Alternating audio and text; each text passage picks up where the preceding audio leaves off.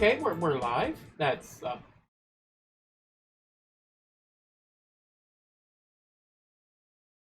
why? Why is one moment? Okay, now I gotta come over here. I gotta reset this because this thing is a son of a bitch. Oh, that. Yes, I know that window's big. It's fine. Oh, I'm gonna minimize all this extra crap so I don't accidentally click something. There we go. That's what we call it. Yeah. He's like, let's hike up the price of Starlink. You're Sunny in Big's room or your Colts and Space. The Sunny's final in Big's frontier. room or it's gotten cold since the last time. Why? What, my hat? These are the No, I'm wearing a hat voyages because I of don't feel like Starship combing my hair, Enterprise. and my hair is Its horrible. mission: to explore strange new I just don't feel like worlds, combing my hair today. to discover new life and new civilizations. Hey, To Chop, welcome boldly in. go where no man has gone before. How you doing, Chop? Dope shirt. Well, this is December, so of course I'm wearing the December shirt. There's supposed to be an extra like intro here because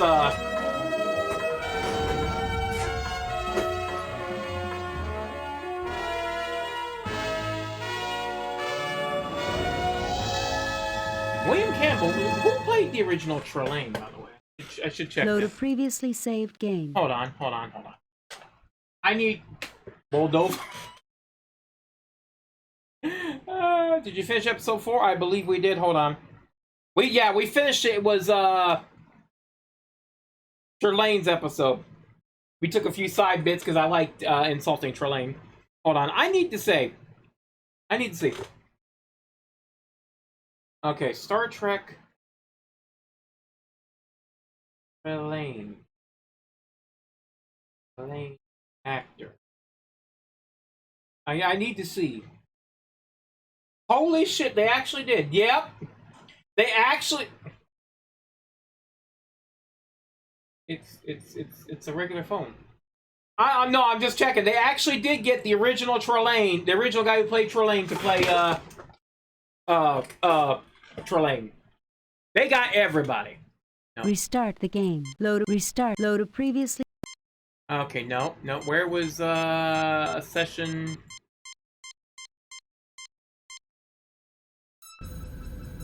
Okay,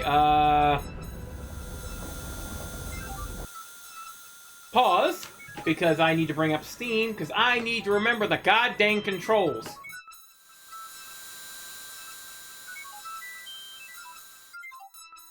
Because I forgot to. This got the controls? I need the controls. Okay, there we go.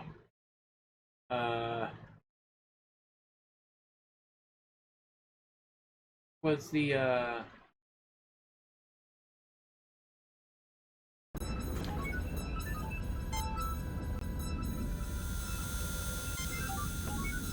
We're not in orbit, Captain.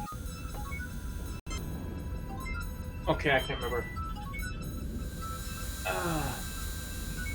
Okay, so Captain's log is. I need to remember what we were doing. No, here let's no,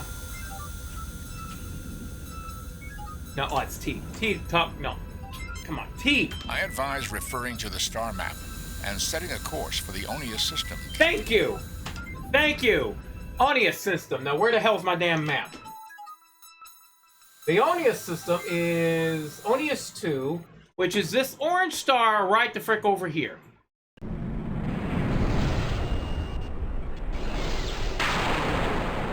Approaching Onius 2, Captain. It may be nothing, Captain, but a scan of the planet's atmosphere indicates a high concentration of rare gases trapped in the planet's magnetosphere. Atmospheric disturbances could produce random radio waves. It wouldn't be the first time, Mr. Spock, but we'll never be able to tell if we don't check it out. After all, to seek out new life and new civilizations is our mission, to boldly go where no man has gone before. A split infinitive, Captain. What? The proper grammatical expression is to go boldly where no man has gone before. Somehow, I think it loses a little in the translation.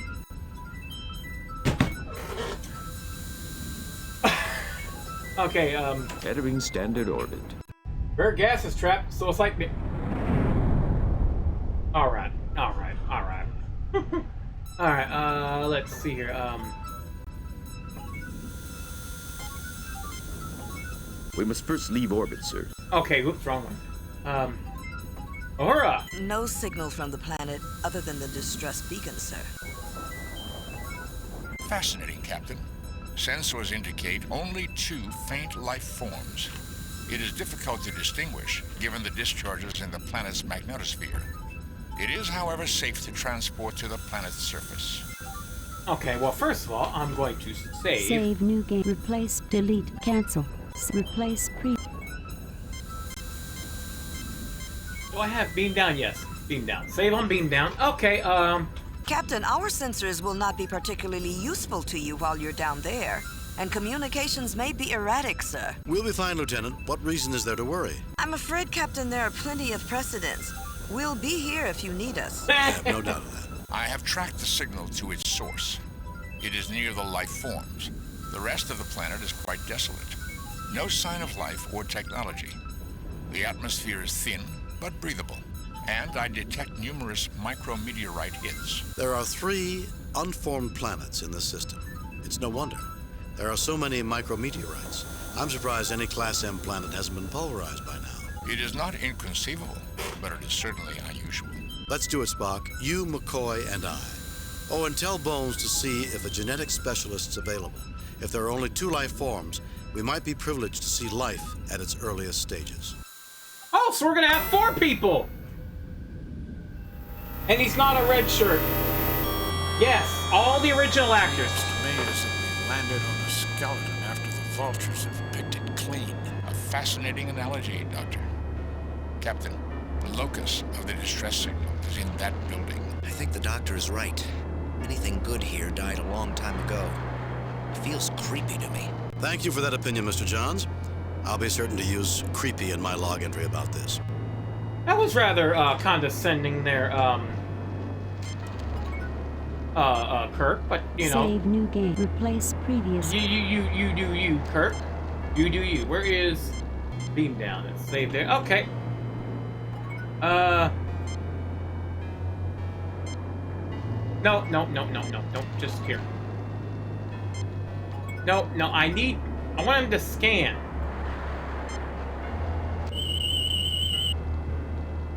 As improbable as it might seem, I am getting multiple life form readings from inside this building. No, Tom, there's a difference. Kirk is a condescending douchebag. Box Vulcan. Alright, everybody in. Everybody in.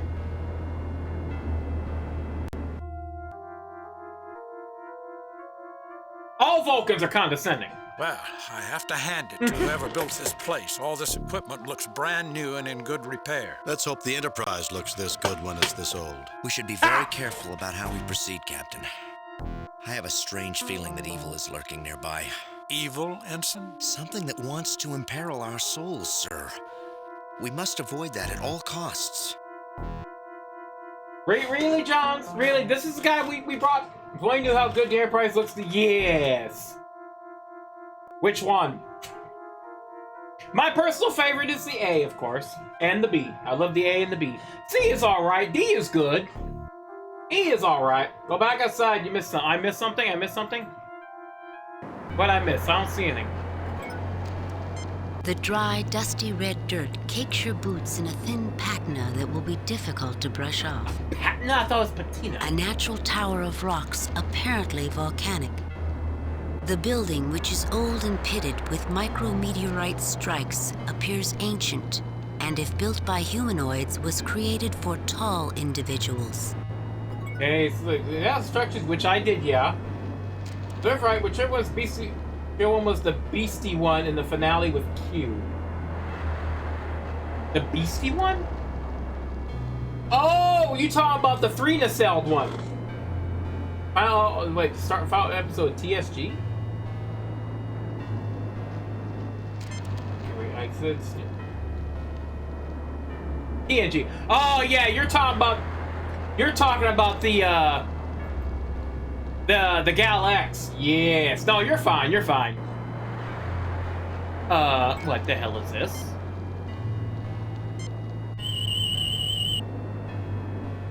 The array appears to have deployed recently, which explains its lack of damage. The focal point of the dish is aligned approximately 35 degrees above the horizon. An antenna.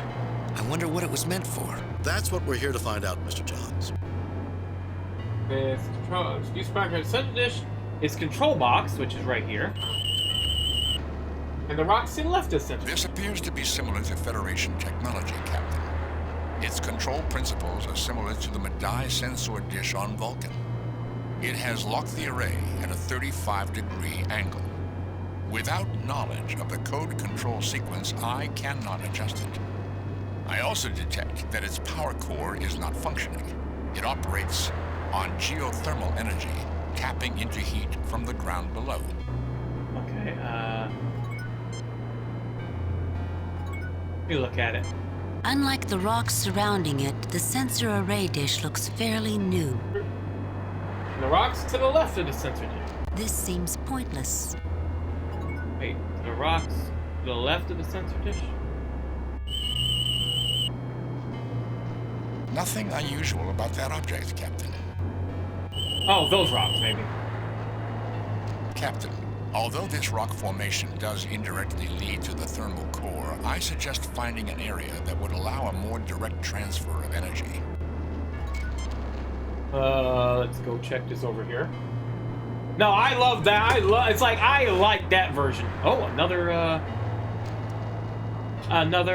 yeah.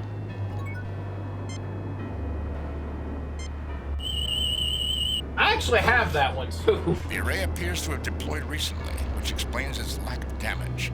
The support beneath the base is weak and crumbled. It is aligned to a point approximately 35 degrees above the horizon.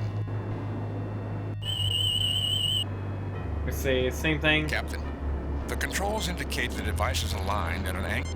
Okay, what about these rocks? These rocks are approximately 1.3 billion years old.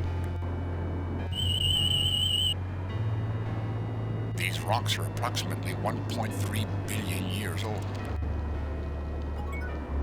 Harsh winds and meteorite strikes have sorely weathered these ancient rocks.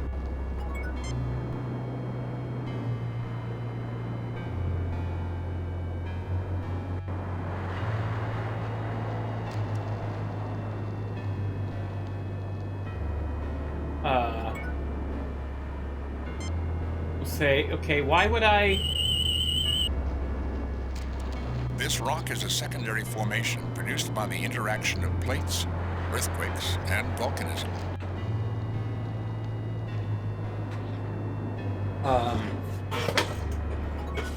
Let me say before I go... Save, new, replace, previous.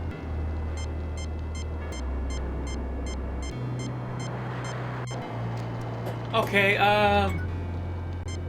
oh, this is gonna be interesting. Kirk's Enterprise. Enterprise to Captain. Mr. Scott wishes to know if you're ready to beam up. Not yet, Uhura. Kirk out.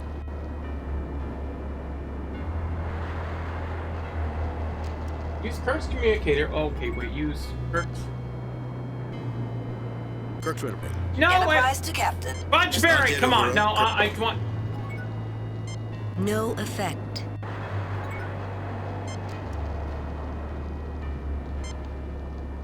I want to use... Okay, how do I order a phaser strike then? Maybe I gotta use, say, Spock. Go no look. effect. Hey, Spock, can you... On this bit of rock, I get a 3.5 on the Mohs hardness scale. Fascinating. Spock, why does everything you say always come out sounding like a personal log entry?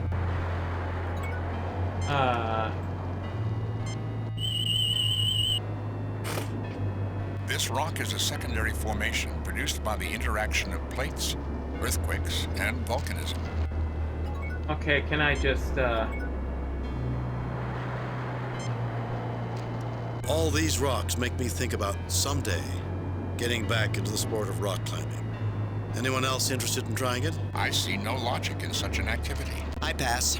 I'm not a mountain goat, Jim. So much for the spirit of adventure.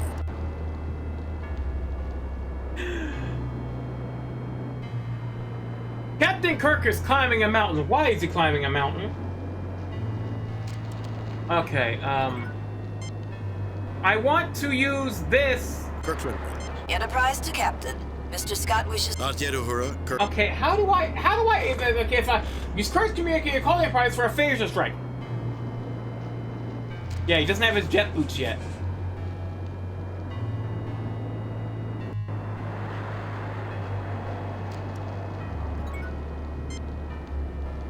Scotty, I need a calculation from the main computer. Okay, here. Well, I know the computers on the Enterprise aren't quite as good as our engines. I think she'll manage. I am sending the problem. Ugh, that was too easy, Mr. Spock.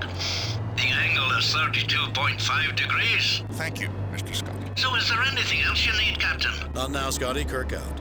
Okay, maybe I have to go back to this screen to do that. Yeah, it's a good thing he had those jet boots there.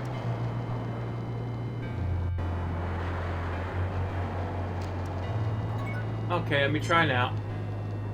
Mr. Scott requests to know if everything is all right, sir. That's Tell not Mr. it. Scott that everything is fine. Kirk out. Okay, how do I get the frickin'...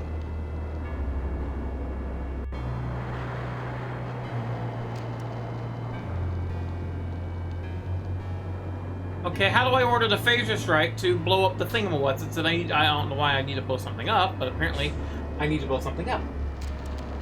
Is there something I need to examine directly?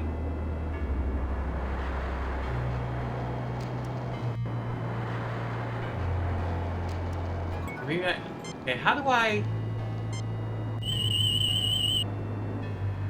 The array appears to have deployed recently, which explains its lack of damage. This array appears focused on a point approximately 35 degrees above the horizon. Hold on, give me, that back.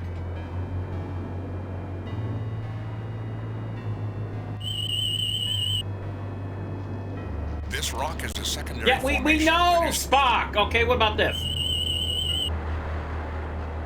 Nothing unusual about that object, Captain.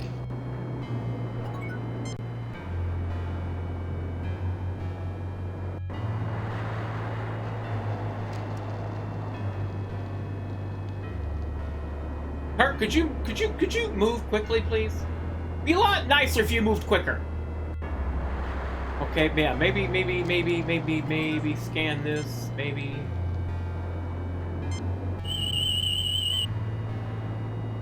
These rocks are approximately 1.3 billion years old and are volcanic in origin. Volcanic in origin, these rocks have been here for a long time.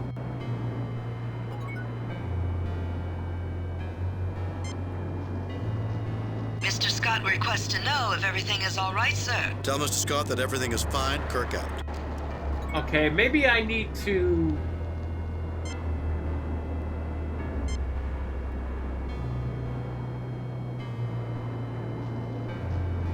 The energy level is insufficient, Captain. We cannot generate the energy level needed to provide geothermal energy with hand phasers. If it's thermal energy you want, Jim, I remember this planet that used a starship's phasers on a microwave setting to heat the surrounding rock to provide temporary power. An interesting observation, Doctor. We could use the same technique here, but the beam would have to be extremely precise. If we targeted the wrong section, we could melt the rock and destroy the array. Okay, we've made some discovery here. Beam. Okay, let's see now. Mr. Scott requests to know if everything is all right, sir. Tell Mr. Scott that everything is fine. Kirk out. Okay, so that's not it.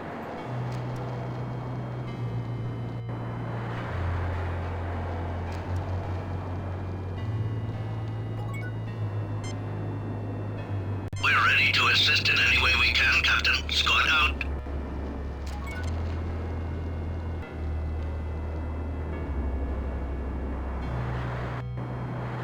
Hey, Carl Winslow, how you doing?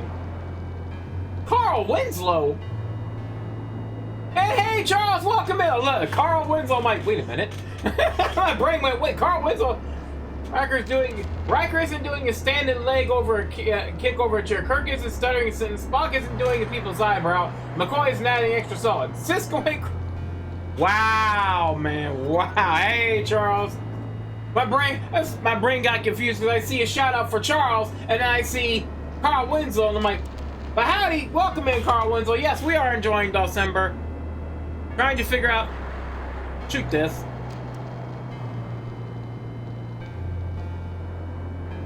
Jim, all you're doing is turning this rock planet into a gravel planet. Well then, how about you help me figure this out? Kirk's Enterprise. Enterprise to Captain. Mr. Scott wishes to know if you're ready to beam up. Not yet, Uhura. Kirk out. I need to shoot something! Ultima Online. Wow, I haven't heard about that in a long time. The sensor array's bright disk blossoms on a rock like a metal flower and points toward the distant horizon.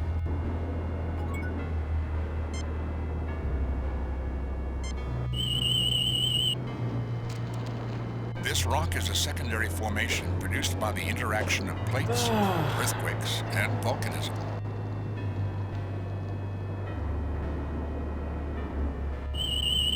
You gonna say the same damn thing? This rock is a secondary... Okay, so... I'm supposed to phaser blast this. Okay, wait, maybe I have to scan all the... Maybe they're not the same radar dish. They're all each different radar dishes.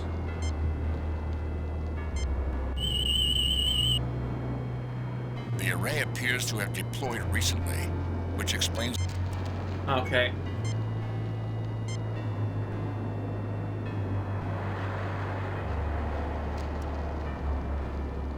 Jim, all you're doing is turning this rock planet into a gravel planet. Maybe I have to, do it to the other one.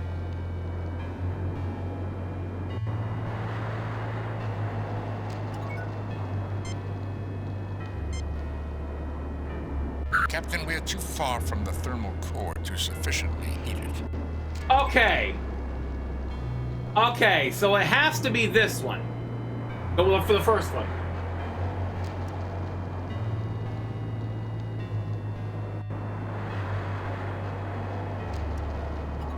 Let me try firing that again.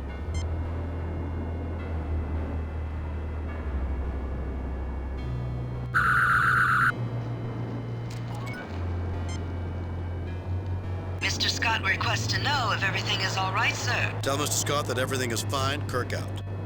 It's not fine! I need... Now it's point shoot at all the rocks. This appears to be similar to Federation technology, Captain.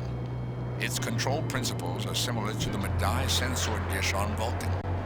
It has locked the array at a 35-degree angle. Without knowledge of the code control sequence, I cannot adjust it. I also detect that its power core is not functioning.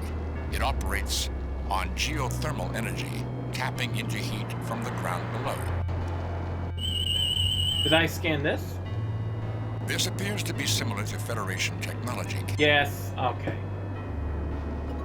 Okay. Can I shoot this? Destroying the control mechanism is not in the best interests of this mission.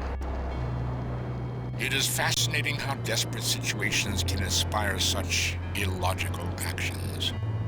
Okay, let's have a word. Let's have a word. Aside from this sensor array, there is nothing unexpected here.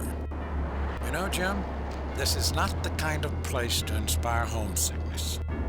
I hope they didn't pay the landscapers very many credits for this work.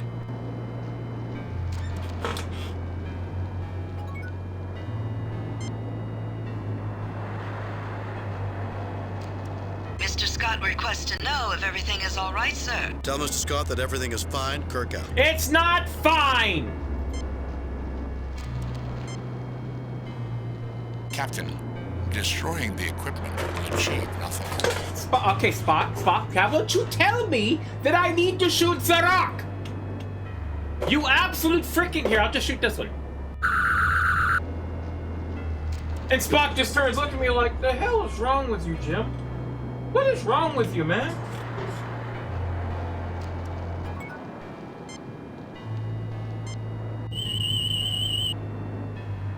This appears to be the most accessible spot to heat the rocks below the ground and generate geothermal energy for the array. Okay. Okay.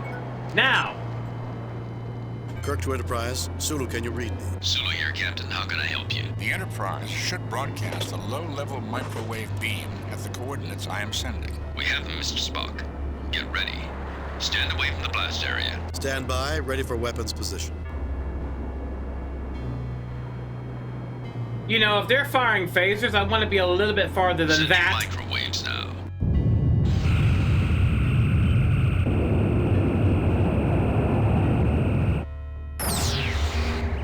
Temperature near the power coupling is rising rapidly. I estimate a below-ground temperature of 345 degrees Kelvin is required to reactivate the array. It is at 320, 330, 335, 340, 345, 350. Shut off the beam, Mr. Sulu. Affirmative, Captain. The array is now drawing power. We were successful. Well, again, that was a bit too close. Captain, is that what hell's like? Is there something wrong with you, Ensign? Or are you particularly dumb? Nothing unusual about that object, Captain. Alright, well, now. The array is functioning stably. I estimate our discharge has given it adequate energy to function for 13 days, 7 hours, and 26.8 minutes. Okay, now let's save. Save new game. Replace pre. And the second edition controls the spot start. Use quick making spot. Okay. The second dish now. McCoy, quit looking at the ensign's ass.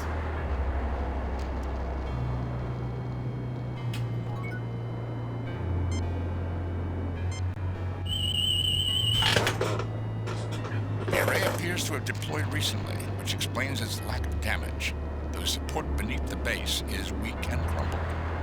It is aligned to a point approximately 35 degrees above the horizon. Oof, ow. Yeah, that was so fun. I have a, I don't know how, but I got an ant bite right under my armpit there, and it's very uncomfortable. How an ant got me there, I don't know, but I hope he's I will dead. need to adjust the controls Stupid before ant. the sensor array is realigned. You would need to, okay, you use, you spot, okay, use the communicator. We're ready to assist in any way we can, Captain. Scout out.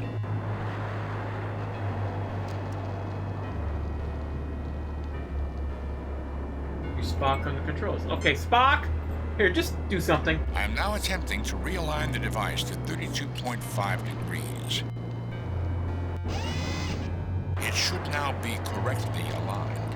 Okay, good.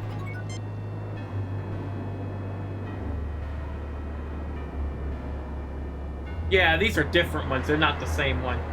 Okay, now let's scan this again. The array appears to have deployed recently, which explains its lack of damage. This array appears focused on a point approximately 35 degrees above the horizon. This appears to be similar to Federation technology, Captain. Ow. Its control principles are similar to the Medaille sensor dish on Vulcan. It has locked the array at a 35-degree angle. Without knowledge of the code control sequence, I cannot adjust it. Okay, there we go. Let's hope we did that right, because we need all 4 points. If we didn't, we'll have to do the whole god dang thing again. I'll be very unhappy.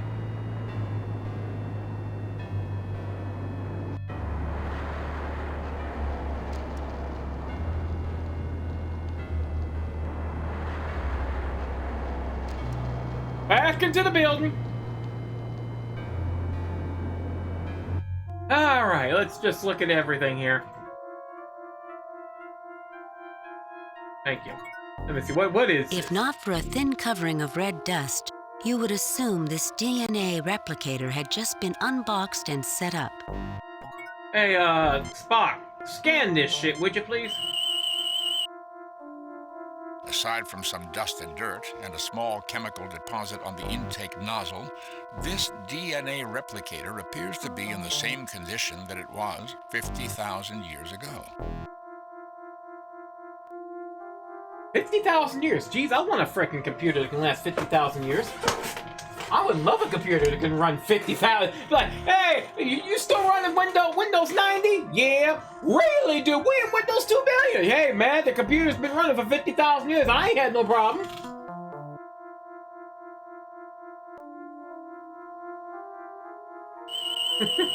That's some nice This DNA sequencer workmanship. appears to be nearly 50,000 years old. Yet it has not broken down and appears to be fully powered. I wonder if it's Iconium. Readings indicate that along with oxidation and dust, there is some organic residue in the crust-like buildup. Use stun. No, it's not PC or Apple product. Yeah. It's not a PC or Apple product. The shit still works. A unique use of a phaser, but adequate for removing the deposits from the apparatus. Okay, now let me look at it. If not for a thin covering of red dust, you would assume this... You said the same damn thing there. What is it? Walk through the left door. No, I'm gonna save first. Save new game. Replace.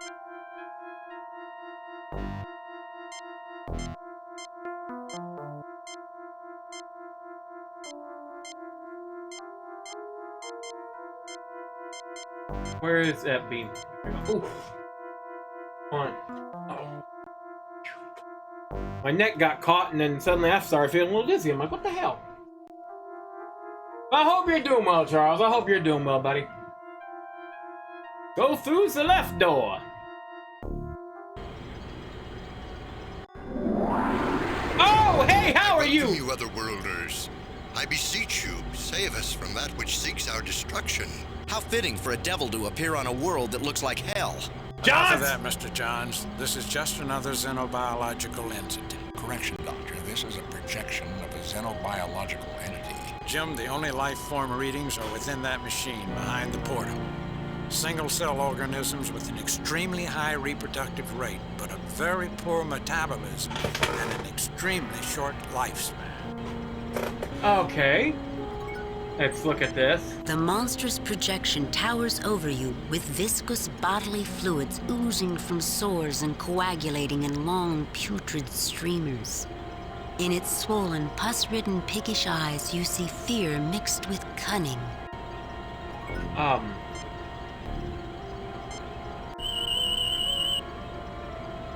This projection is being cycled at 1,000 frames a second. Wow! Which suggests the equipment was designed to function in the presence of a race that has a sharper visual acuity than the human or Vulcan races. And yet we can see it. Okay, hey, how you doing? Greetings, I am James T. Kirk of the USS Enterprise. What can we do for you? So, when do the wicked witches and goblins show up? Your emergency beacon and statement lead me to believe you see more of an emergency than exists here. Greetings, I am James T. Kirk of the USS Enterprise. What can we do for you? Pick choice 1 and 1, go right twice. I need to start saving before I do things. Because I would love to... but I didn't save and I don't want to do things again, so, figured 1 would be the best one. I am Visner of the Alphen people. Our race possessed this world and thrived here until the invasion by the forces of light. We are locked in a death struggle with them, for they desire our destruction. Do you aid them? No, we do not aid them. Wars and destruction are not things we value, Visner. Our prime directive prevents us from interfering in internal struggles. But at the request of all parties, we might negotiate a compromise. The forces of light, already I'm confused. Forgive me, but I concerned. find that claim insupportable. This world, while grim, hardly looks like a battleground. Who is trying to destroy it? Wars and destruction are not things we value, Visner. Our prime directive prevents us from interfering in internal struggles. But at the request of all parties, we might negotiate a compromise. You open yourself to confusion in speaking with Azra, but it is understandable that you want to hear his side before acting. My assessment of you suggests that most of you will fight the clouding of logic and will see through Azra's deception. Please report to me your success.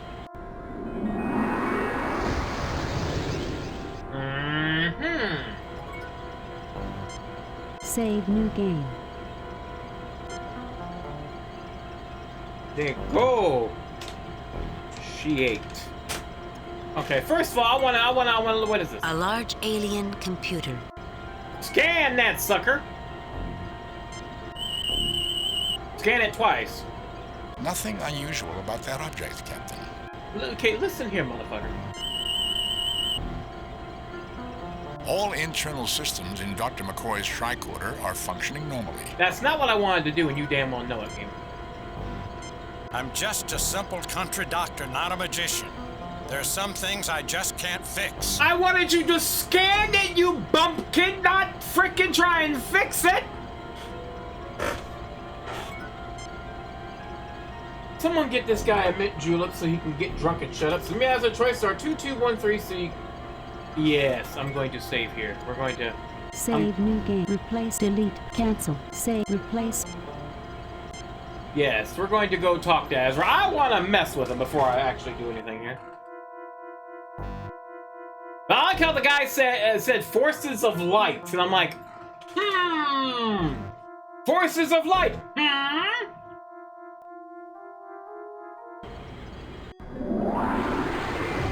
Greetings, gentle beings, and welcome. I am Azra of the Omegan people. You are the salvation we have long sought. Thank you for answering our summons. An angel! Actually, it is the projected image of an angel, Mr. Johns. Jim, somewhere in that machine behind the portal are single-cell organisms. They have a healthy metabolism and a long lifespan, but an extremely low rate of reproduction. The exact opposite of the other ones. The exact opposite of the other. Let's scan it first. This projection is being cycled at 1,000 frames a second, which suggests the equipment was designed to function in the presence of a race that has a sharper visual acuity than the human or Vulcan races. I don't have a hint yet, but right now I feel... Let me save. New game. Replace. Oh, nope. Okay, let's have a word with you. So where's the emergency? Greetings, I am James T. Kirk of the USS Enterprise. What can we do for you? All right, I know you're just a projection. Let's speak with your real masters. So where's the emergency? So where's the emergency? Let's be rude. I am Azra, prefect of the Omegans. We are in mortal peril, a small community that fights the sublimation of the world by our evil counterparts. We'll do anything we can to help. Ensign, I'll give the orders. Sorry, sir, but we've got to save them. Fighting? So far, all we have seen is a barren planet where the most active things are projections. You know, Kirk is going to try. All right, now, right now, my thought is both are organisms. They hate each other, and they both have computers they can manipulate to trick people. As for Ensign Johns, I'm about to be like, Johns, say one more goddamn thing. One more goddamn thing, Johns. I'm gonna freaking get him with my phaser. I'm just gonna shoot Johns right in the face with my phaser. Just shut the hell up. Let me see. Why not try talking with your enemies instead of expunging them? We found peace is a more effective tool for survival than war. Our instruments have given us no indications of hostilities or even anyone else here that opposes you. Who are you talking about? I speak of the Alphans, of course. They are foul, cold creatures who pervert even the most sacred ideas. They cling to the heretical belief that life began within darkness. Of course, we recognize light as the life-bringer. All things began in a brilliant, life-giving burst of light. A burst of light? That's a common motif in creation stories. Johns! Or in accordance with the Big Bang theory of the universe's creation. creation. You must expunge the world of the Alphans. This is why I called you here. Alpha and I know Omega. you can accomplish what you need to do with the equipment that is present. Be warned, Visner can be very persuasive. I await your report of success. There's no need to leave. We've already talked with Visner. I have to say that I find many of your claims insupportable. Insupportable? How can you defend a race whose very existence is based upon deceit and foul lies? Foul lies? Their position contradicts yours, but there are similarities. You dwell on your differences so much, you just can't see them. Frankly, Azra, Visner is quite rational and makes your impassioned pleas for genocide sound psychotic. For a being of goodness, you're rather bloodthirsty. Maybe you should try practicing what you preach. Such practices are lost on I creatures had so to say that. vile. They are jealous usurpers Alphans who and came after Omegas. we Yep. did to this world and have envied and hated us for all time. They are the ones who are unwilling to live in peace, and for that, they must be destroyed. He's right, Captain. If we allow Visner to destroy Azra, then Visner will become a threat to the Federation. I do not see the logic in that, Ensign. You maintain that you Omegans were created first, but you offer no proof of this assertion. How do you know it? Johns, you say one more goddamn word and I put my phaser on kill. I'm shooting you in the nuts. God dang. This is perfect because I literally have movement in my mind with full McCoy. Damn it, I'm an accountant, not an internal financial advisor. Hey, 40, welcome, man. We have the right answers. I'm just futzing around here because I need to hear it. I hear you mouth words that elevate your kind above the Alphans, but I have seen no action to confirm this. We humans have a saying: actions speak louder than words. You and the Alphans are different, but when two races get together and overcome their differences, they can achieve much more than either one can on their own. This is the right answer, but no, I want to We have sought every opportunity for peace, but none is possible. Or can you not see that? What I see is a group calling themselves morally superior, yet acts in a venal manner. Your attitudes are only mirrors of each other. As shadow is drawn from light, so light needs shadow to define it. Captain, the existence of evil does not justify it. Quiet, Edson. If you would stop being so righteous, you can find a solution to this problem. It will not be without risk, of course, but it is possible. Meet us. Meet the Alphans halfway, and we will help you fulfill your destiny. The persuasiveness of your arguments has opened for me a door through which I spy a future and a truth that I have long denied. You are correct. Perhaps being only half of a whole, I could not see the solution. Yes, I desire your help for my people. Help us. Okay, that was a bit of a glitch. That was the wrong voice and wrong person. Okay. Can we kick Johns now? I got my freaking classic phaser. I'm about to blast Johns right in the nuts. I really shouldn't be waving that around. People might think the wrong idea. But god dang, Johns is just the boy is irritating the hell out of me. We're gonna reload. We're gonna go back. We're gonna pick the right answers now. But every time Johns just wants to open his mouth, I just want to shoot him. This Johns? We need to do everything we can to preserve the lives of these angelic creatures. Johns, I'm about to choke slam you. I'm seriously about to choke slam you. Just shut your dumb ass up. Okay? Shut your dumb ass up, Johns. So where's the emergency? Okay, first one is 2213. Greetings, I am James T. Kirk of the USS Enterprise. What can we do for you? I am Azra of the Omegan people, an ancient and venerable race which labors to prevent the domination of this world by the forces of darkness. We require you to expunge this place of our mortal enemies. Captain, the most worthwhile purpose in life is to fight against the forces of darkness. We must help him. Enemies? This world is so barren that all the life on it is located right need a here. chair. If you have mortal enemies, we've not seen them. Who are you talking about? I need a steel chair right now. I'm literally gonna just ooh. Our prime directive prohibits us from taking part in wars on one side or the other. It would be seen as intervention. We are willing to negotiate a compromise. You imperil your soul by conversing with the enemy, that sugar-tongued Visner. I cannot protect you, but I do not imagine I can dissuade you either. Go, do what you must. I do not have that much time, but will be here if you seek to comply with my request. There's no need to leave. We've already talked with Visner. I have to say that I find many of your claims insupportable. Insupportable? How can you defend a race whose very existence is based upon deceit and foul lies? Foul lies? Their position contradicts yours, but there are similarities. You dwell on your differences so much, you just can't see them. Frankly, Azra Visner is quite rational and makes your impassioned pleas for genocide sound psychotic. But for a being of goodness, I like that one, but no. Maybe you should try practicing what you preach. Foul lies? Yeah, we'll go with the foul lies. Captain, they're as different as angels and demons. Judge! Similarities?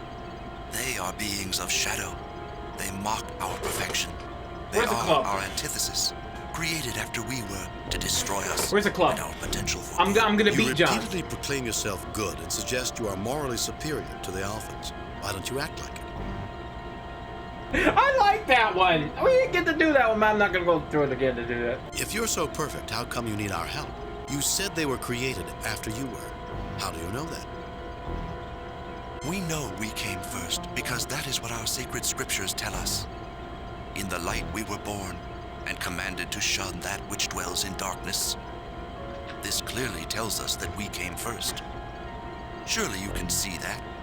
Or is it that you have some other interpretation of the event that birthed the Omegans? Does your sacred scriptures explicitly say that no beings were created before you? Dare you suggest they came first? Let's see what we've got. 2 single-celled organisms, each incapable of survival on their own. One lives in light, the other lives in darkness. Each must live a limited and unstable life without the other. Captain, do you know what you're doing? Allow us to unite you again.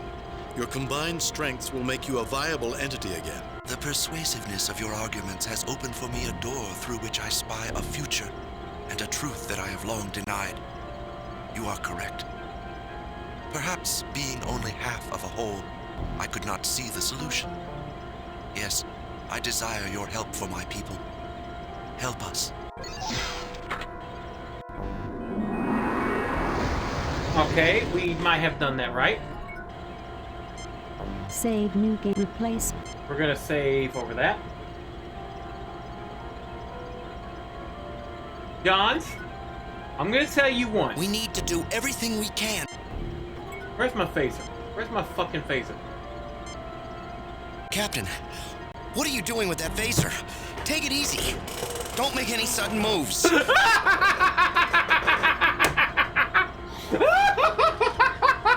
gotta read though, because I was threatening them. That probably hit me in the points, but I just looked at him. I switch.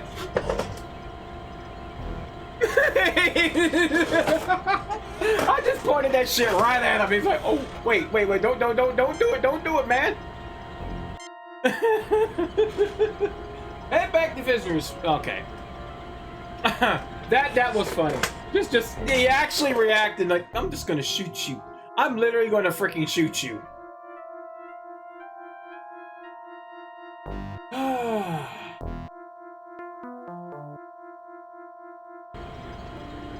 All right, let's save. Save new. Replace.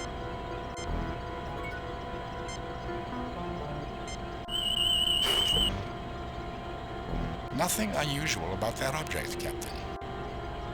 On the red computer's keyboard. The computer console has a conventional keyboard which is covered Oh, by you odd Spock, symbols you do not immediately recognize. Oh, use Spock, not use. Okay.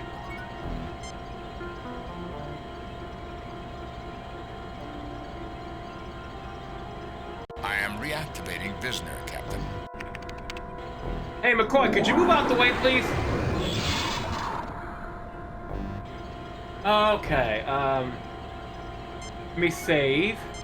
Save new game. So I can goof off here.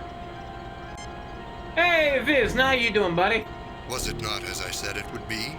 Are not the Omegans a fanatical race, uninterested in anything but fulfilling some self-contradictory messianic destiny for themselves? I assume they filled your heads with their warped theology. Frankly, Visner, Azra is certainly committed to his cause, but hardly the blood-mad fanatic you describe him to be. Warped theology.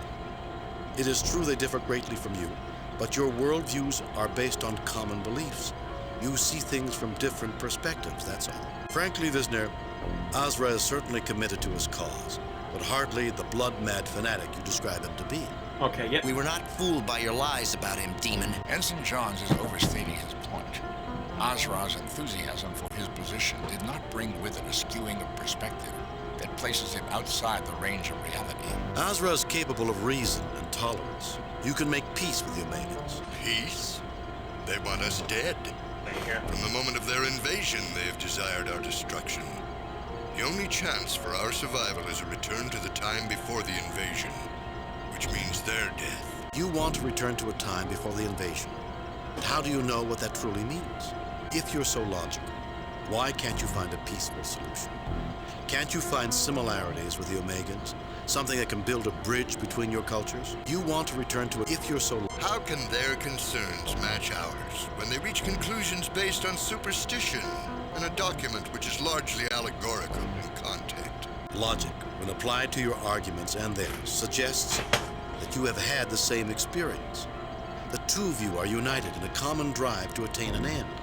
Your mutual distrust reflects a fear of facing your destiny. Realizing your full potential will not be without risk, of course, but it is possible. Meet us, meet the Omegans halfway, and we will help you fulfill your destiny. Not a bad psychoanalysis, Jim. Freud would be proud. Your position is unassailable and points out the one and only purpose for our races. Thank you, Captain Kirk, for making me see that. Yes, I desire your help for my people. Help us. Okay, that's not the right answers. I just wanted to see what that would lead to, so we're going to load that, and we're going to do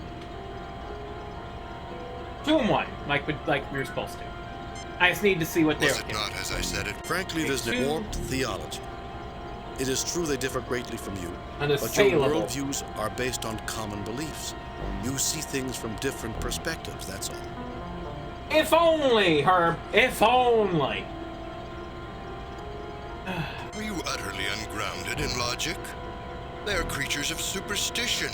They invaded our world, then sought to drive us from it. How can you suggest we are anything alike? You question my grounding in logic, but you don't apply logic to an examination of Alphan beliefs. Aren't they concerned with the same things you are? And 1. You're supposed to be the reasonable one.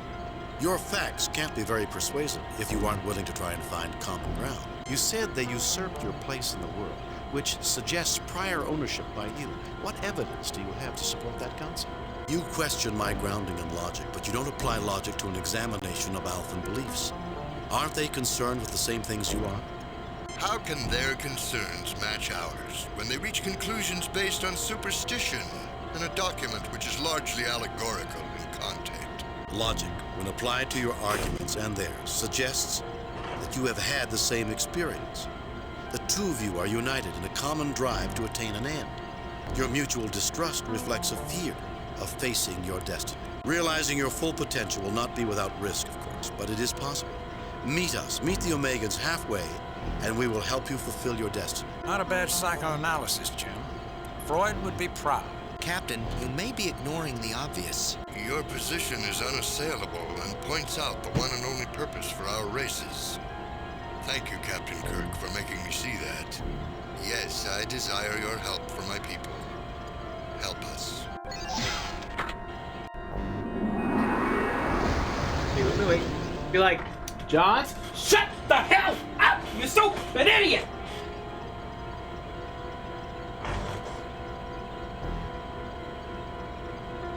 That Johns is irritating the ever-living blue solid hell out of me. The boy needs to shut the hell dark up. sample seems more filled with corruption than it does any wholesome living creatures. Okay, let me grab that. You take the alpha sample, which feels cold to the touch. Did I forget to grab the other sample? I should go check, see if I forgot Save that. new, replace previous. Nope. I may have forgot to grab that sample. If there was one.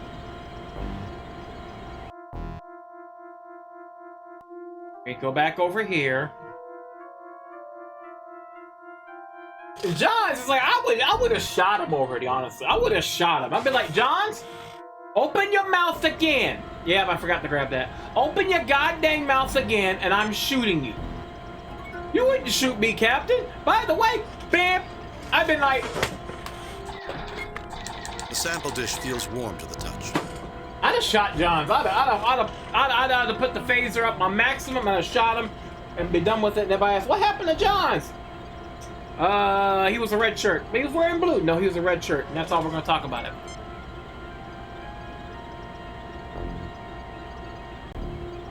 I would have shot Johns. I would have pulled the full... I wish I had my regular TNG phaser. I have that somewhere.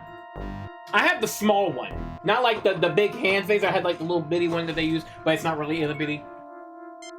Save new game. Replace delete previous game. Okay, use the blue sample on the small door. Alright. Okay, use the blue sample. Let's see, is that... Captain, these doors protect the unit from debris when not in use. Thank you! Your first actual informational thing you've said this whole trip. Through the smoke glass of the sample dish, you can see virtually nothing. But then you have microscopic life in there, so that is not unusual. You're gonna say the same crap about the other one? The glowing light coming from the sample dish tells you that the colony is thriving. Use the blue sample on the small door. Wait, that's on it. Captain, these doors protect the unit from debris when not in use. Did I ask you this time? No. Use the blue sample on the small door of the DNA sequencer machine, which is this one, right?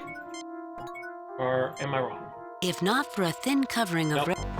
Aside from minor differences in styling, this looks remarkably like a Tellarite 8000 DNA sequencer. Okay, sequencers. Okay, so we take the blue one, we put the blue one in here. John, you fucked this up, and so help me.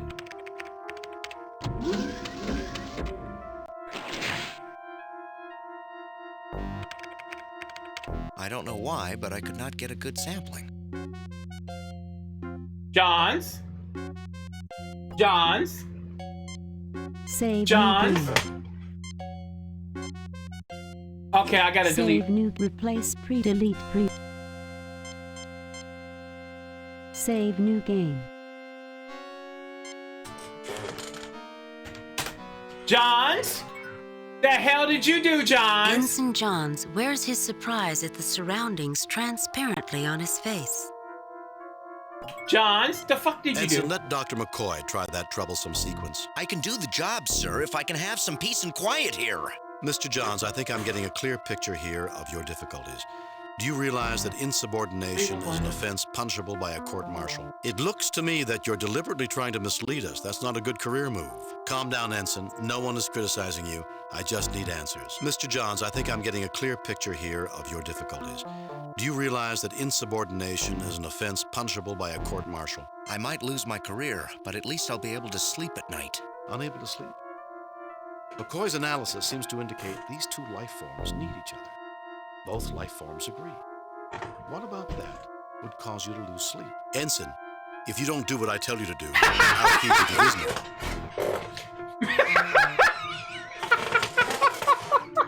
Ensign, Starfleet respects philosophical beliefs as do I. But I don't tolerate officers who assume that their private beliefs allow them to disregard my orders without consulting me. Ensign, if you don't do what I tell you to do, I'll feed you to Visner. Captain, if I do what you want me to, the Omegans will die. Look at it. It's beautiful. It's light and goodness embodied in a single glorious entity. How could any man of conscience want to destroy it? You're not being asked to destroy them, Ensign. You're being asked to let them reach their greatest potential. You're not being asked to make a moral decision. You're being asked by both sides to help them. But, sir, I clearly saw beauty and ugliness, good and evil. Combining them would be the most immoral act in genetics since Consing. Ensign, these Alphans and Omegans are single-celled creatures. Those projections are only constructs. You're a geneticist. Examine them yourself. Could their DNA produce creatures like Azra and Visner? Your beliefs are misapplied here. The Alphans and Omegans are single-celled creatures no more capable of consciousness than a tribble. Even if the projection should be taken at face value, both sides have agreed to this. Examine it with your instruments, then make your own conclusions, can't you? Your beliefs are Single cells. You're right. I've been a real idiot. I suppose I should take a refresher course in Aesop. It wouldn't hurt. Some of the wisest people in history have written for children. Never judge an input card by its label. I guess that was the trap I fell into and kept me from doing my job and made me deceive my captain. If it's any consolation, you're not very good at deception, Ensign. Thank you, sir. I hope you'll give me a chance to correct my mistakes. Do you think we're really meant to combine the two races? You've programmed the sequences. You can tell whether they're compatible. Sir, the sequencer indicates that they need to be combined for their continual survival. But how did you know? I listened to Dr. McCoy. It seemed the logical conclusion, given the evidence. Thank you, Captain. Okay, let's reload. I will feed you the Vizsner! I will feed you the Vizsner, Johns! You stupid idiot! Okay. Okay, we're gonna do the right ones. I felt good telling him I'm going to feed you the Vizsner. Ensign, let Dr. McCoy try that troublesome sequence. I can do the job, sir, if I can have some peace and quiet here. Mr. John, calm down, Ensign. No one is criticizing you. I just need answers. I appreciate the offer, Captain, but I know what's right and wrong here, so I don't need your help. Ensign, I appreciate your situation, but this is not the time for philosophy. You have a job to do. Oh, these are new. Ensign, you are here as a genetic engineer, not as a philosopher. I expect my orders to be obeyed, and if you have a problem with them, I don't expect to be deliberately misled. I could really use a Tellarite security officer right now.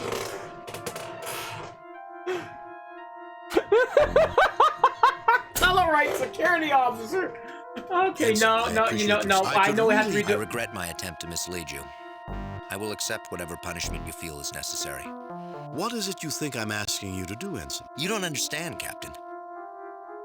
Look at the Alphans and look at the Omegans. I didn't click that. There's so much evil in the universe. You're asking me to destroy a race of good and beauty by mixing their genetics with something ugly, something evil. I can't do it. Ensign, I think you're confusing things. The Alphans and Omegans are single-celled creatures. While the projections may have seemed sophisticated and human, they are constructs.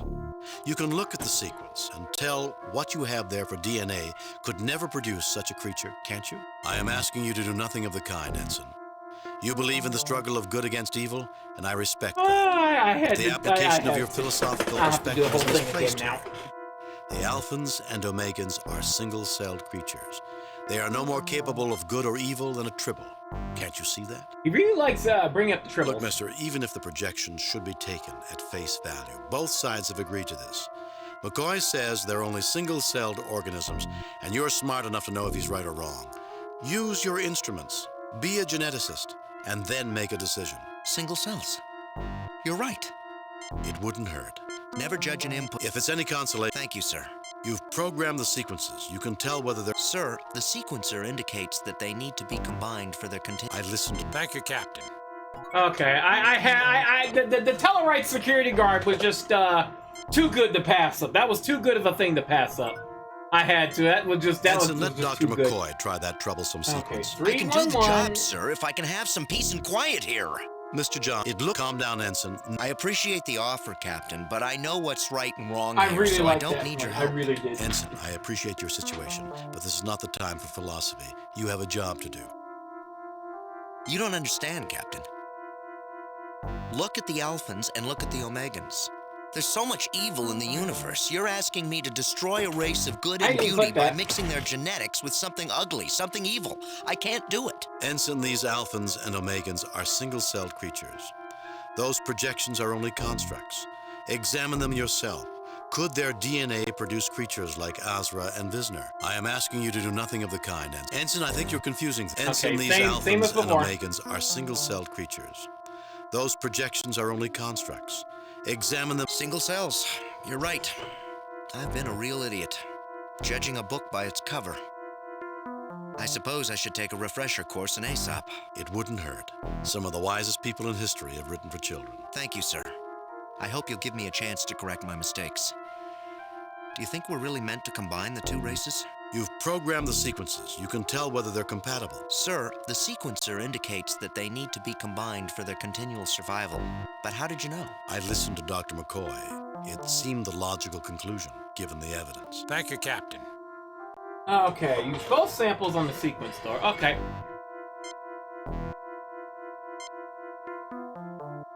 And Johns, do not frick me over again, or I will shoot you dead square in the penis. The alpha sample is sequenced, sir.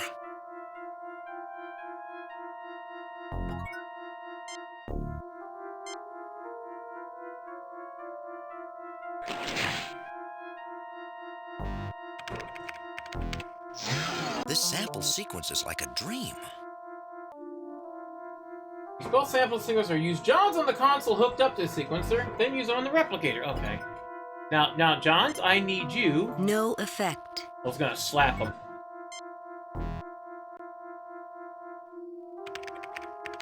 The two samples have joined together as easily as if they had once been a whole and had been separated before. Any race that had this technology 50,000 years ago could possibly have been able to perform such a dissection and kept both halves alive. Captain, with the samples sequenced together, I'm ready to use the replicator to produce a sample with the combined genetic data.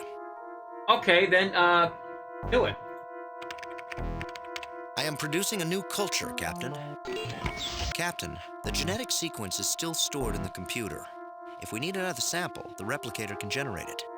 Good, thank you. Okay. Take the combined sample merges. Okay, let's, take that. Now, Kirk? I officially christen this life form, the Gammons.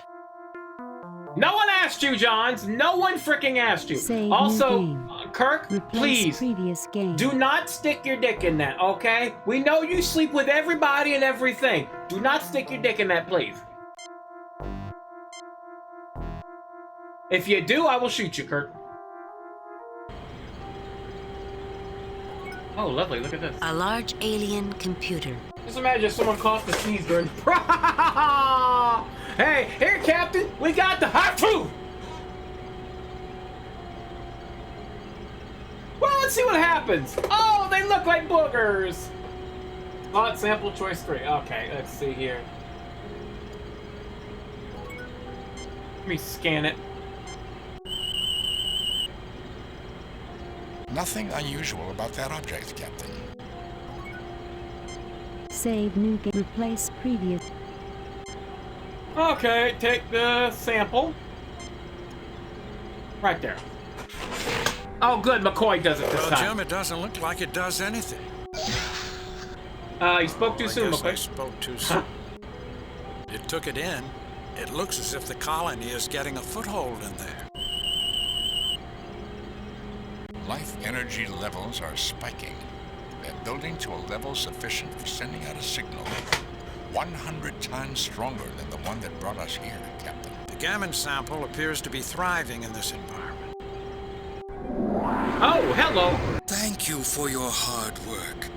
You have fulfilled the design for which we were created.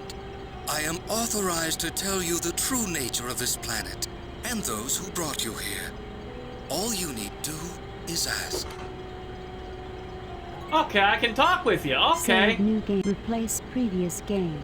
Where is, negotiate? What the hell are you? Beautiful and quite lifelike, the three-dimensional projection appears to be a blend of Alphan and Omegan traits. Good, lovely. Scan that, please, Spock. I don't trust it. This projection is being cycled at 1,000 You frames. said the same shit. Hey, McCoy, can you scan that? Whatever he is, he's not alive. I get no readings at all from him. Oh, okay. How you doing? Thank you, Captain, for your aid in constituting my people and in the unexpected necessary realignment of our communications array. You have performed admirably. Of the 16 stations reporting at this point, there have been 50% fatalities, 30% other failures, and only 20% successes. One group got points for style. Points for style? Is this some sort of game? Not another alien race with a superiority complex. Who are you this time? Your appreciation is welcome, but many questions remain unanswered. Who are you? Points for style? Is this some sort of game? I have to. A game? A contest? Perhaps a quest is the best description for what is transpiring. Mr. Johns might even refer to it as a religious vocation. A contest suggests there is a prize. No! Do not talk to Johns! He's going straight in the freaking garbage compactor when we get back on the ship. A religious vocation? That carries with it a compulsion that allows no compromise. What if we do not want to participate in your contest? We will not kill to entertain you. We want nothing to do with your quest. A contest suggests there is a prize. Oh, there is a prize. First, you will discover that the gamuts are eating their way out of their enclosure, and after 1 million or so years, will have completely terraformed this world. It will be very impressive. In addition to that, you have been given the gift of knowing the name of my creators, and the creators of all this. They are the Brassica. I'm not clear on who the Brassica are. Captain, from this site, I can deduce various things about the Brassica. They are taller and more slender than we are.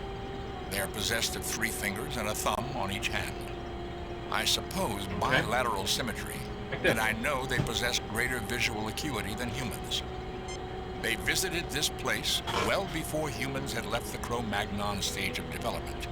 And I note they have avoided detection by us, and presumably every other race in the universe, before they decided to send out signals to bring us to their bases. Thank you, Mr. Spock. And more you shall know as you continue on the quest. I wish you luck. I'm gonna reload. Kirk to Enterprise, Scotty, 4 to beam up. Okay, that was... Oh, that was the end already.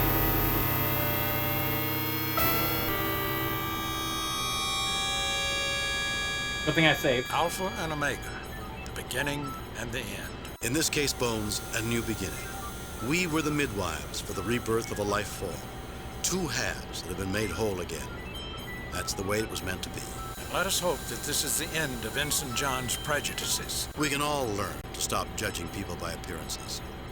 Ensign Johns might have done well to remember the biblical representation of Lucifer, appearing in the guise of an angel of light. You can never trust anybody, and people who look like pointy-eared hobgoblins are definitely at the bottom of the list. It appears that Dr. McCoy did not learn the lesson of this mission either. Unfortunate, but not unexpected. Bloody cabbages. Fortunately, the Alphans and the Omegans learned philosophy and personal belief are not as easily divorced from logic as some would believe. We humans attain our greatest fulfillment when both of them are united. Really, Captain? Really. But I've had enough philosophy for one day. I'd rather worry about these Brassica and their cosmic quest. Well, with me aboard, we're sure to get points for style. Many questions remain unanswered, Captain. And there's only one way to answer them. Captain, message from Starfleet. Bring it up, Lieutenant. I reviewed your report from your recent assignment, Captain, and have a few comments. I am very pleased with your performance. It was a perfect mission, Jim. Your reputation as Starfleet's best starship captain is secure. Kane out. Ahead, Mr. Sulu. Warp Factor 5. Leaving orbit. Increasing to warp factor 5. I'm sorry, we got a perfect? We got a perfect for that? I mean, we're gonna do it again, because that's not... Wait, I'm gonna say... Spock, where do you think we should start looking for this? Brassica? Logic suggests that they will present us with opportunities to come to them. Captain, a message from Starfleet. On screen. Captain, the USS Regulus has been forced to cancel its survey mission to the Antares Rift. We've decided to redirect the Enterprise to that mission. The USS Hood will take over for your current assignment. Of course, the Antares Rift has a rather dangerous reputation. Nothing the Enterprise can't handle. But be careful. Starfleet out. Okay, first let's save. Save new game. Okay. Replace, delete. We will delete Trelane. Save new game.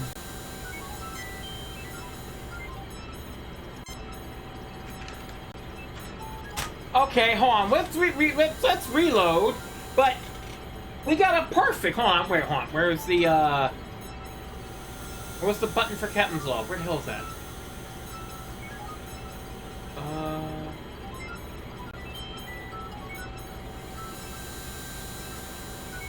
Brain. Why can't I see where the Captain's Log button is? Is it K?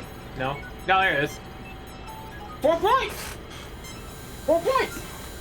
What the hell? Okay, so that means that's gotta have a it's still a perfect mission.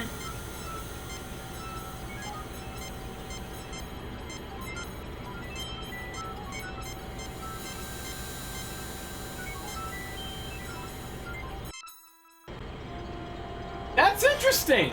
Because I intentionally picked the wrong one. It still got a perfect. Okay. That's weird. Thank you, Captain, for your aid in constituting... Points for style? Is this some sort of game? Not another alien. Your appreciation is welcome, but many questions remain unanswered. Who are you? I am Sisissa, a projection of a synthesis of Azra and Visner. Clearly you know that the primitive life forms you have been dealing with are incapable of creating that in which you now stand.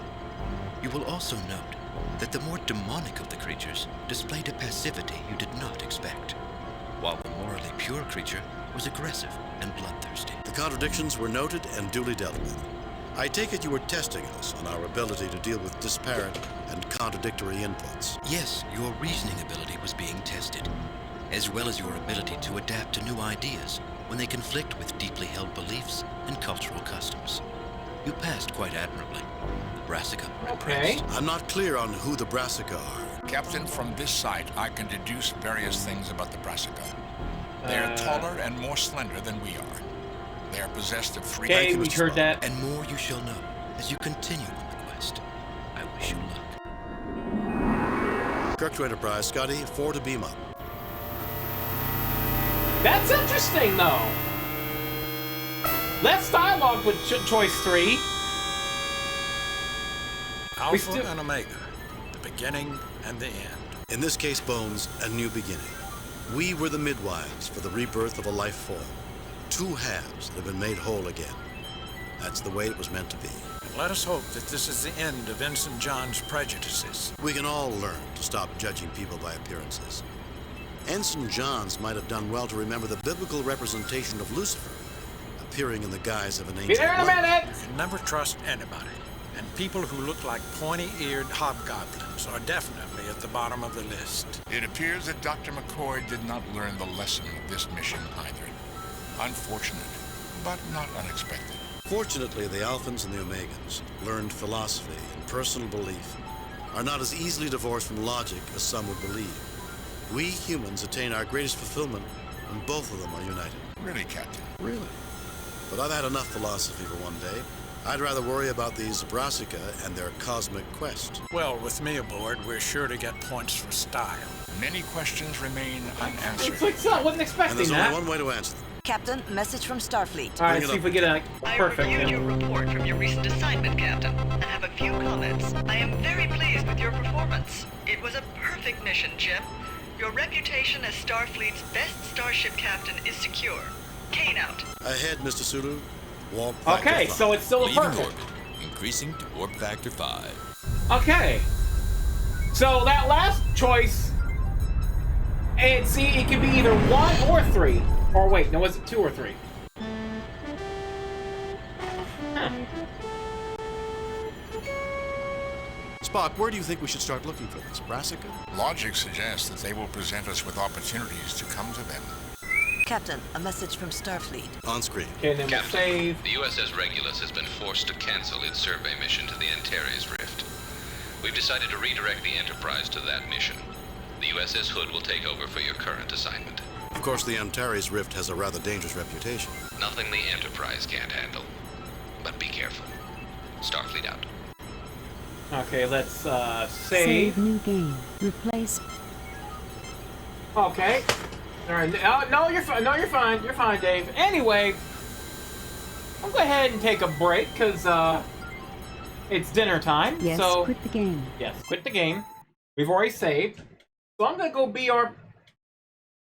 Oh, frick. Okay, my data.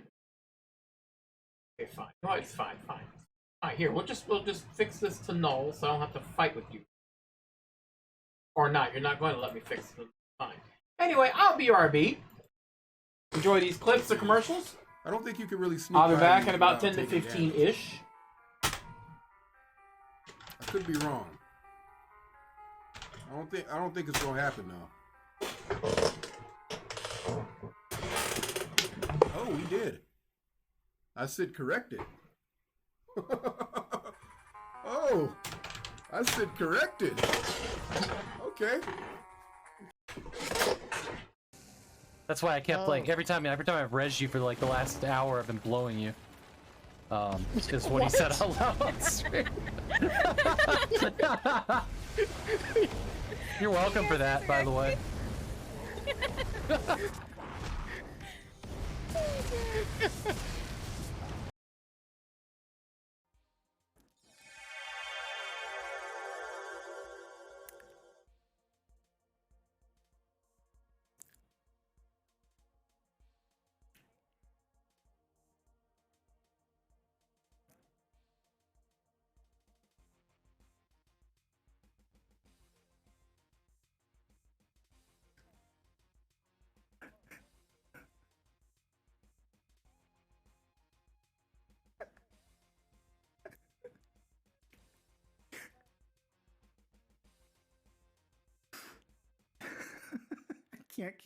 I can't keep a straight face.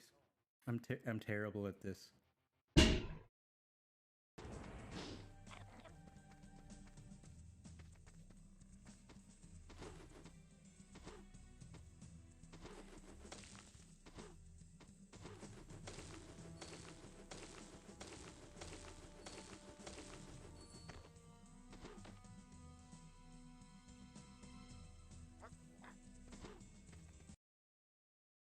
You get all different endings. You want to know something really cool? Big D still has like Big D took videos of himself beating it. Where did I miss the chest? That's so weird. Where was it? As a kid. Where's there's money? Where? You gotta the finishing it made it worse. Beating Chrono Trigger. You took videos of like the playthrough. Oh god. You know what I meant. Oh god. That came out really wrong.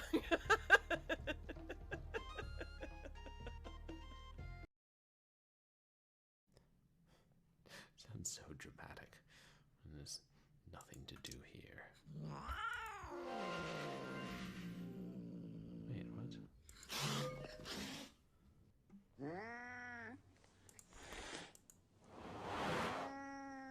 Oh. Oh. Oh, kitty.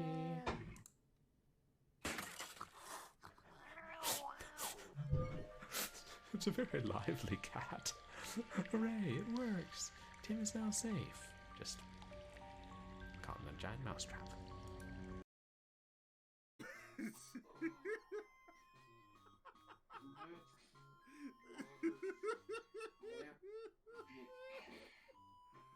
Oh god damn. Oh god. God damn.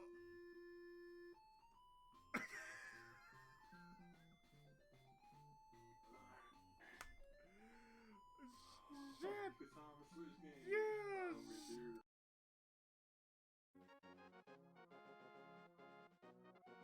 Yo, Exile, you seem to be in a heap of trouble. This is all I can give you, though. Downtown waits for Legend of Zelda: Link to the Past.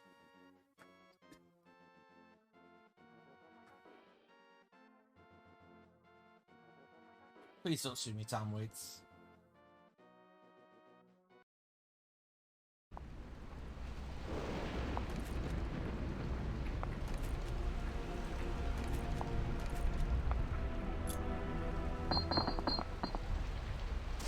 Oh, she kicked it back. That is crazy. All right.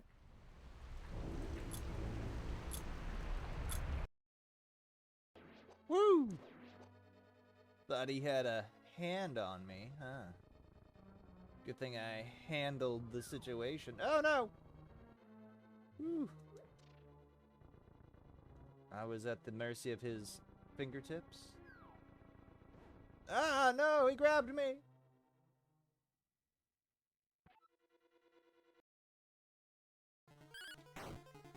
I thought you were going to do better than that.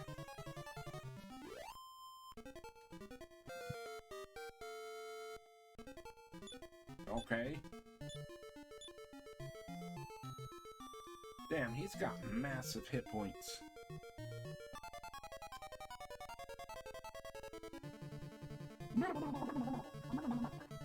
Turns lost it. Yeah.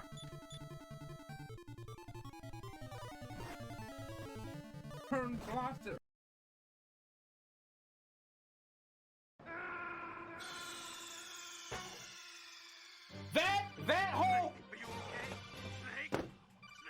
That whole achievement. That whole achievement. I hate. Let me just use this right here.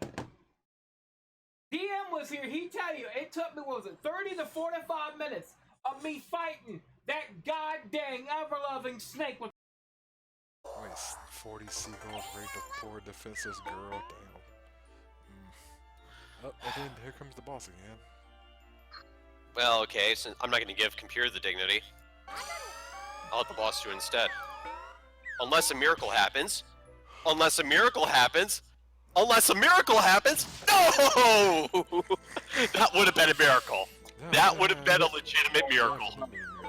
Yes.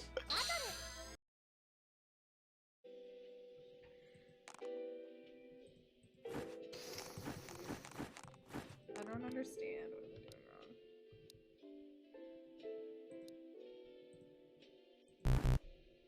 What is wrong? Why? Just take it, lady. I'm ugly and I don't know how to make coffee. Oh. Got movie. Someone clip that. That would be a good clip. You know what I'm gonna do? I'm gonna do better than that.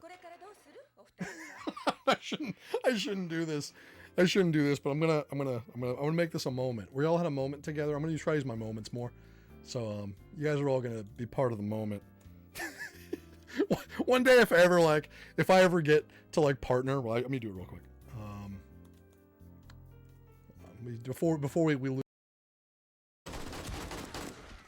Thank God for machine guns.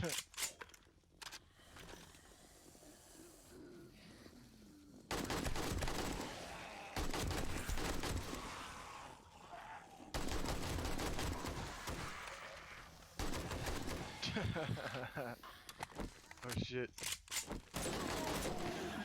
The guy almost made it to us. I am. Oh fuck, bro. Oh shit. I regret nothing. No regrets were had. I did VIP the ice cream man.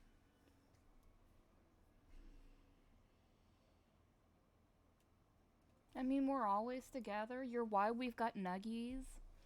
Good morning, Skep Skep. 3, 2, 1. Bingo! Dang it! Bingo! Dang it! Bongo! Dang it!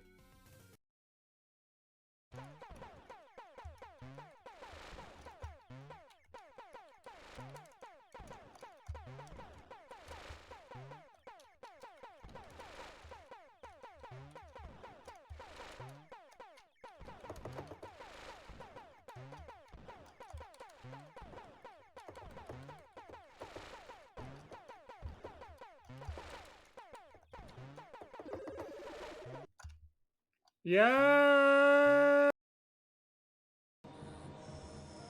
Do we understand each other, Jack? Jack! Yes.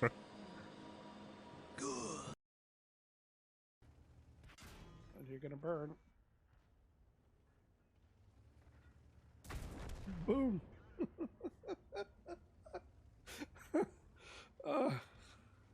Back to the garage with you too. Oh my god. Right? I mean, honestly, I love this tank. Oh, missed that shot. It was close. There's no arc on that. That was a straight shot. That went for his soul. That would have hit. That would have definitely sent him back to the garage.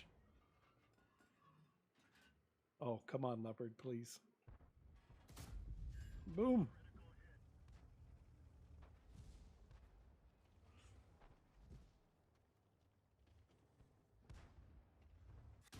Oh, M4 snuck up on me.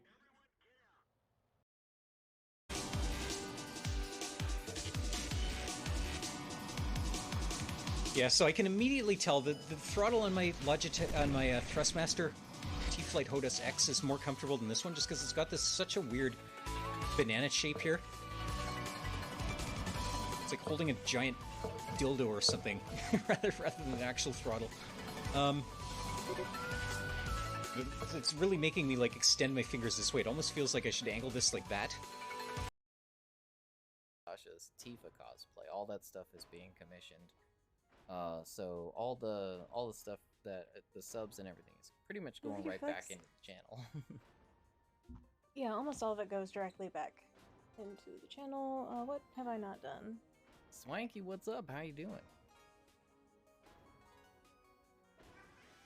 Well, Yeah, I wouldn't worry too much, Plush. Oh, I can do a T-pose. It's more important that you're doing anything at all. And eventually, you'll get to where it's a little bit easier and you won't have to think about it so much, because you're just starting, so you're still learning a lot. It's going to be kind of exhausting. So as long as you're still keeping active, I wouldn't worry too much. Man, I'm super excited too. I can't wait till it gets here. Oh, thank you, Ralph. Arnold. Yeah, Oh, Sash wants fudge. to play. I'll fucking show my asshole on stream. What am I gonna get? A fucking 3-day ban? A 3-day ban? That one girl queefed into her microphone, and I think she got like a week, right, Chula? Someone got fucked. Got like a couple days ban. I can show my taint, like Biddy says. Biddy requests my taint. I can show my fucking hairy asshole that looks like I have a fucking wool sweater shoved up my ass.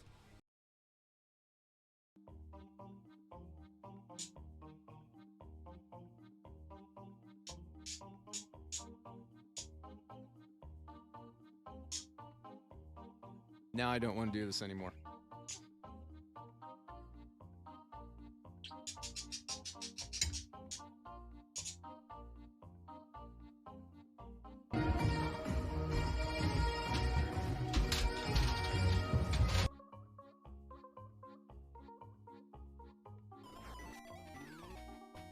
Why won't you die? Continue.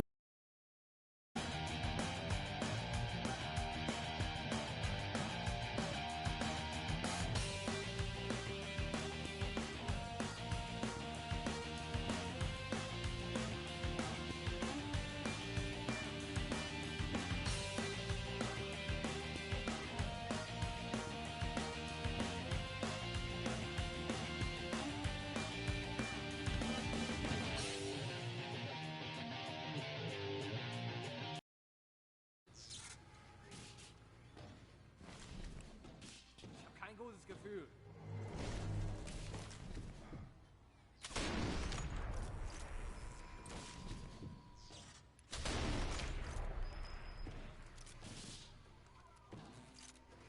Heartbreaker.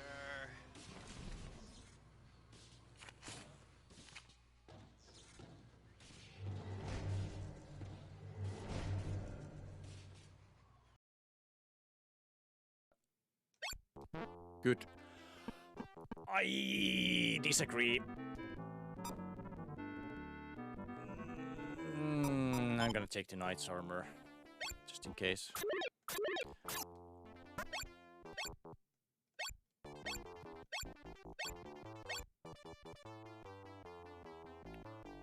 The manual could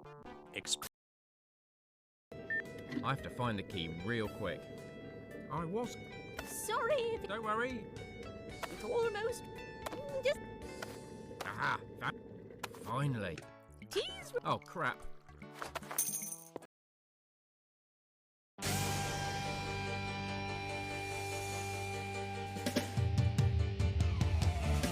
I wanna be the very best that no one ever was. To catch them is my real test. To train them is my cause. I will travel across the land, searching for a ride. In Pokemon to understand the power that's inside. Pokemon, gotta catch them all, it's you and me.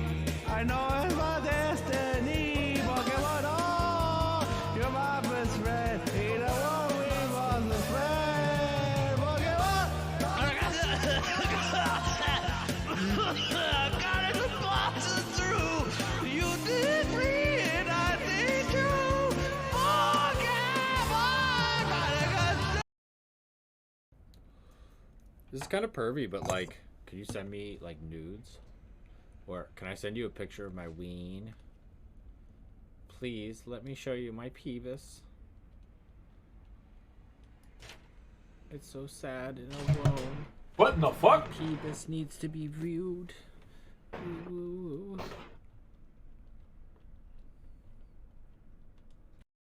Oh, okay. Poor Avatar. Anyway, I'm back. You know what? Let's block that. Okay, because it's annoying me. And go back to Judgment, right? So did I turn the mic back on? Yeah.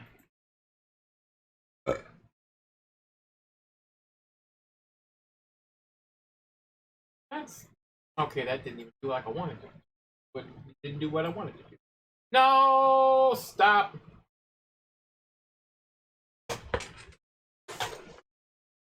I really hate that it just loses like the thing. All right, let me get the map back up because I need the map. You see, before he's like, I see Antares. I swear, Beta Antares and Fizzbin exist.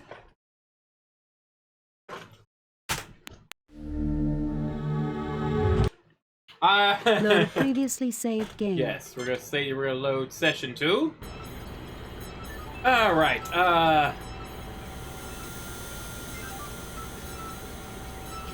A moment, I have forgotten the controls again. Shit. I need to. Okay. Okay. 15. Mid-side right. Let me see here. Yeah, we're for 4 for 4 here. The Antares Rift. It should be a most interesting assignment. How so, Spock? There have been several attempts to chart it. All expeditions into the Rift vanished, without a trace. But those expeditions were years ago. Our starships are far more capable than they were during the time of those attempts. Captain, a 10-year-old child is far more capable than a 3-year-old child. But there are many problems that neither child can solve. Thank you for the vote of confidence, Spock. Thank you ever so much. Alright, Antares Rift is this big mess of red right over here.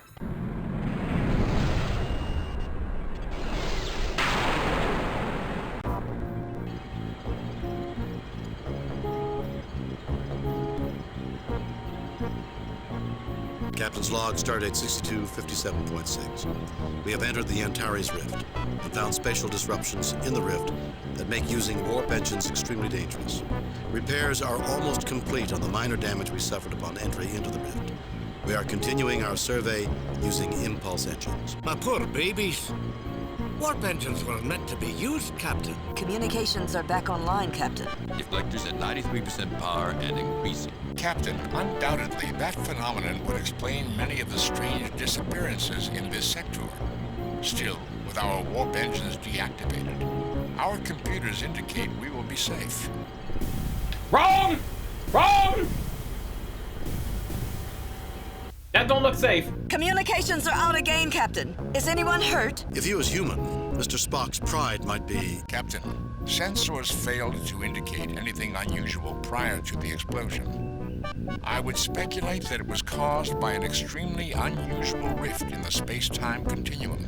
A place where radically different physical laws apply. And since it was different space-time, our sensors weren't programmed to detect it. And it could happen again at any time without warning. Okay. So, speak to Scotty, so check out for her and Spock. You Spock and assigning. Make sure to talk to Spock last. Okay, Scott. Okay, so this one. Okay, Scotty. Let's save. New game. Save new. Replace. Delete.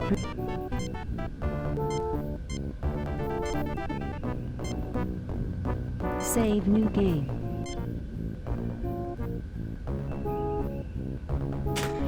Okay, Scotty! Scotty, what's our status? Very bad, Captain. Whatever hit the Enterprise hit us right in our own neighborhood. The hull is breached 6 meters from the bridge. Beyond that, the instruments are useless. I can't read or send anything through these controls. We'll need a starbase to make this bridge functional again. Oh, goody. Scotty, how about auxiliary control? Captain, I cannot determine the status of anything beyond the place where the rupture occurred. The rest of the ship could be dead as far as we know. Okay. Sulu! I'm concerned. Status, Mr. Sulu. Helm is not responding, Captain. The controls are completely dead. Oh, great. The controls are dead. Check off! Status, Mr. Chekhov. Captain, navigation is not responding. The circuits are as lifeless as a Stalinist. They had to bring that up, didn't they? Uhura! Any ideas, Lieutenant? I was barely able to reroute the necessary connections last time, Captain. Communications are completely useless now.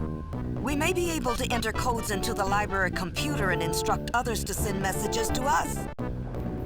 Okay, and then Spock. Captain, I believe I may be able to adjust the sensors to detect these spatial rifts and pilot the Enterprise to avoid them. However, the sensors are too heavily damaged here. I will need to get to auxiliary control as soon as possible if I am to reroute the necessary systems. Mr. Spock, the bulkheads were breached just outside of the bridge. No one's going to be able to leave the bridge for at least an hour unless they're transported out.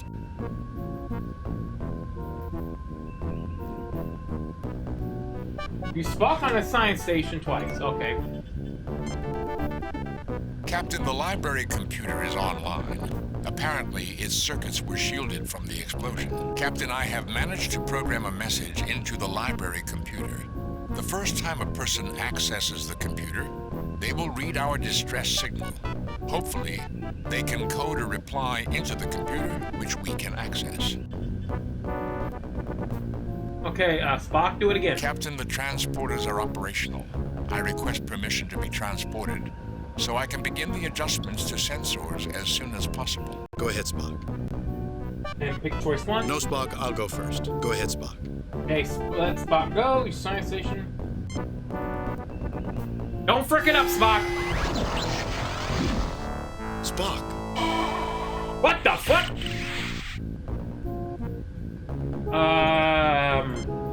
I can take care of that, Captain. Well, that's a problem. Spock's gone. I'm patching your log into the computer. You should have voice messages. Captain, we've managed to jury-rig an evacuation tube through the bridge turbo lift. We should be able to keep it stable long enough for you to be evacuated. Okay. The science station. Okay, walk into the turbo. Okay, time to go, Kirk. Everybody get off the bridge. Bridge is no longer safe. There's a bitentacle alien wandering around. I hope he didn't get into the turbo lift. That would be uncomfortable. Okay, hull breaches. Oh, all over the place. Life support. Okay, where are we going?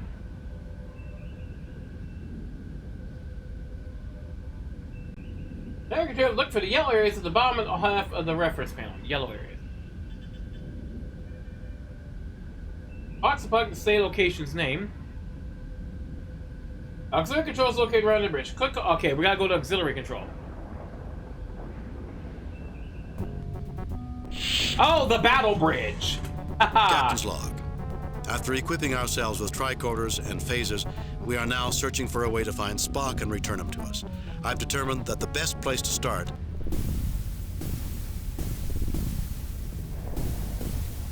Why did we turn shields up? Captain, it's a very good thing we took the warp engines offline. How bad is it, Scotty? That explosion was 42% stronger than the one that struck near the bridge.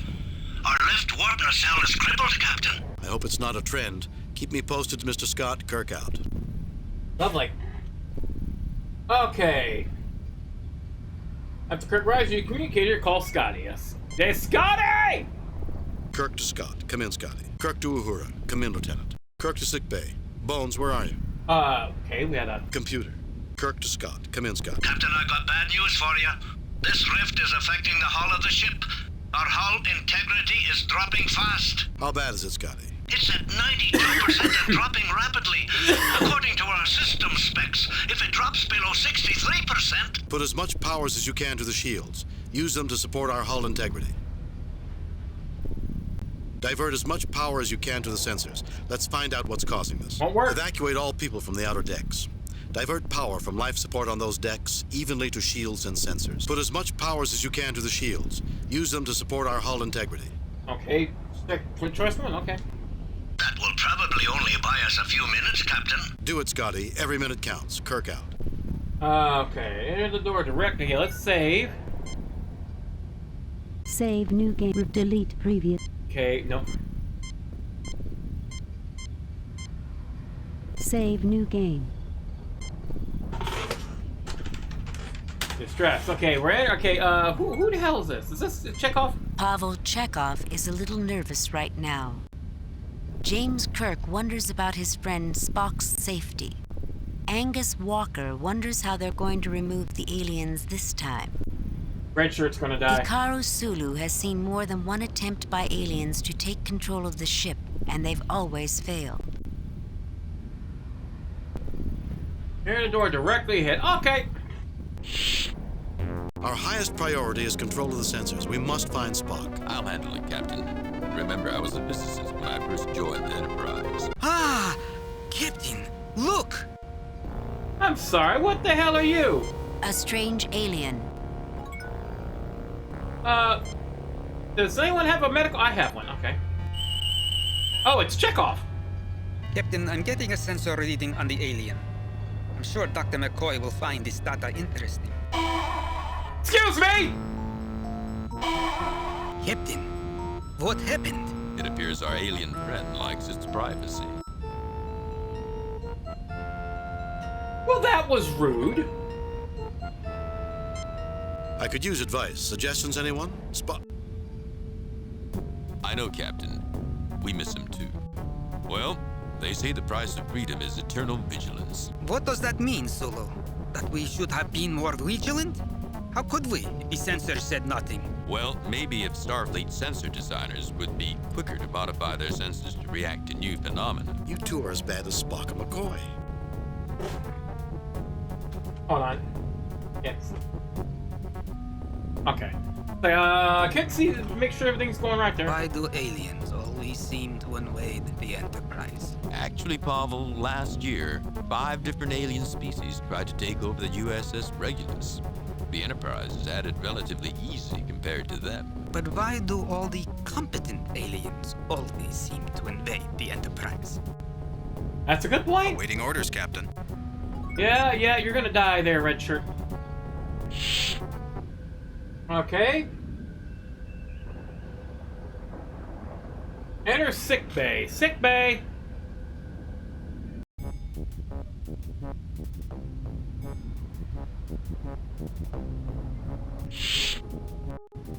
Hey, I'm McCoy. Well, Jim, I leave you alone for 5 minutes and look at the mess you've made. Well, howdy frickin' do to you too, McCoy? Dr. McCoy, who never understood why people get so nervous in sickbay. It's the safest part of the ship. Jim, what is going on out there? Spock is gone, Bones. He was transporting off the bridge, and then he vanished, and then this alien appeared in auxiliary control. An alien kidnapped Spock? Why? I don't know. We managed to get a medical scan. Jim, this says our invaders are Vaurians. Vaurians? But they're extinct. They died out at the time that Cochrane invented the warp drive. They were slaughtered in the Three Systems War. Jim, I know my history, but I also know my anatomy. The alien in auxiliary control is a Vaurian. There's only one strange thing. What's that? This creature isn't capable of doing some of the things that you described. It's an ordinary Vaurian. No special organs, no unusual brain patterns, nothing that traditionally suggests superhuman feats. Can you neutralize it, Bones? Actually, it's a female. And yes, I know of something that can incapacitate it without harming it. A gas mixture. You'll have to pump large quantities into auxiliary control for it to be effective, but it should work almost immediately. Okay, yes, give me some of that there, McCoy. Here's the gas, Jim. Be careful with it. There hasn't been a Vaurian in 150 years. And we're about to ruin that. We are about to ruin that. Save new game. There hasn't been a Replace variant in previous 150 years. Yeah, we're about to make its extra life brief. Exit sick bay. Okay, let's leave here. See you later, McCoy. Don't get drunk. Don't give me the brandy either.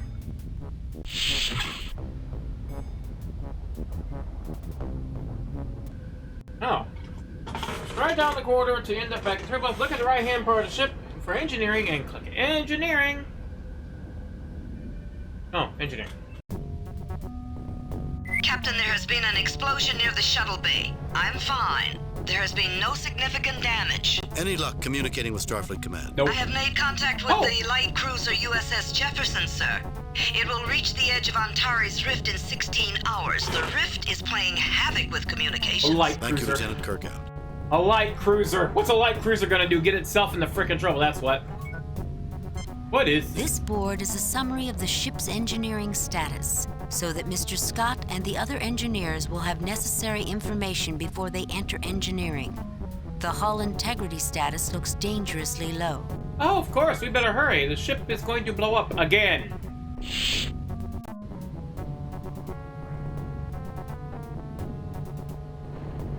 Hey, how you doing, man?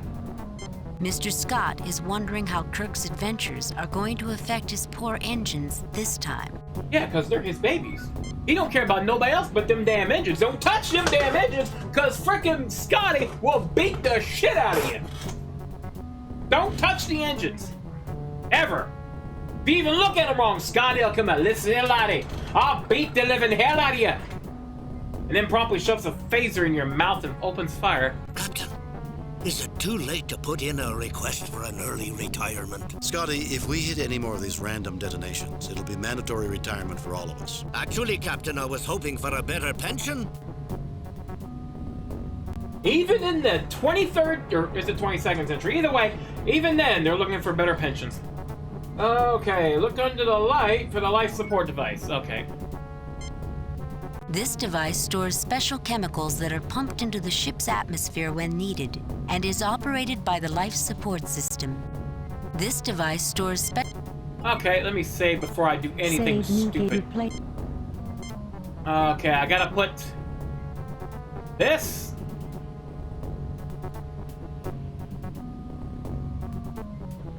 I wish Dr. McCoy had given me the specs on that gas injection system.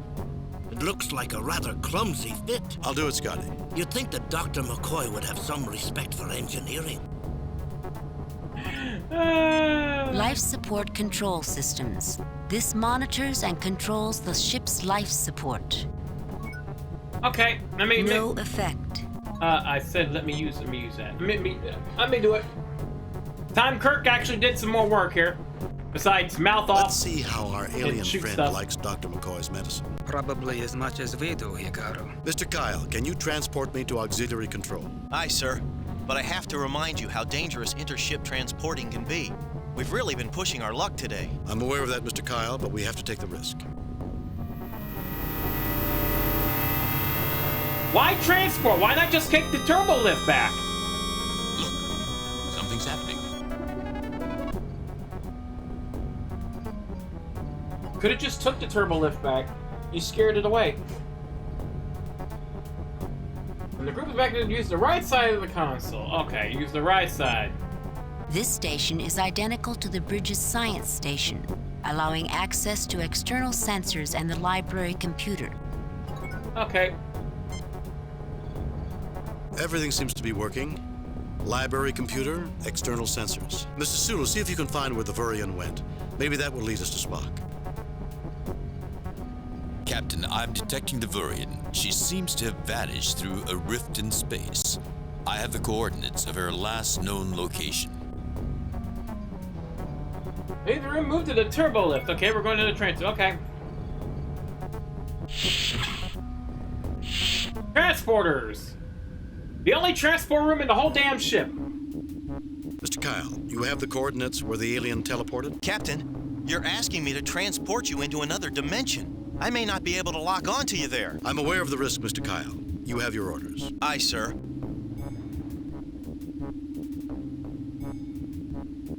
Energize.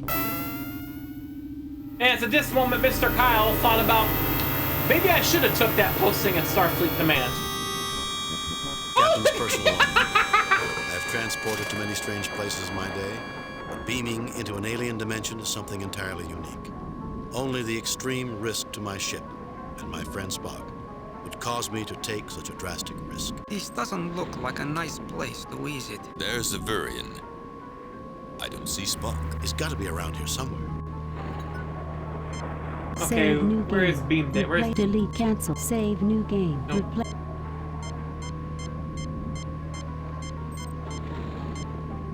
Okay, let me just look at that real quick. A Vurian. The alien doesn't appear to be noticing you.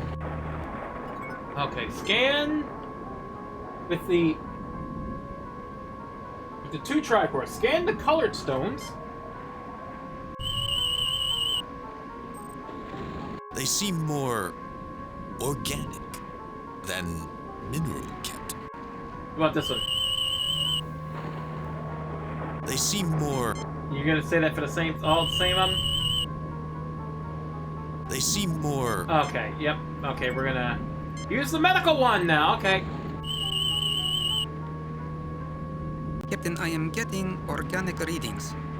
I can't explain this, except to say that every particle of matter around us is organic and radiates a psionic wave signature. Incredible. Incredible. Okay. Walk to the next. I'm going to save. Save new game. Replace.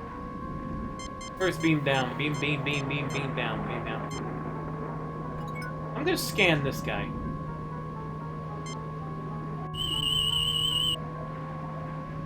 It's a female of its race, Captain. I'm afraid my tricorder doesn't have much information on Vurians.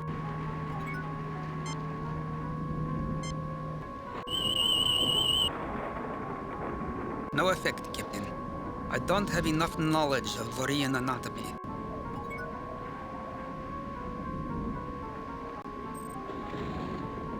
I'm gonna save again. Because I'm about to do Save something new, replace previous. very dumb.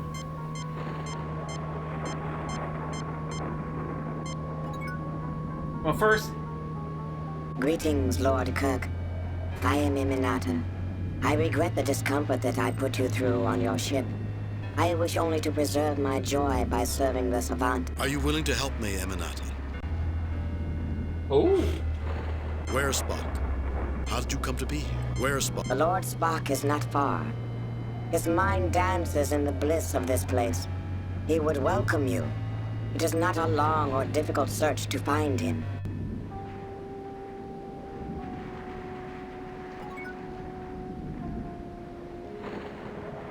Okay, can I shoot you? I'm reloading after this. I'm reloading.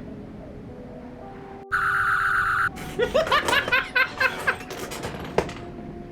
actually let me! It freaking actually let me shoot it! That was probably a bad idea, but I felt the need. I had to. But talking with it, you think, okay. Let's see to the... Walk to the next screen on the right. So you would mean I would probably be talking to it. Let's talk to it. Let's do it again. Greetings, Lord Kirk. I am Iminata. I regret the discomfort that I put you through on your ship. I wish only to preserve my joy by serving the Savant. Are you willing to help me, Eminata? Where's Spock? How did you come to be here? What were you doing on my ship? Are you willing to help me, Eminata? Where's Spock? The Lord Spock is not far. We're gonna see. His mind dances in the bliss of this place. He would welcome you. It is not a long or difficult search to find him.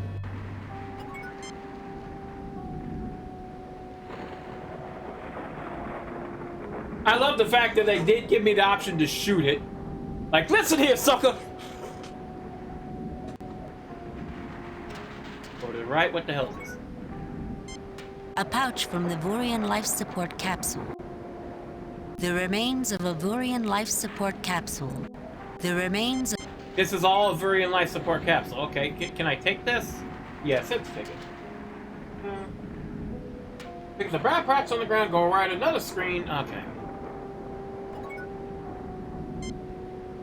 What is A pouch found in the wreckage of a spacecraft.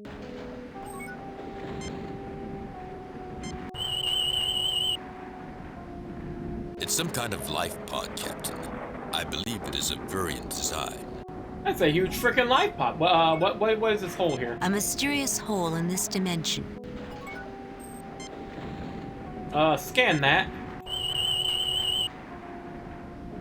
The tricorder tells us this is a weak spot in this dimension.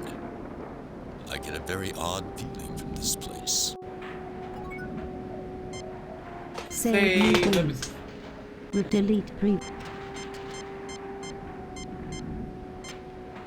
Save new game. Okay. Variant. I probably misspelled that, but who really cares? All right, Kirk, could you move your ass, please? Thank you. Get your ass over here.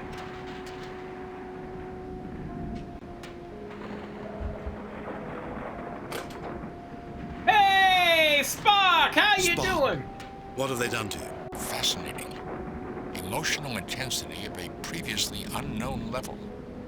Our link with the savant acts as an amplifier. The more minds in union with him, the greater the level of emotion. And happiness is a powerful emotion. Spock, do you want this? Happiness is a human desire, Captain. I am a Vulcan. I want to be free of emotions. This is the antithesis of my desires. Spock. Okay, hey, Spock? Mr. Spock, the best science officer in Starfleet. Until Data came along. Someone's going to be very mad at me. Hey, so use the medical kit. Hey, let me scan him real quick. Captain, the tricorder registers him as Spock. Well, I'm glad. Did you tell me? I should have used this. Captain, Mr. Spock is normal except for accelerated brain activity in the areas of his brain that control psionic abilities. He is currently in a mind meld. Well, here, let me give him some smelling salts. This should help him. I understand, Mr. Chekhov. It is quite logical. Bam! Down he goes. Chekhov? What the hell did you do? Mr. Spock, the best science officer in Starfleet. Mr. Chekhov, what did you give him? What did you give him? Captain, Mr. Spock is unconscious. No unusual brain activities. Nothing that you would not expect from an unconscious Vulcan. Get back first screen, pick a pile of blue stones, a pouch, stuck frame. Okay. Okay, we're just gonna leave Spock there, unconscious. Just leave him completely alone on the screen, unconscious. What? No, we can't get the red shirt to carry Spock? I mean, Spock's a 6-footer, but he's not that big. You can carry him. Have Sulu help if you need. Just gonna leave Spock. Just leave Spock to lie there. What fantastical creature around here could possibly even kill him? And no, he's unconscious. He's fine. Pick up the pile of blue stones. What the hell is? I'm assuming these. A pile of blue stones. Hey, Sulu, scan that. Captain, I'm detecting a large quantity of these blue stones underneath the surface in this spot. Okay. But we're gonna grab those. I'll get them, Captain. Yes, let the red shirt get them. That way, if they explode, we're not losing anybody. Important, anyway.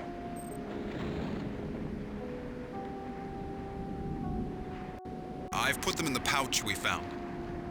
Boy, am I getting an odd feeling from these stones. Don't frick with them, okay? Do not frick with them at all. This red gem-like stone resembles a ruby in the rough. Let me scan that, because I don't trust it. I'm not picking it up. Captain, this stone has a cell structure. It must be organic. It also has a wave signature indicative of some sort of psionic abilities. Now I actually do want to pick it up. Save new game. Replace. Pick that up and see if you die.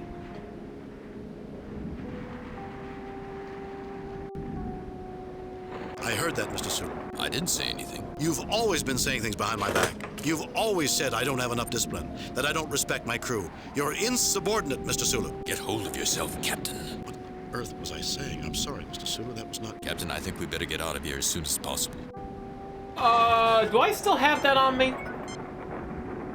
Yep, nope, reload. Nope, reload. Do not touch the... No, okay, what's the, I need to know. What's the other ones do? Captain, this stone has a cell structure. It must be organic. It also has a wave signature indicative of some sort of psionic abilities. What about this one? Captain, this stone has a Okay, same. Captain, this stone... Okay, let's pick these up because I feel... Okay, we know... I'm gonna guess these are based on emotions. Let's see. That was anger. What are we doing here? Why did we come here? Captain? There's no way back. We'll never find Spock. We're trapped here forever, and it's all my fault. I knew the Antares Rift was dangerous. I should never have let the ship go in there. Captain. But let's find Spock. Okay, that's... I'm gonna guess that's anxiety? This place reminds me of Deneva. I lost my brother there. He was a few years younger than I was, and there were times when he annoyed me. Captain? And now he's gone. Gone. I'll never see him again, never tell him... To tell him... Captain, snap out of it. This place must be getting to me. Depression? I'll reload. I need to know what these do. I want to know. I know that's anger. Or jealousy. Don't worry, Mr. Walker, I'll protect you. Sir? Sulu, Checo. You know, I may never have told you this before, but I care for you all more than I can tell. Sulu, with your dedication, your unwavering sense of responsibility... Captain, are you talking about me? Checo, I've always been impressed by your enthusiasm, all those wonderful Russian jokes, your humanity. Captain? And you, Mr. Walker, with your rugged determination, I'll bet you had more girlfriends than anyone in the history of the Academy. Actually, sir, I'm... celibate. What was I just saying? The fact that someone was celibate is what shook him up. Like, what? You're celibate? You don't date?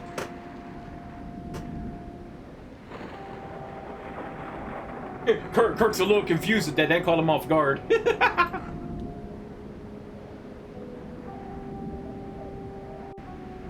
What's this one do? Why are you reaching for your phaser, Mr. Sulu? Oh. Captain. Walker, I saw you sneaking up on me. Sir. You're all against me. Paranoia. Getting rid of Spock, now me. Who's next? Scotty? Uhura? Or are they part of this too? Captain, snap out of it. Something is definitely wrong. Such intense emotions. Okay, we're gonna reload because we don't want to carry those. But it's good to know what they do. Good to know what they do. Okay, Bob the Stones, talk to the Virian and pick choices 1 through 3. Okay, we're gonna talk to it first. The Savant is now summoned, Lord Kirk. He awaits. Not many footsteps from here. By the fountainhead. Seek him. Are you willing to help me, Eminata?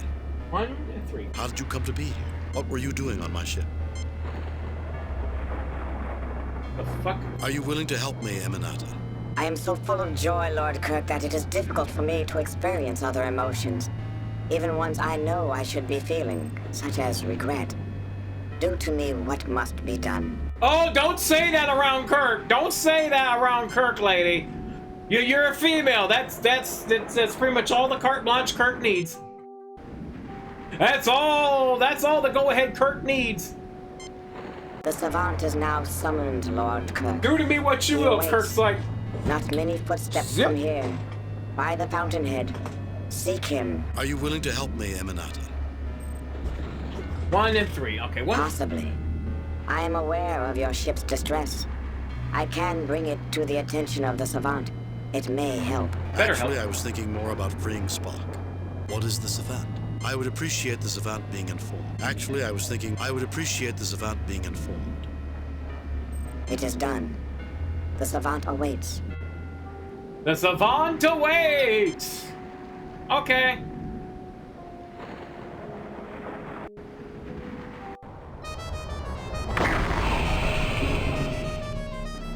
I am the savant.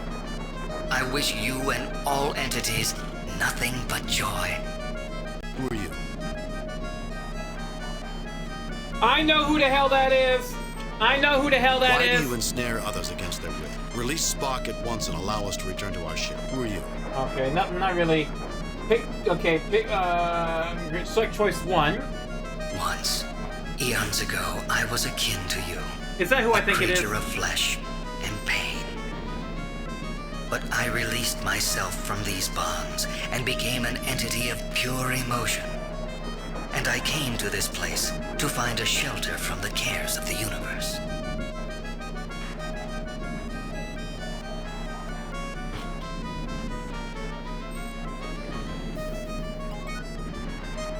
Save new game. Save new cancel. Replace delete.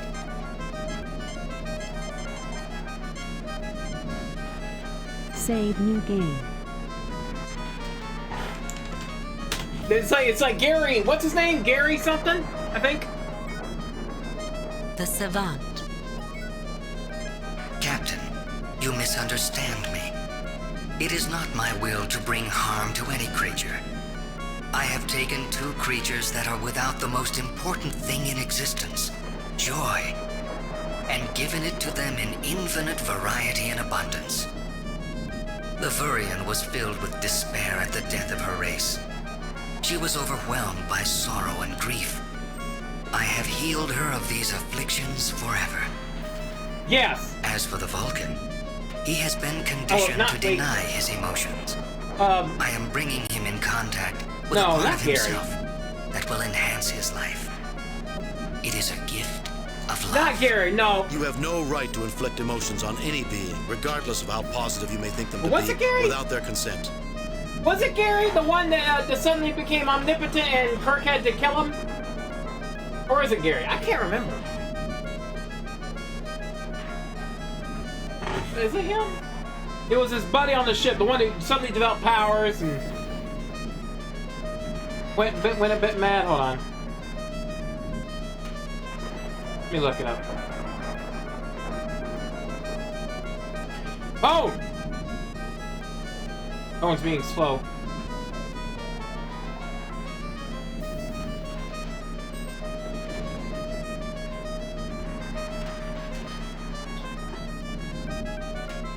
Okay, no, not Gary. It's not Gary. Not Gary 7. It was,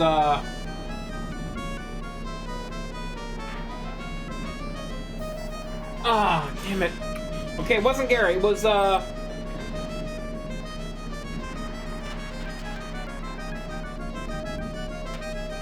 can't remember it now. I can't freaking remember it. It wasn't Gary 7. No, it was, his picture reminds me of his friend. It was on the Enterprise, and he had to shoot him. He beamed down, had to trick and shoot him because he was going mad.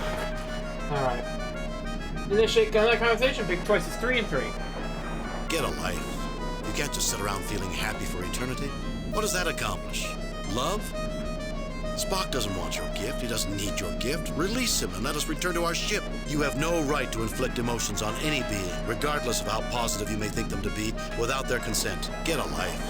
You can't just sit around feeling happy for eternity. What does that accomplish? You know, I actually like number 3. I actually Spock do. doesn't want your gift. He doesn't need your gift. Release him and let us return to our ship. I will not punish the Vulcan by releasing him. However, I have become aware of the danger that your ship is in. I have the power to make certain it will come to no harm. If you agree to leave now and never return. Punish him? Vulcans aren't meant to handle emotions. You'll destroy him. I'm not going anywhere without Spock. Sorry, but without my science officer, I must decline your generous offer. I admire your sense of loyalty. Unfortunately, I cannot extend the lives of creatures that I am not in contact with. However, I can provide you with comforts and needs through the long years you will spend at your comrade's side before you die. I fear you may find it dull, but I will do my best to sustain you. Well, how nice of you. That's not what I asked. What I asked is for you to release my buddy, and you said no, because you're a putz. Well, back to the very end. Hey, alright, let's go back. I'm gonna come back, and I'm gonna shoot you. I'm gonna shoot you. I'm gonna shoot you. Hey, putz! Greetings, Lord Kirk. I suspect you have come to render me as unconscious as your comrade. It is no longer in my power to resist. Are you willing to help me, Eminati? How did you come to be here? What were you doing on my ship? What were you doing on my ship? What were you doing on my ship? Alright, so I need to know this. The Savant empowered me to remove any psionically adept being from your ship, and to prevent you from following him. It was not our intention to do you harm. Yeah, well, you did it anyway, and I feel like I should shoot you, but, instead of me shooting you, I feel the need to be... Kirk. Yeah. I suspect you have come to render me as unconscious as your comrade. I thought about it. It is it. no longer in my power to resist. I've thought about it. Are you willing to help me, Eminati? Through the Savant, I know your desires. Why should I help release the poor Vulcan into a life of misery? Because I need him to save the lives of over 400 people on the ship. Because Spock does not want artificial joy. He does not want this lie. Because I need him to save the lives of over 400 people on the ship. Because Spock does not want artificial joy. He does not want this lie. Very well, Captain. I will. That's the wrong answer, but okay, that provided the same outcome. Well, mostly same outcome. Okay. Greetings, Lord Kirk. I suspect you have come. Are you willing to help me, Eminati? Through the Savant, I know your desire. Because I need him to save the lives of over 400 people on the ship. Very well, Captain. I will help you. Speak to the very end again. Greetings, Lord Kirk. I suspect you have come to render me as unconscious as your How did you come to be? What were you doing? You agreed to help us. You agreed to help us. You have already met the Savant, and he remains unmoved. I am taking the emotions in your mind and broadcasting them to him. Your concern for your ship, your love for your comrade. He regrets your feelings, but his purpose is unchanged.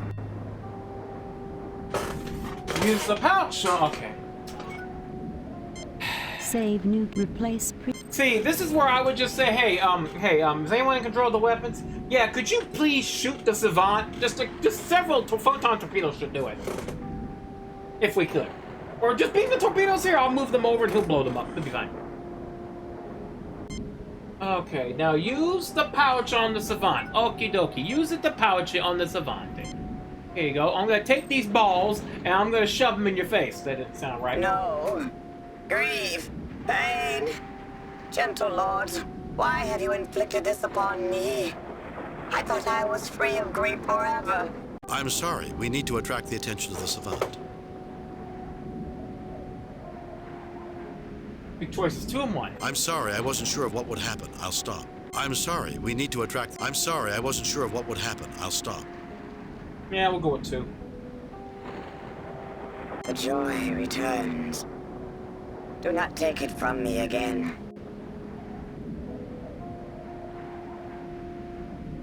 Big choices, 2 and 1.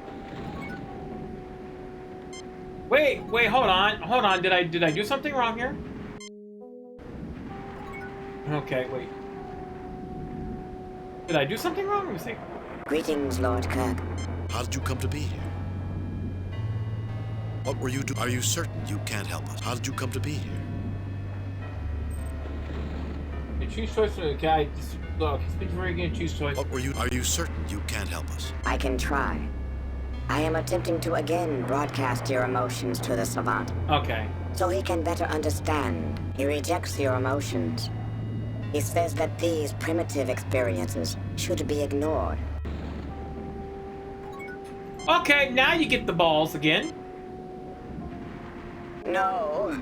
Grief. Pain. Big choices too. Gentle lords, why have you inflicted this upon me? I thought I was free of grief forever. I'm sorry. We need to attract. I'm sorry. I wasn't sure of what would happen. I'll stop. The joy returns. Do not take it from me again.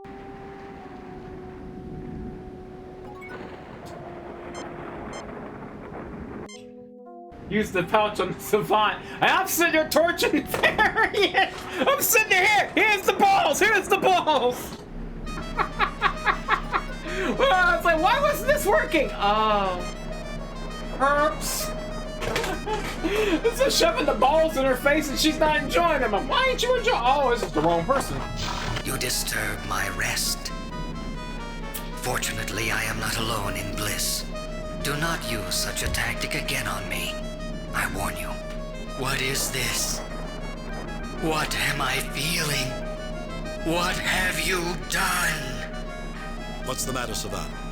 Not feeling those good vibrations? I like that one. Life isn't all happiness and joy. It's time you experienced a reality check. Is that sadness you're feeling, Savant? It couldn't be that those inferior humans have outwitted your great wisdom, could it? What's the matter, Savant? Not feeling those good vibrations? I like this, and I'll ride that. Please, have mercy. I would rather die than experience such sorrow. If you will listen to reason, I will release you. Free Spock and return us to our ship. You really are a crybaby. Go ahead and bawl your head off. If I cannot cherish the happiness that I have spent eons pursuing, then I shall belong to oblivion. Captain, without the savant, the fabric of this universe will... Load a previously saved game.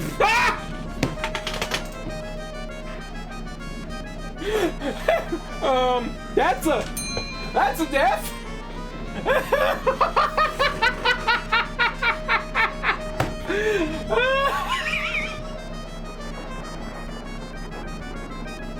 had to see. Wow. Kirk talked himself right into a death there, didn't he? Oops. Go cry, you little crybaby. Captain, without the savant, we'll... Oops. that was worth it. That was funny. That was worth it. That was worth it. I had to say it. It was hilarious. I loved it. You disturb my rest. Fortunately, I am not alone in bliss. Do not use such a tactic again on me. I warn you. What is this? What am I feeling? What have you done? What's the matter, Savant? Not feeling those good vibrations? Life isn't all... Is that sadness? Life isn't all happiness and joy. It's time you experienced a reality check. I like all the answers, really. I like all the choices, too. No. I have spent millions of years trying to escape the anguish. Misery is the destroyer of worthy souls, Captain, and you are destroying me. I'm not destroying you. Your own unwillingness to respect others is destroying you. Ooh. Free Spock and return us to our ship, and this will end. I didn't want to do this, but if I have to destroy you to free my friend, I will. Well, we know we don't want that, because that gets us killed. I'm not destroying you. Your own unwillingness to respect others is destroying you. Am I really such a monster that I deserve such pain? You have lost respect for others, Savant. Everyone may have different goals, different ideals than you, and you have the right to pursue them. You need to respect their free will, even if it makes them miserable. You do not understand me, Captain, but I am in no mood to argue. You and your scientist may be freed. Enjoy your universe, Captain Kirk.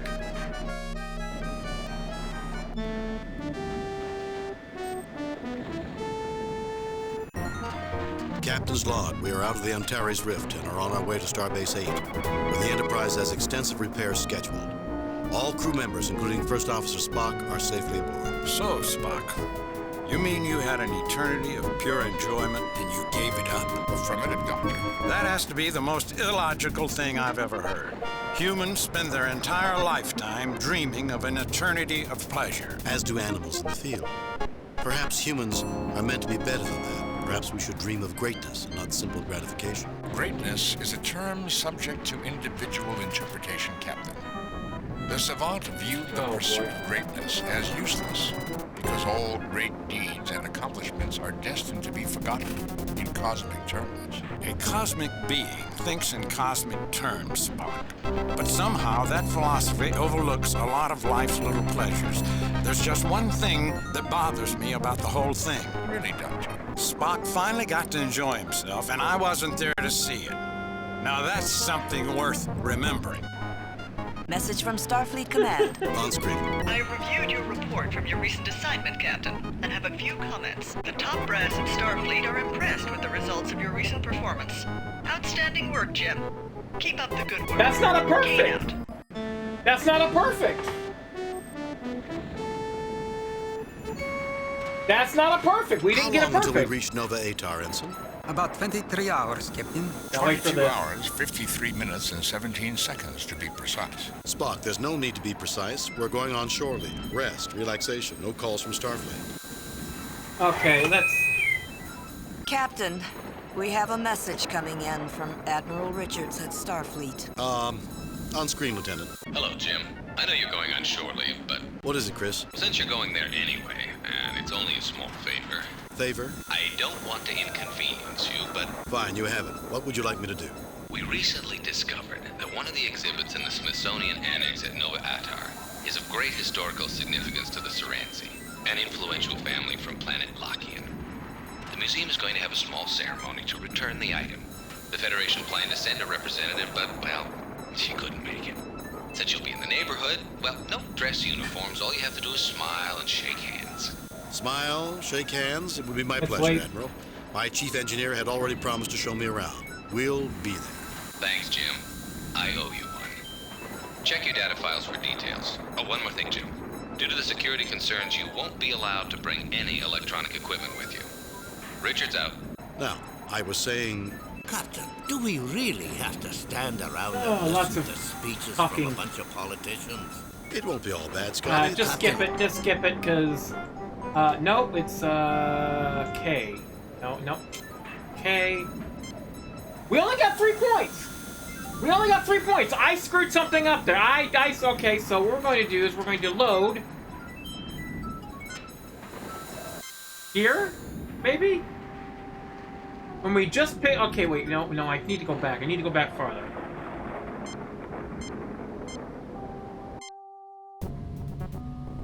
Okay, what did I just do here? Okay.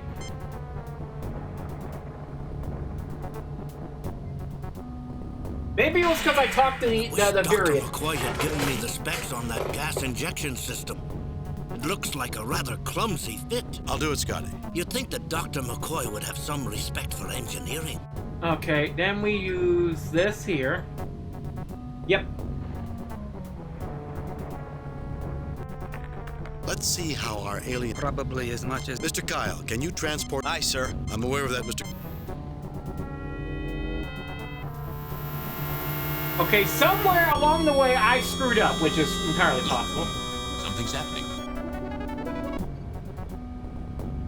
Okay, and then it was use him here. Everything seems to be working. Library computer, external sensors. Mr. Sulu, see if you can find where the Vurian went. Maybe... Okay, go over here. Captain, I'm detecting the Vurian. She seems to have vanished through a rift. Okay, it was... We tried snooing the elevate. This is Kirk... Evaluate it? What the fuck? DM, also howdy, DM. What's wrong with you, DM? What is wrong with you? And yes, I know I'm 2 follows away from doing hide Nothing light. to report, Captain. Okay, so now I need to leave. Go to the, transporter. Mr. Kyle, you have the coordinates where the alien teleported? Captain, you're asking me to transport you into another dimension. I may not be able to lock onto you there. I'm aware of the risk, Mr. Kyle. You have your orders. Aye, sir. Now 1 follow away, huh? I didn't get a follow. I unfollowed it, refollow. Captain's personal log. I have transported to many strange places in my day. This doesn't look like a night. There's the Virian.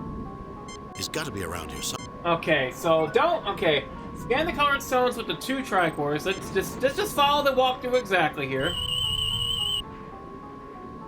They seem more organic than mineral, Captain.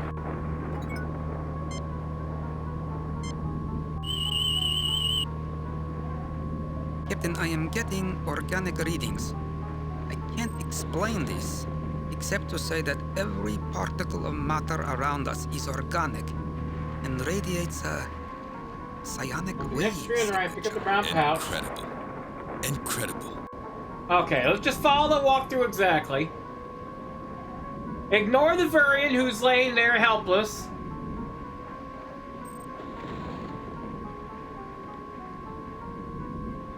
No, screw anything with an outlet. Yeah, Kirkwood.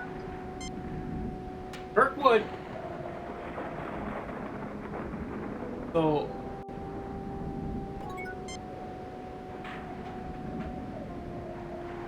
Oh, I got...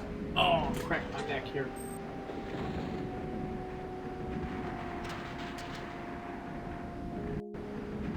Alright, there's...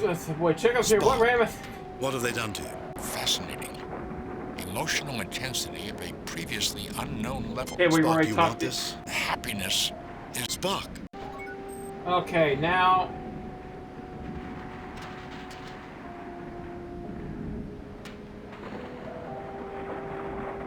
Okay, use the med kit on Spock.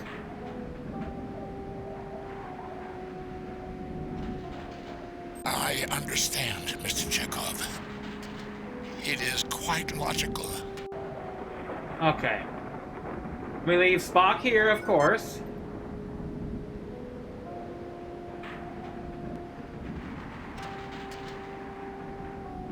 Forty, give it time.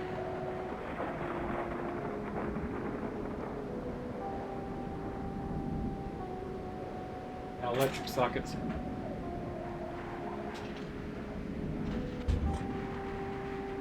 Okay. Pick up the pack of blue stones.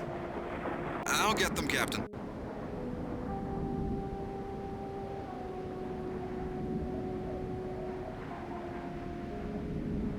Okay, variant pick choices 1 and 3. I've put them in the pouch we found. Yeah. Boy, am I getting an odd feeling from these stones. Okay, now we talk to the variant. Greetings, Lord Kirk. Are you willing to help me, Eminata? Yes, 1. It's 1 and 3, yeah. Possibly. I am aware of... Actually, I was thinking, I would appreciate the savant being informed. It is done. Okay, now let's go over here. Here comes the savant. I am the savant. I wish you and all entities... Who are you? Okay, let me see if I can scroll up real quick. Or, okay, savant greets you. Select choice 1. Once, eons ago, I was akin to you. Did I not do this creature one? of flesh and pain. Yeah, I did this one. But I released myself from these bonds and became an entity of pure emotion. And I came to this place to find a shelter from the cares of the universe. Okay, then initiate conversation. Hey, savant, how you doing? Captain, you misunderstand me. It is not my will to bring harm to any creature. I don't care. You have no get up, love? Spock doesn't want I will not punish the Vulcan by... Punish him? I'm sorry, but without my... I admire your sense. Unfortunately, I cannot extend welcome. Ah, Not shit. without Spock. Ah, fuck. Captain, why do you be... Because it was not his doing. Fuck, I fucked up. I fucked up. I... Reload! God dang ever-loving blue solid hell. I should have saved. Where's the... I should have saved. That's fine. I can fix it. I should have saved, but I was happy clicking. Give me just a minute to get back here. No problem. Wasn't that kid became crazy? Yes, it was. It was given me the specs on that gas injection Turbo. system. Shut up. You'd think that Dr. Okay, go do this one again. I should have saved. But again, like I said, I was happy clicking. Let's see how our alien probably is. Mr. Kyle. Aye, sir. I'm aware of that. Yeah, it was Turbo. There was a kid. He too was the Blue Ranger. Something's happening. Yeah, they're vanishing because they're a bastard. Okay, here, Sulu, Everything come over here. seems to be working. Mr. Sulu. Captain, I'm detecting. Everything seems to be working. Library computer. Captain, we have the coordinates to find the... Okay, wait, okay, let's go back here. Oh, bitch, Mr. Kyle, you have the coordinates where the alien teleported? Captain. I'm aware of the risk. Aye, sir. You know, it's funny you mentioned that, DM. Energize. Because, there's a Power Rangers Hyper Force, I think. Captain's personal law. He doesn't. There's the He's got to be around. Let me save. Save new Save it, game. Virion. Replace. Okay, we'll scan this rocks. Yep. There's a YouTube channel called Power Rangers Hyper Force, I think, and they were doing a. They seem more. Dungeons and Dragons style thing where they had various people come in, and one of the people who was playing in that Dungeons and Dragons style thing was the guy who played Bulk, and he was the Yellow Ranger.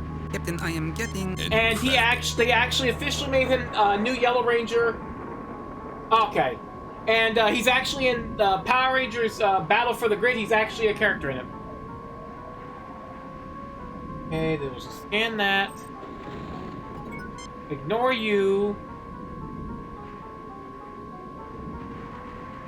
Yeah, he's become an official Power Rangers for that. So yeah, he's actually a Ranger now. Gary Mitchell! Gary Mitchell! That's the name I was right, it was Gary! Gary Mitchell!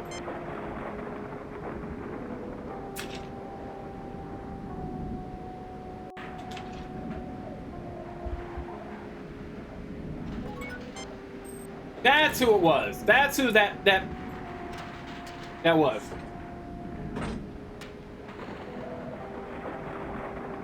If they get PTSD, Alpha, grab 5 teenagers out to as their teenagers. If they get PTSD, no one would care. Wow. Spock, what have they done to you? Fascinating. Emotional intensity. Spock, do you want? Happiness is a human desire. Spock. Okay, this medkit. Kirk, what you doing? Kirk, what you doing? Kirk, what you? I must have clicked by accident. I understand, Mr. Chekhov. It is quite logical.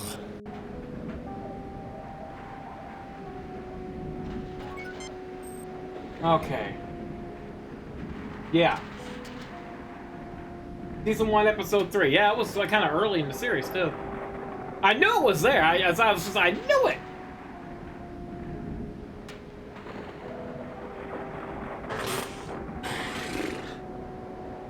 If I don't get this one right, I'm gonna have to redo the whole episode again. And just speed run it to see if we can get the, Okay, now we need the balls. I'll get them, Captain.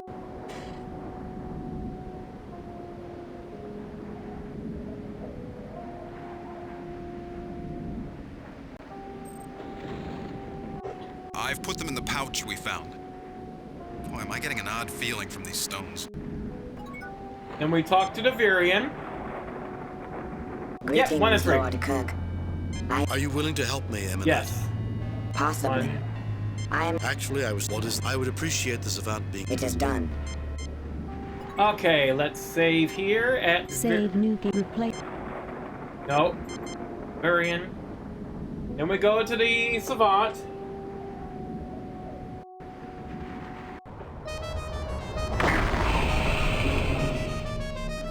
I am the Savant. Who are you? Once, eons ago, I was akin to you. Okay, initiate another conversation with the Savant. Captain, You misunderstand me. 3 and 3. It is not my will. You have no get a love? I will not punish the Vulcan by releasing. Punish him? I'm sorry, but without my son. I admire your sense of loyalty. Unfortunately, I cannot extend the line. Okay. Walk back to the Varian. You know, you could have just turned around and walked straight back that way, Kurt. Would have been easier, but no, you decided, no, I'm just going to do it this way. Okay, talk to the Varian. Greetings, Lord Kirk. I suspect you have come to render me as unconscious. Are you willing to help me, Eminata? Through the Savant, I know your desires. Because I need him to save the lives of over 400 people on this. Very well, Captain. I will help you. Okay. Then speak to the Varian again and pick option 4. Greetings, Lord Kirk. How did you come to... What were you doing? You agreed to help us. You have already met the Savant, and he remains unmoved. I am taking the emotions in your mind and broadcasting them to him. Your concern for your ship, your love for your he regrets your feelings. Okay, yeah, and then we come over here.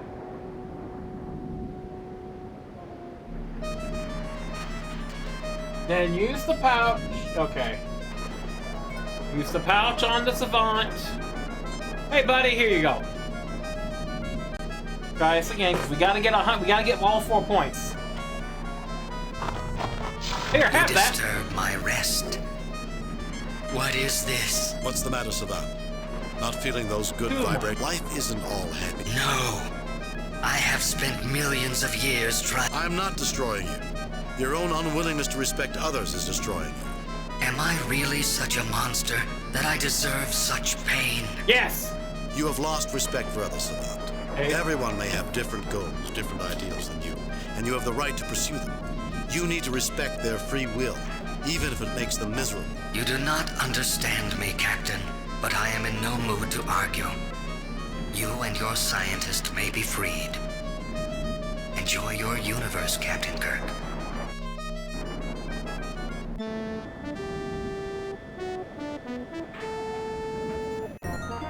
Captain's log, we are out of the Antares Rift and are on our way to Starbase 8, where the Enterprise has extensive repairs scheduled. All crew members, including First Officer Spock, are safely aboard. So, Spock, you mean you had an eternity of pure enjoyment and you gave it up? Affirmative, Doctor. That has to be the most illogical thing I've ever heard. Humans spend their entire lifetime dreaming of an eternity of pleasure. As do animals in the field. Perhaps humans are meant to be better than that. Perhaps we should dream of greatness and not simple gratification. Greatness is a term subject to individual interpretation, Captain. The Savant viewed the pursuit of greatness as useless, because all great deeds and accomplishments are destined to be forgotten in cosmic terms. A cosmic being thinks in cosmic terms, Spock. But somehow that philosophy overlooks a lot of life's little pleasures. There's just one thing that bothers me about the whole thing. Really, Doctor? Spock finally got to enjoy himself, and I wasn't there to see it. Now that's something worth remembering. I like Message that. from Starfleet Command. Okay, let's see. I have reviewed your report from your recent assignment, Captain, and have a few comments. The top brass at Starfleet are impressed with the results of your recent performance. Outstanding work, Jim. Nope. Keep up the good work. Nope. Kane out. Okay. How long until we reach Nova? About 22 hours. Spock, there's... No. Okay. So let me see here. Wait. No. Okay. No. What did we do?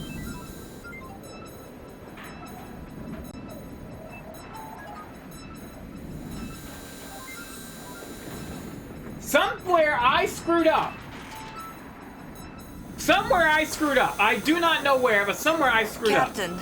I don't care. Hello, Jim. What is it, Chris? Since you're going... Favor? I don't... Fine, you have it. We recently discovered... Smile. Thanks, Jim. Now, Captain, do... It won't be... Captain. Okay, let's do the whole damn episode again.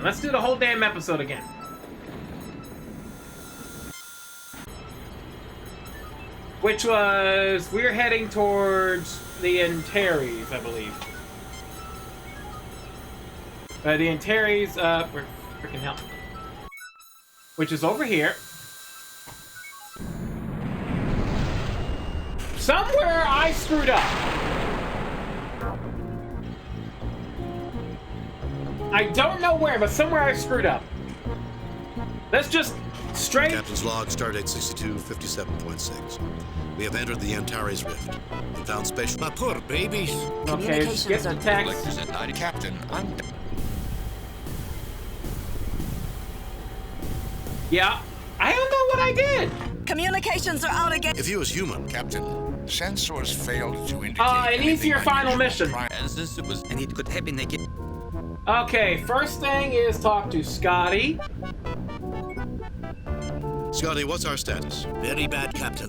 Whatever hit the Enterprise hit us right in our own... Scotty, how about auxiliary... Captain, I cannot determine the status then we... of... Sulu. Status, Mr. Sulu. Helmet's not responding, Captain. The controls are completely dead. Then Chekhov. Status, Mr. Chekhov. Captain, navigation is not responding. The circuits are as lifeless as a Stalinist. Any ideas, Lieutenant? I was barely able to reroute the necessary connections last time, Captain. Communications are completely useless now. We may be able to enter codes into the library computer and instruct others to send messages to us. And then Spock. You get no response. Captain, I believe I may be able to adjust the sensors to detect these spatial rifts and pilot the Enterprise to avoid them. However, the sensors are too heavily damaged here. Mr. Spock, the bulkheads were breached just outside of the bridge. No one's going to be able to leave the bridge for at least... Okay, now let's save. Let's Save new game. I got it. Delete.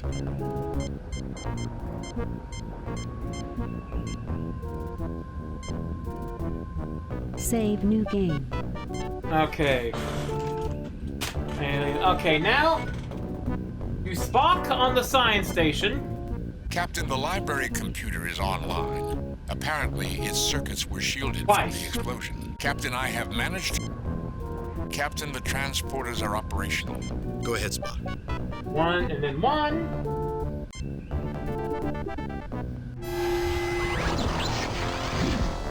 Spock. And then everyone leave immediately. Get off the bridge. It's stuck. We're not getting out of here that way. Oh, fucking hell, did I... what did I miss? Used to say... Fucking hell. It's also we're trying to get 100% because the way this game works, DM, and I'm sure you already know this for just being an ass, is if you don't get 100%, the final mission is always harder because you don't have 100%. You have to get 100%. Makes it easier, plus you know 100%. Okay, so we're gonna reload that. Did I already talk to him? Now I can't fucking... Captain, I believe I may be able to adjust the sensors to detect these spatial rifts. Mr. Spock, the bulkhead... Okay, so now... Yeah, okay, so there we go. Captain, the library... Captain, I have... Captain, the transporters are operating. Go ahead, Spock.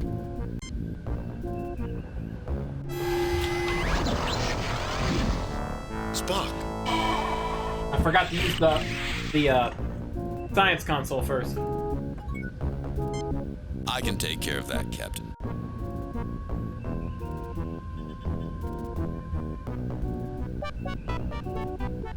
I'm patching your log into the computer. You should have voice messages. Captain, we've managed to jury-rig an evacuation tube through the bridge turbo lift. We should be able to keep it stable long enough for you to be evacuated. Okay, now everyone leave.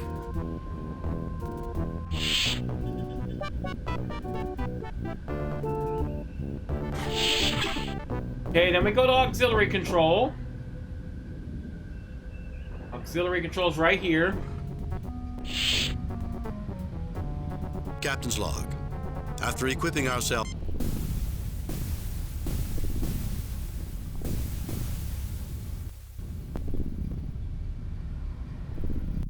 Captain, it's a very good thing we took the warp engines offline. How bad is it, Scotty? That explosion was 40... I hope it's not a trend. Okay, use the... freaking hell. Kirk to Scott. Come in, Scotty. Captain, I got bad news for you. This rift is affecting the hull of the ship. How bad is it, Scotty? Put as much powers as you can to the shields. Use them to support our... That will probably only... Do it, Scotty. Every minute counts. Kirk out. Near the door. Yep. Okay, so what the hell? Our highest priority is control of the sensors. We must find Spock. I'll handle it, Captain. Remember, I was a physicist when I first joined the Enterprise. Ah! Captain, look! Promptly use the medical scanner on the thing. Yes, medical scanner. There we go. Captain, I'm getting a sensor reading on the alien. I'm sure Dr. McCoy will find this data interesting. Captain, what happened? It appears our alien friend likes its privacy. Okay then. Ah, cracked my arm. Okay, now we go to sick bay. Where the hell's sick bay? Sick bay. Talk to good old Scotty. Or not Scotty, McCoy. Scotty. Ah! Well, Jim, I leave you alone for 5 minutes and look at the mess you've made. Boy! Jim, what is going on out there? Spock is gone, Bones. He was transporting off the bridge, and then he vanished, and then this alien appeared in auxiliary control. An alien kidnapped Spock? Why? I don't know. We managed to get a medical scan. Jim, this says our invaders are Vaurians. Vaurians? But they're extinct. They died out at the time that Cochrane invented the warp drive.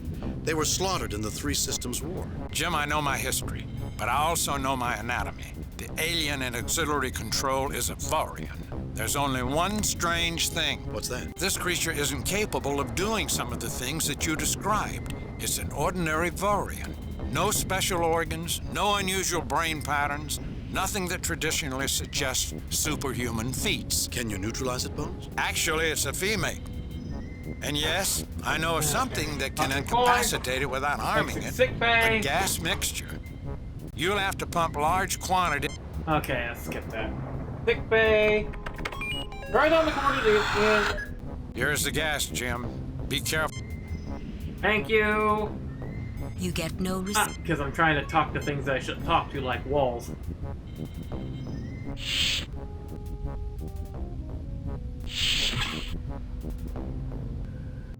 Okay, now we go to engineering. Where's engineering? Engineering. Here we go. Captain, there has been an explosion near the shuttle bay. Any luck? Okay. I have made contact with the light cruiser USS Jefferson, sir. It will reach. They won't be here in time. They'll be here in time for us to alert them. Hey, don't go into the nebula, especially with anyone who is psionic on board. Okay. This device stores special. Okay, now we take this. Don't talk to nobody. We're just trying to speedrun this shit. I'll save when I get down to the planet. I wish Dr. McCoy had given me Yeah, I'll do it, Scott. You'd think that Okay, then we use this. With all of me. I wouldn't doubt that, DM. Let's see how our alien friend likes Dr. McCoy's medicine. Probably as much as we do, Hikaru. Mr. Kyle, can you transport me to auxiliary control? Aye, sir. I'm aware of that, Mr. Okay. Use the right side of the console. Look, something's happening.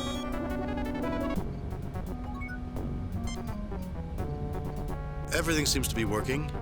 Library computer, external sensors. Mr. Sulu, see if you can find where the Vaurian went. Maybe that will lead us to Spock. Captain, I'm detecting the Vaurian. She seems to have vanished through a rift in space. I have the coordinates of her last known location. Okay. Okay. Leave. I'll laugh if the walkthrough's missing something we're not doing. I will laugh. Where's the transfer? I will frickin' laugh, Dave. I will you have the laugh. coordinates where the alien teleported? Captain, you're asking me to transport you into another dimension. Shut up, Kyle! I'm aware of the risk, but... Aye, sir. I'm gonna put you in the frickin' same, Energize. quarters as Ensign Johns, and you can listen to him bloviate about the stupid crap.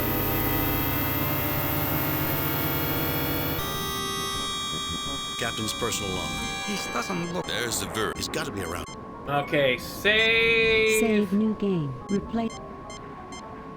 Save here, because that's where we are. Okay, no. Where is the... They seem more organic than mineral, Captain. Thank you. Now we do the same thing with this. Captain, I am getting organic readings. I can't explain this. We've done that, and then we ignore the Virion writhing on the ground. Keep it in your pants, Kirk. No one pick up any balls! We will pick up this bag here. We won't do anything, we'll just pick up the bag.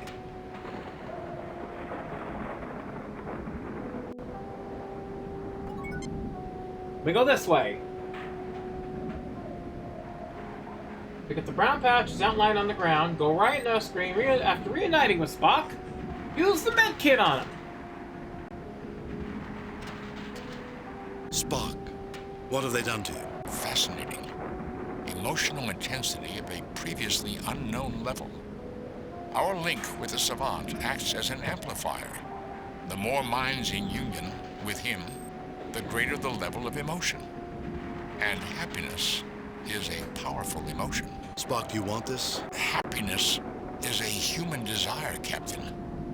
I am a Vulcan. I want to be free of emotions. This is the antithesis of my desires. Spock. Hey, go.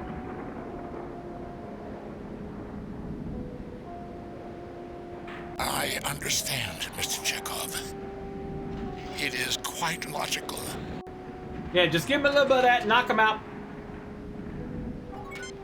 Go back this way. Pick up the blue stones. Kirk, could you run, please? I know you're capable of running. You have the strongest drop kick in all of Starfleet. Your legs got strength. Run! Pick up.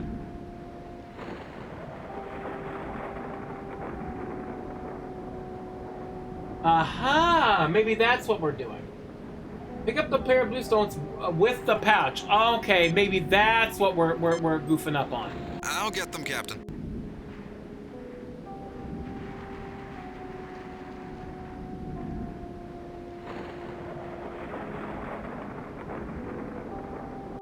I've put them in the pouch we found. Boy, am I getting an odd feeling from these stones. Okay, we got that.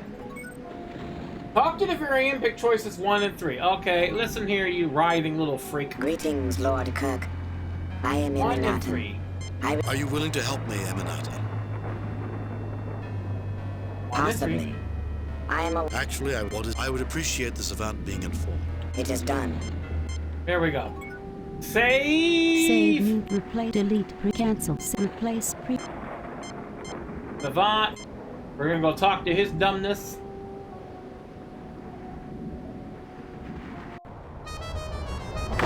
Rechoose, pick choice 1.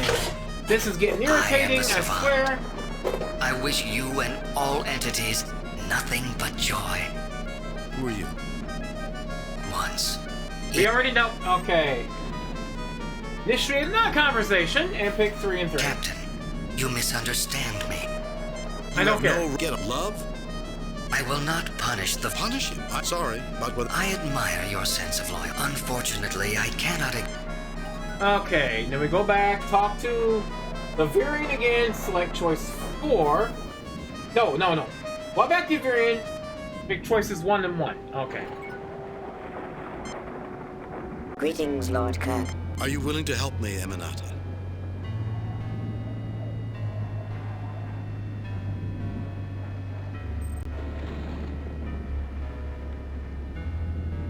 Through the Savant. Because I need him. Because Spock does not want. Because I need him to save the lives of over 400 people on the ship. 1 and 1. Very well, Captain.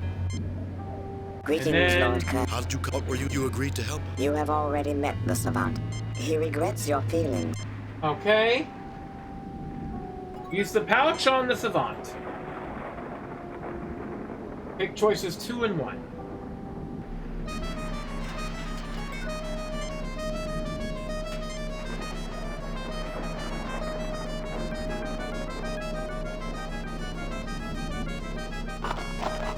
You disturb my rest. What is this? What's the matter, sir? Life isn't all happiness and joy. It's time you... No. I'm not destroying you. Am I really so... You have lost respect for others. You do not...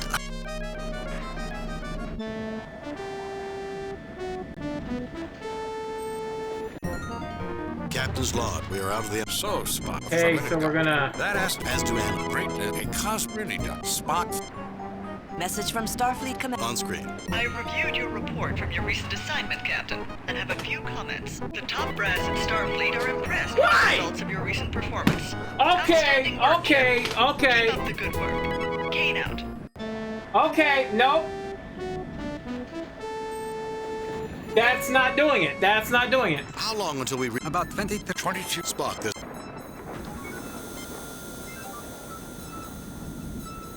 Yeah, we have a problem. We're only getting 3 points of that mission. There is something I'm not doing.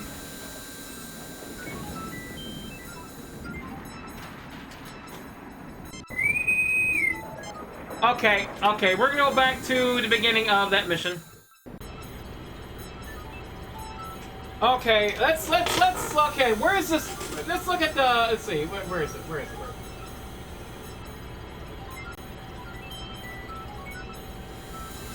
Nope, that's not it. Okay. Okay, let's look. Wrong one. Let me see here.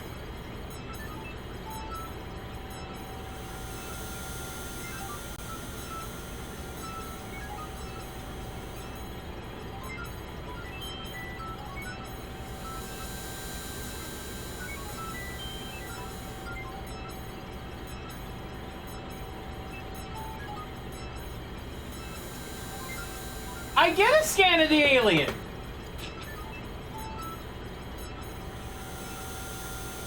Well, here's another walkthrough I found where it says we have to have shields up. Let me see if this is a 100% walkthrough.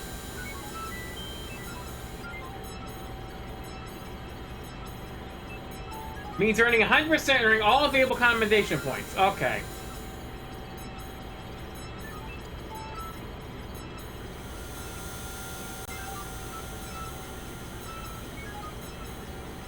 Let's see here.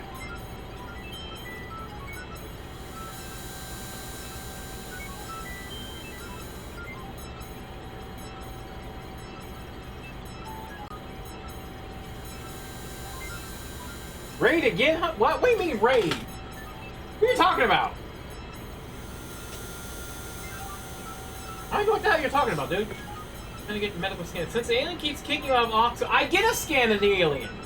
So that's not stopping me.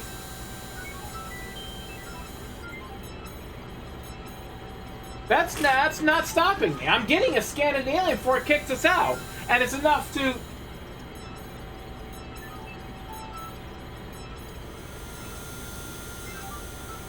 So, okay, well, I'm gonna follow this one. We're gonna see. We're gonna see here. Okay, so we gotta use the computer, which I need to remember what button for the computer was. What's the button for the fucking computer? C. Okay. C, we need, okay, let's see this.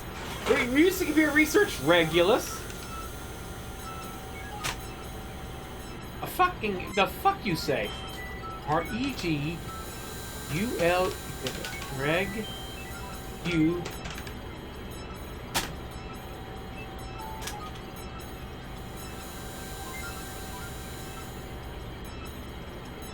Why would I need to research Regulus? Antares Rift, an area of unstable space near the star Antares. Little is known of its properties. There have been numerous disappearances in this area. Okay.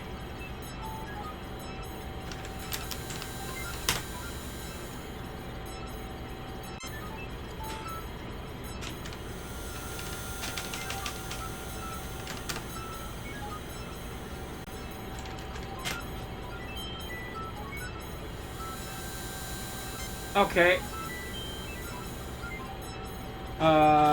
T for Spock. The Antares Rift. It should be a most interesting assignment. How so, Spock? There have been several attempts to chart it. All expeditions into the rift vanished without a trace. But those expeditions were years ago. Our starships are far more capable than they were during the time of those attempts. Captain, a 10-year-old child is far more capable than a 3-year-old child. But there are many problems that neither child can solve. Okay. Arming weapons. Raising shields. Okay, we go back here.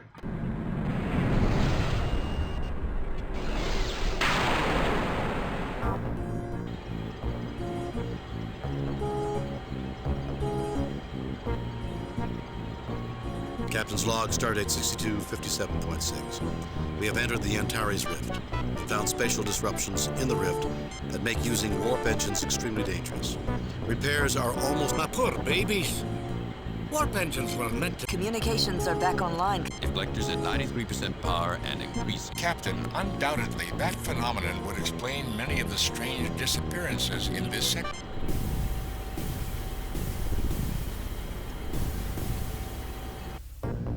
Communications are out again, Captain. Is anyone hurt? If he was human, Mr. Spock's pride might be... Captain, sensors failed to indicate anything unusual Okay, prior top to of the Scotty. explosion. And since it was different space-time, our sensors weren't programmed to detect it. And it could happen again at any time. Okay, talk with... Okay, let's Save save... new game. Replace previous. Let's save at distress here. Okay, let's talk with... Scotty? Scotty, what's our status? Very bad, Captain. Whatever hit the Enterprise hit us right in our own Even though our neighborhood. shields are up, The hull we're up. is breached 6 meters from the bridge. Beyond that... Scotty, how about auxiliary control? Captain, I cannot determine the status of anything beyond the place where the rupture occurred. Talk to him. Ideas, Mr. Walker? I'm a security guard, sir, not an idea man. Still, if we could send out probes to detect these rifts, we might get a better idea on whether they're moving or not, and whether we should stop and make repairs or keep moving. Okay, talk with Sulu. Status, Mr. Sulu. Helmet's not responding, Captain. The controls are completely dead. Kirk? We need to make communicating with the rest of the ship our first priority. Chekhov. Status, Mr. Chekhov. Captain, navigation is not responding. The circuits are as lifeless as a Stalinist. And Uhura. Any ideas, Lieutenant? I was barely able to reroute the necessary connections last time, Captain. Communications are completely useless now. We may be able to enter codes into the library computer and instruct others to send messages to us. Okay, and then Spock. Captain, I believe I may be able to adjust the sensors to detect these spatial rifts and pilot the Enterprise to avoid them. However, Mr. Spock, the bulkheads were Okay, and then... You Spock on the console. Captain, the library computer is online. Apparently, its circuits were... Captain, I have managed to program a message into the... Then do it again. Captain, the transporters are operational. I request permission to be transported. Go ahead, Spock. And do it.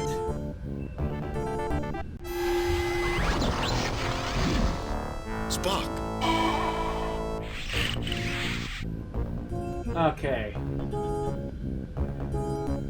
Talk with... Okay, now I gotta talk with everyone again. Captain, this bridge is useless. For our own sake as well as Spock's, we have to find a way to get out of here. You get no response. That's because I clicked the... Captain, that thing with the 4 arms wasn't Mr. Spock, was it? That beam wasn't some sort of transmutation beam, was it? I don't think so, Mr. Walker. But the two have to be connected. The controls are still not functioning, Captain. Spock, what happened to him? Captain, what was that thing? I don't know, Mr. Chekhov, but I intend to find out. I like how they actually spelled out as Captain for Chekhov. It's hilarious. Captain, we need to get off the bridge. I recommend we keep monitoring the science station and see if anyone answers our messages.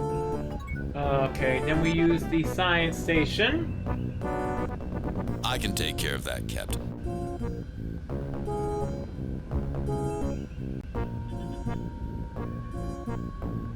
I'm patching your log into the computer. You should have voice messages. Captain, we've managed to jury-rig an evacuation tube through the bridge turbo lift. We should be able to keep it stable long enough for you to be evacuated. Okay, and leave the bridge. Everybody get off the bridge. Again?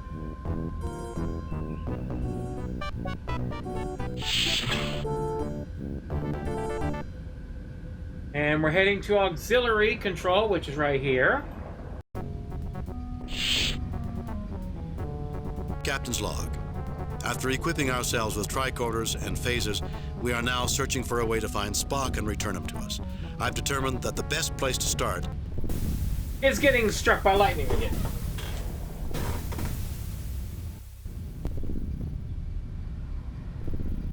Captain, it's a very good thing we took the warp engines offline. How bad is it, Scotty? That explosion was 42% stronger than the one that struck near the bridge.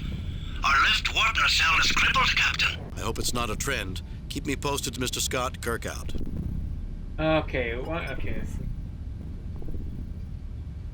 Area the door in front of you. Use medical tricorder on the four-armed creature. Our highest priority is control of the sensors. We must find Spock. I'll handle it, Captain. Remember, I was a physicist when I first joined the Enterprise. Ah! Captain, look! While we still have a chance, scan it! Captain, I'm getting a sensor reading on the alien. I'm sure Dr. McCoy will find See, his we data get that. We don't have to shoot it. Captain, what happened? It appears our alien friend likes its privacy. Talk to Scotty. Okay, now use the tricorder. Use the Kirk to Scott. Come in, Scotty. Captain, I got bad news for you. This rift is affecting the hull of the ship.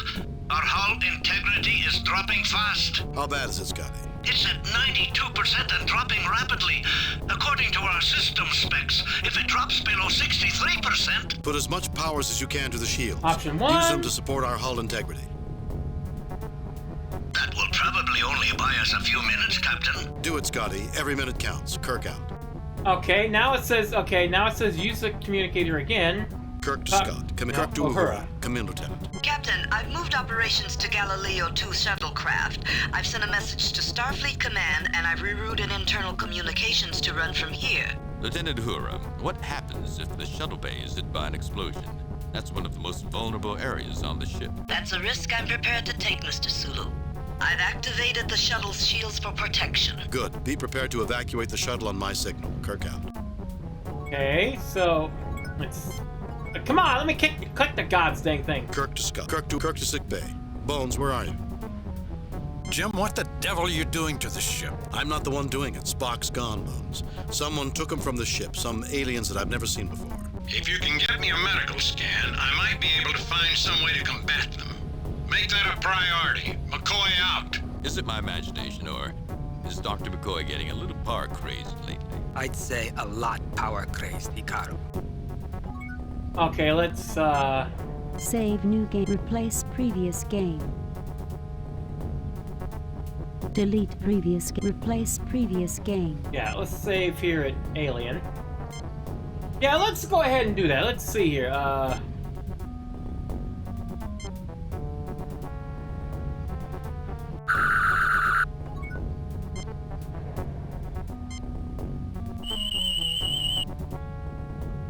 Captain, I'm getting a sensor reading on the alien.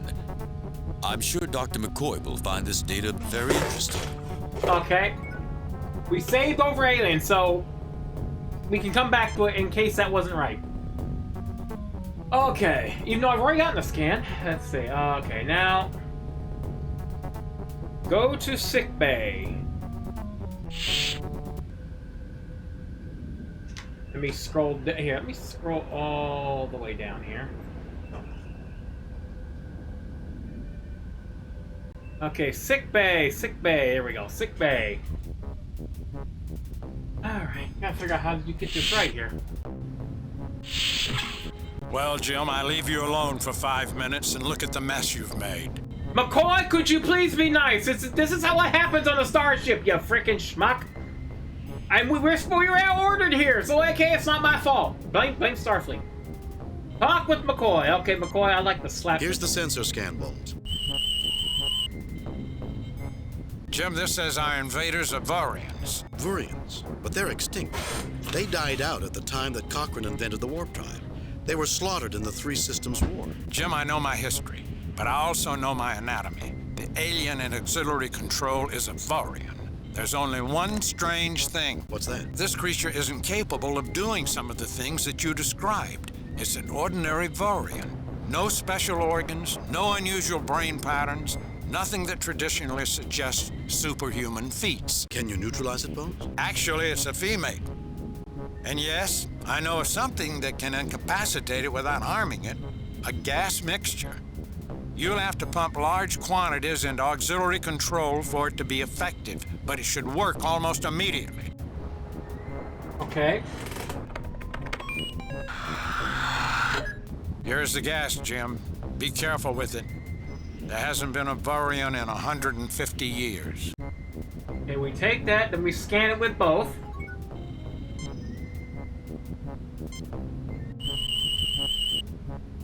Dumbass. Nothing to report, Captain.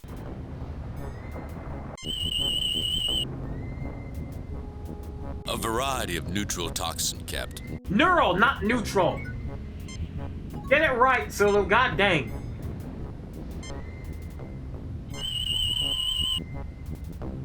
The tricorder indicates this is a neural toxin engineered to affect Vaurians. Its effect on humans, aside from its smell, should be minimal. At least in the short term. Okay. Use communicator and shoot. Okay, why am I researching? Kirk to Scott. Kirk to computer. Kirk to Scott. Computer. Okay, why? Okay. We got before. Research Virians. Vurians, a race native to Vega 3 with minor psionic talents. They were exterminated by the Antoshi in the Three Systems War. Wouldn't you love to see them in STO? Vega 3. Okay, maybe.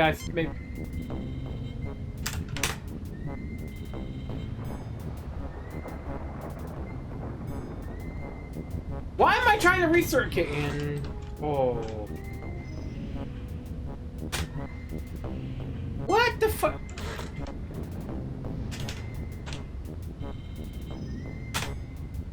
Okay. Three Systems War. A war in the early 22nd century between the Antoshi and the Vurians, in which the Vurians were exterminated. Okay, let me see now, Antosh. So why is this walkthrough telling me to research this when I can't? Continue turbo, go to engineering. I am so confused. Engineering. Captain, there has been an explosion near the shuttle bay. I'm fine. There has been no significant damage. Any luck communicating with Starfleet Command? I have made contact with the light cruiser USS Jefferson, sir. It will reach the edge of Antares Rift in 16 hours. The Rift is playing havoc with communications. Thank you, Lieutenant Kirk out. Okay.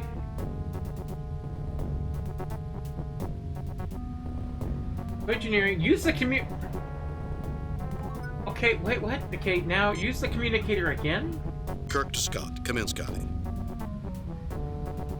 Captain, the hull degradation is continuing. It's currently below 92%, but at the rate it's dropping, we have less than an hour before the ship is destroyed. Why am I taking all this time? Whatever. Kirk to Scott. Kirk to Uhura. Come in, Lieutenant. Captain, the Rift is providing subspace interference. It's rather unusual. It's as though the interference were coming from subspace itself. I've never seen anything quite like it. If Mr. Spock were here, he'd probably find it fascinating. Keep trying to break through and report anything else that's unusual to me. Kirk out. And... Kirk to Scott. Kirk to sick bay. Bones, where are you? Jim, people are beginning to interrupt me. They believe the ship's going to rupture soon and this is the safest place. Bones, the ship is going to rupture soon and sick bay is the safest place. And Spock's kidnapped by some aliens? I always knew that pointy-eared hobgoblin would outlive us all. I'll do my best to make them comfortable. McCoy out. Okay.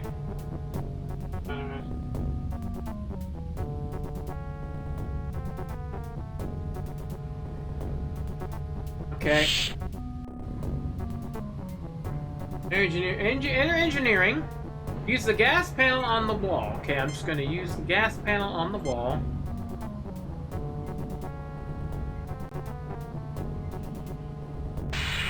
I wish Dr. McCoy had given me the specs on... I'll do it, Scotty. You'd think that Dr. McCoy would have some... Okay, then we use Kirk.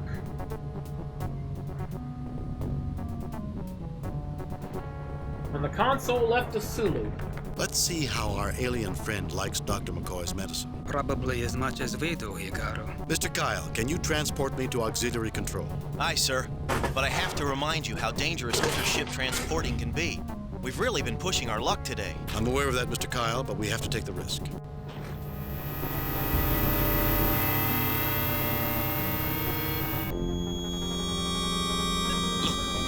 Something's happening. Okay, use Kirk on both sides of the console. That's odd. All systems look normal. The aliens haven't touched the helm. Everything seems to be working. Library computer, external sensors. Mr. Sulu, see if you can find where the Vurian went. Maybe that will lead us to Spock. Captain, I'm detecting the Vurian. She seems to have vanished through a rift in space. I have the coordinates of her last known location.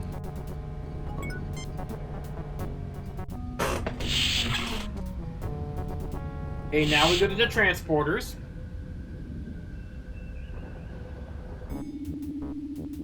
Mr. Kyle, you have the coordinates where the alien teleported? Captain, you're asking me to transport you in... I'm aware of the risk, Mr. Kyle. Aye, sir. Yeah, Kyle, if we don't come back, you got promoted. Energize. You'll be number 1 underneath Scotty. Captain's Okay. personal log. This doesn't look like a nice... There's the Vurian. He's got to be around here. Okay, save it first. Save new game. Replace. Save under Varian, because that's where we are. Remember there was like 5% Kirk die horribly when he was transported? No! Because that would piss people off. Okay, okay. And use the science track. Okay. Use science tricorder on the ground. Yellow powder. Now this is strange. According to the tricorder, Orange everything star. around us is organic. But it feels like minerals to me. Tricorders don't lie, Pablo. It could be a deception, Captain. Okay, I didn't even get to read whatever that was. They seem more organic than mineral, Captain. Captain, this stone has a cell structure. It must be organic. It also has a wave Light signature blue. indicative of some sort of psionic abilities. Light blue stone. Blue stone pile. Captain, this stone has a cell Captain, I'm detecting a large quantity of these blue stones underneath the surface in this spot. Redstone and Varian. Captain, this stone has a cell structure. It must be organic. It also has a wave signature indicative of... Okay, scan this guy. Girl, whatever it is. Thing. It's a female of its race, Captain. I'm afraid my tricorder doesn't have much information on Vurians. Okay, now we do the medical scanner. The ground registers as alive, Captain. Almost like some colony life form. It registers a psionic signature.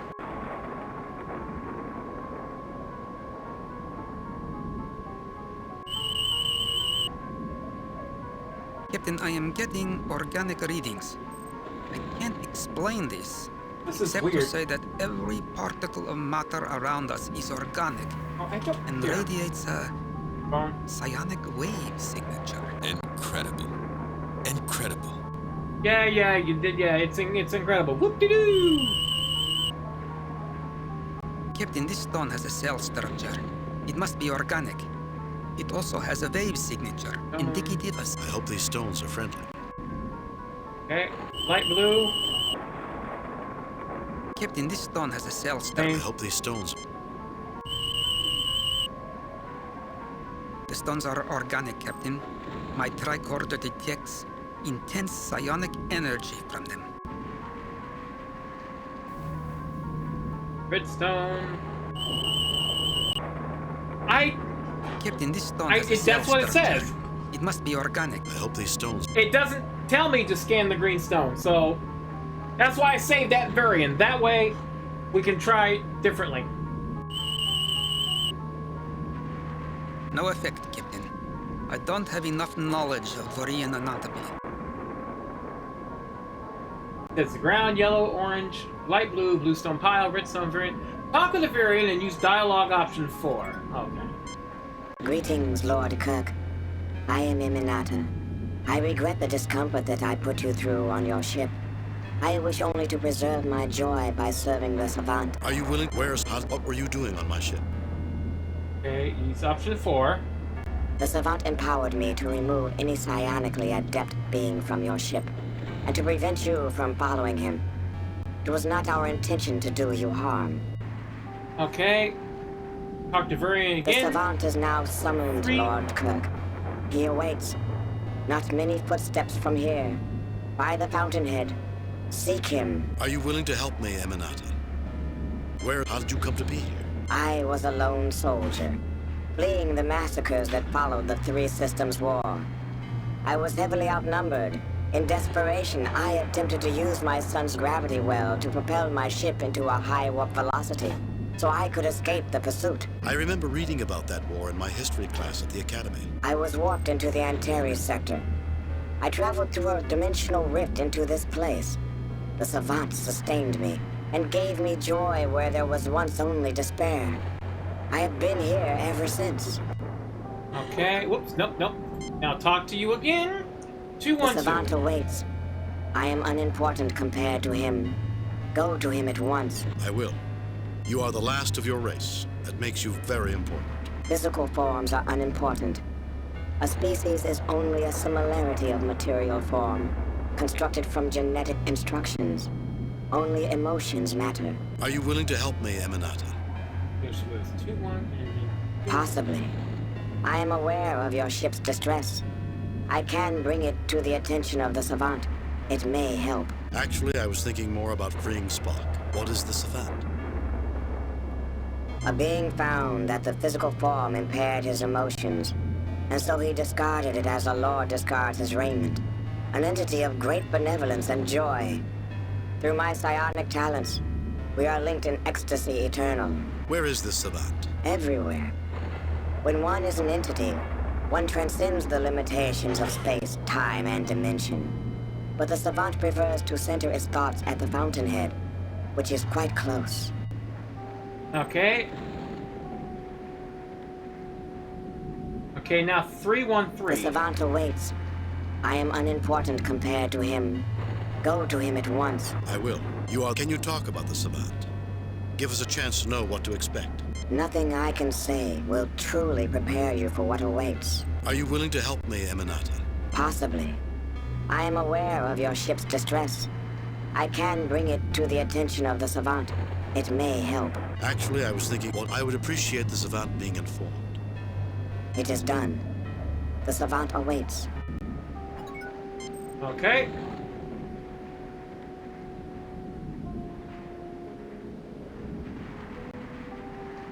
Kirk, could you move just a little bit faster, please? Just a little bit.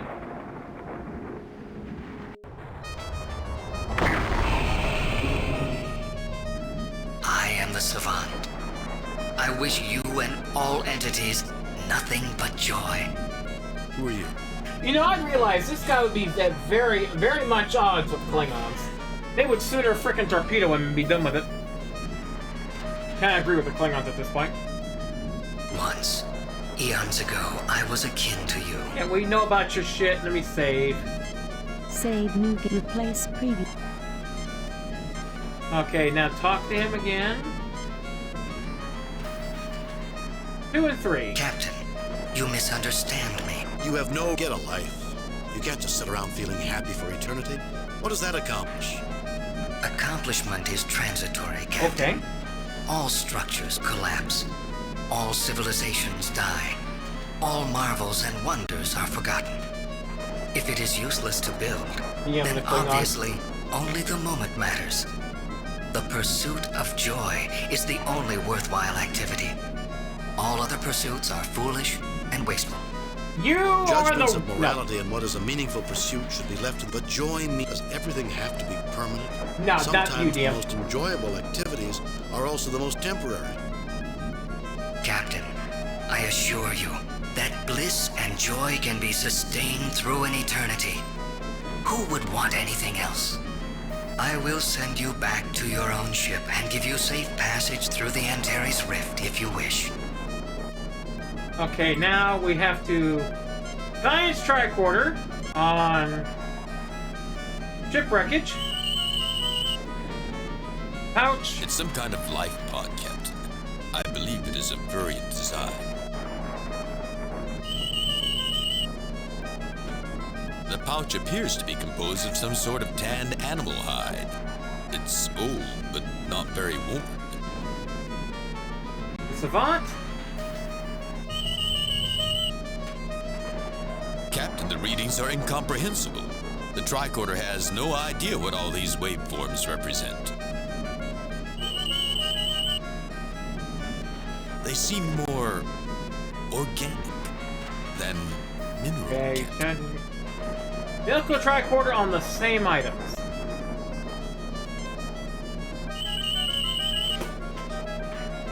No signs of life, Captain.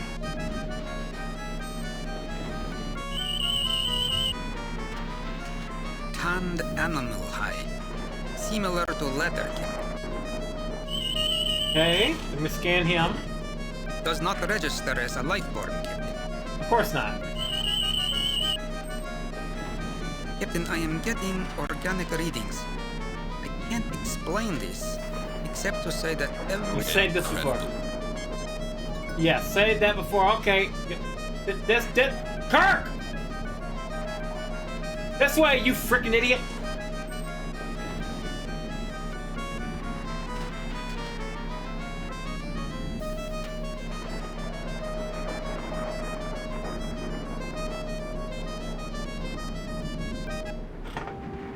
Oh, there's Spock. How you doing, Spock? Spock.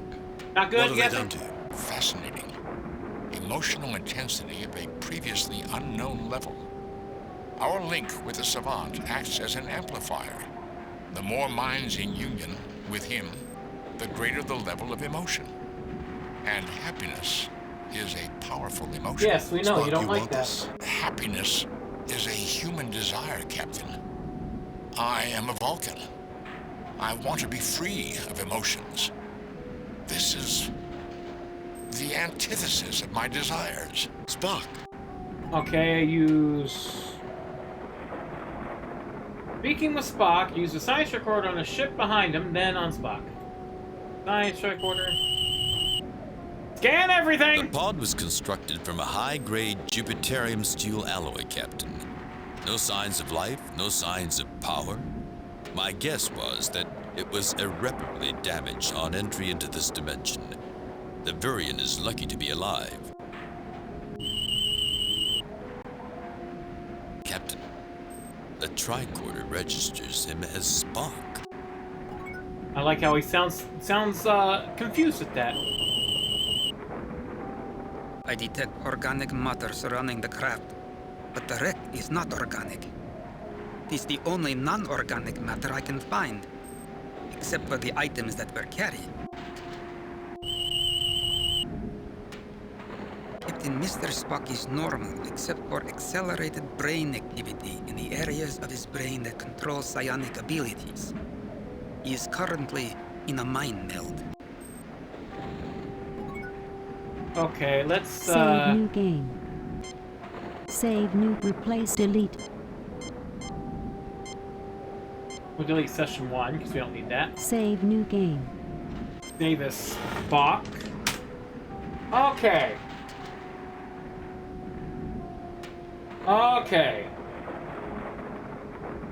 Talk with Spock, and then talk with him again. I shall try to tell you what I know. The emotions make it difficult to communicate. The creature that has done this is called the Savant. A being of great power that has transformed itself into a creature of living emotion. It can form a link with any creature with psionic abilities, including Vulcans. It taps into latent emotions and amplifies them, using them to increase its emotional stability. What happens if it gets cut off from you and the Vurian? It would be alone, but could cope. We enhance its enjoyment, but we are not essential to its survival. We're like a backup system.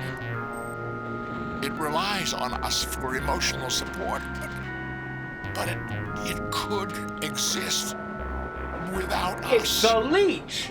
It's a freaking leech! Okay, it's a freaking leech!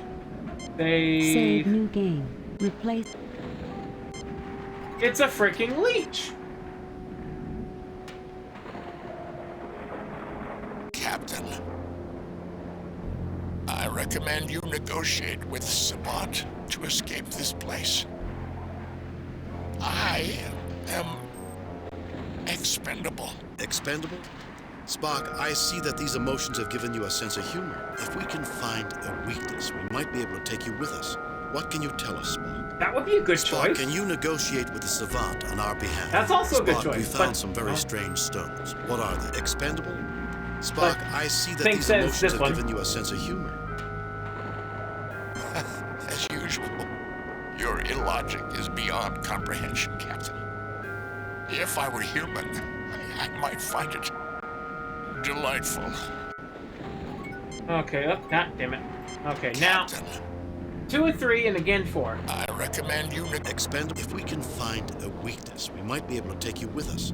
What can you tell us, Spock? Its reliance on emotion is its main weakness. It is a creature of intense needs. And despite having millions of years of joy, it still retains a subconscious fear of losing its joy, of experiencing negative emotions. Captain. Expendable. Spock, can you negotiate with the Savant on our behalf? It refuses to deal with issues of logic and free will. It is not a violent creature, but is extremely fixated on its goals and believes what it does is morally justified. Okay, and then 4. Expendable. Spock, we found some very strange stones. What are they? This entire pocket dimension is organic and psionic in order to maintain the Savant's life force. Negative emotions that are suppressed might be absorbed in mineral-like pockets beneath the surface of this dimension. Okay, we got that. Now we go back to the Savant. Alright, let's talk with the Savant. 2 and 2. Okay. Hey! Zordon! Welcome. Have you come to ask for transportation back to your ship? No! Not without Spock. Savant, isn't there anything I can do to make you see reason? Captain, I do see reason. My intellect is many orders of magnitude beyond yours. You should trust my judgment. How about no? I trust. Savant, creatures like ourselves need to be free to make mistakes and to learn from them. Only then can our intellects advance the many orders of magnitude that are needed to equal yours. I trust Spock's judgment, and you're imprisoning his free will. Savant, really? I see you have great power and great splendor, but I don't see great wisdom. I trust. Savant, creatures like ourselves need to be free to make mistakes and to learn from them. Only then can our intellects advance the many orders of magnitude that are needed to equal yours. But I can elevate him to my level without any suffering. He need not experience the hardships that my race experienced. Is this not an extreme act of mercy? Okay, he won't listen to reason. Okay, we're gonna pick up the pouch.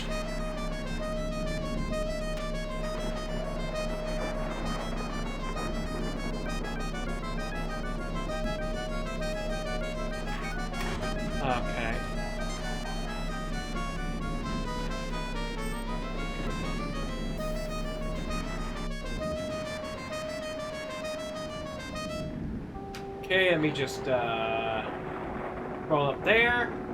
Talk to the Virian.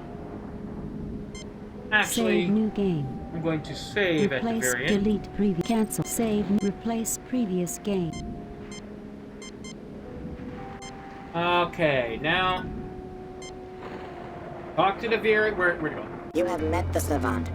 Now you realize the true power of this place. Are you willing to help me, Eminata? Through the Savant, I know your desires. Why should I help release the poor Vulcan into a life of misery? Because I need him to save the lives of over 400 people on the ship. Choose one.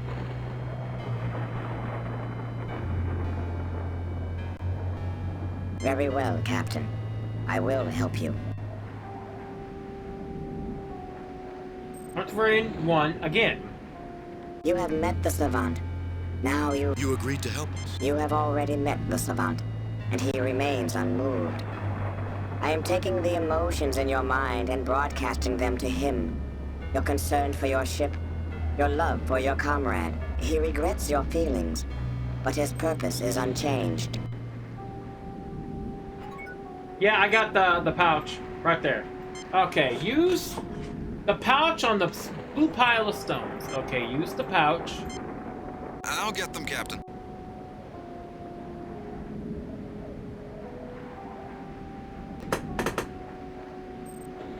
Get the redstone. I've put them in the pouch we found. Boy, am I getting an odd feeling from these stones. Okay, now it doesn't say use the pouch.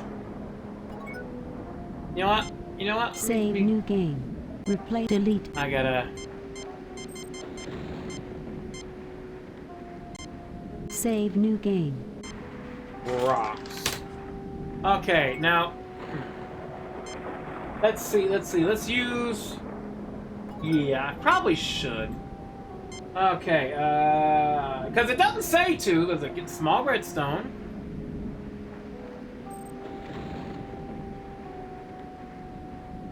The stone is now in your inventory.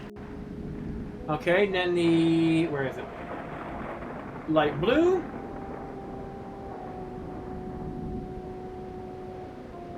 The Yellow. stone is now in your inventory. Okay, so because we're using it now, we're not getting affected by them, so we're not knowing what the hell they're doing. The stone is now in your inventory. So that's a good thing to remember. They call this one peach, by the way, instead of orange. The stone is now in your inventory. Thank you.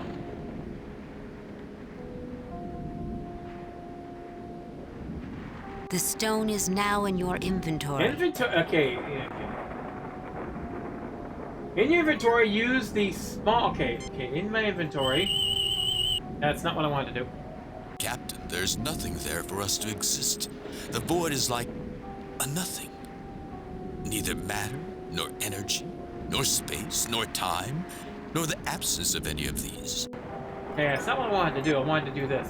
Okay. Okay, in your inventory, use the blue stone on the red... Okay, use the blue stone on the red stone. Interesting. I felt that too. A brief surge of conflicting emotions, anger and grief. Then the yellow stone. Did you feel what I just felt? It felt like jealousy. I felt it too. I was angry at you. There was no rational reason, but for an instant, I felt like I should be commanding the Enterprise, and you were obstructing me. I don't know why I felt like that. You don't want to know what I was feeling. Oh, sure I do, Chekhov. Okay, that was the yellow. Okay, orange. What was that? I don't know. I just felt desperate, irrational. I had conflicting impulses. Part of me wanted to attack someone, anyone. The other part wanted to run away. Okay, now the green one. I don't know about you, but the instant those stones were put together, I felt despondent. Like I didn't want to live anymore. That someone was out to get me and I couldn't fight them. Maybe we should leave those stones alone. No! I think these stones are useful, Chekhov. Now hush. You're only a weapons officer. Or are you the helmsman? No, Sulu's the helmsman. I don't even know anymore. Okay, and then your inventory, proceed to use the... Okay, I use the blue stone. Inventory, proceed to use the red... Wait. Okay, in your inventory, use the blue stone. Inventory, proceed to use the red stone on the yellow stone. The instant those two stones came together. I remembered I had a quarrel with a friend of mine at the academy. I was so angry. I hadn't thought about that in years. I had a similar experience. How could I have forgotten about her? Red, orange. Let's not do that again. I'm sorry, Captain. I just had the most horrible... I know. I think we all had that emotion. I'm glad I didn't have a phaser in my hands when you put those two stones together. And then green. Damn that, it's gone. For a moment, I felt angry. Angry at myself for not moving the ship away from that explosion. And I felt angry that I had not withdrawn from the Antares Rift. These stones definitely generate strong emotions. Last year, use the orange on the green one.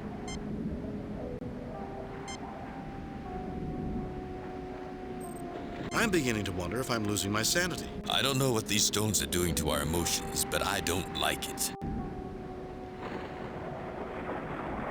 Return to the Savant. Okay, yeah, I can't okay, Chekhov's the navigator, Sulu's the helmsman. Okay. I can't remember. Okay. Right. Let's save at Savant again. Okay, speak with the Savant. Hey, Savvy, how you doing there, Zordon? The Savant. Welcome. Have you come to ask for transportation back to your ship? Not without Savant, isn't there anything I can do to make you see reason? I did this before. Captain, I do see I trust Savant, really? I see you have great power and great splendor, but I don't see great wisdom. It's like I can never remember those two. I have taken sorrow and turned it into bliss.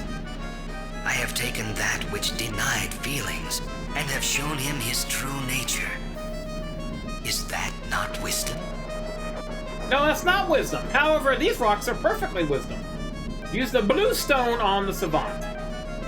Here, why don't you feel this stone here, buddy? I'm sure it's to your liking. This object has no effect against me. Then the red. This object has no effect against me. The yellow.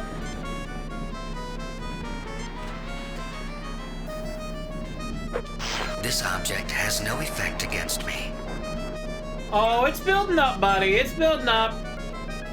Orange. This object has no effect against me. Green. This object has no effect against me. And now... the whole kit and caboodle. You disturb my rest. Fortunately, I am not alone in bliss. Do not use such a tactic again on me. I warn you. What is this? What am I feeling? What have you done? What's the matter, Savant? Not feeling those good vibrations? Life isn't all happiness and joy. It's time you experienced a reality check. No. I have spent millions of years trying to escape the anguish. Oh, this is new. Misery is the destroyer of worthy souls, Captain.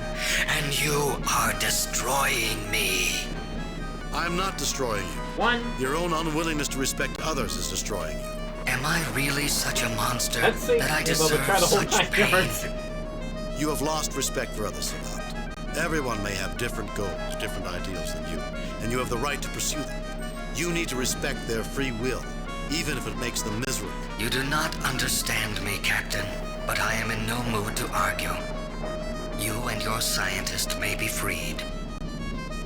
enjoy your universe, Captain Kirk. Oh, I will! Stay out of it!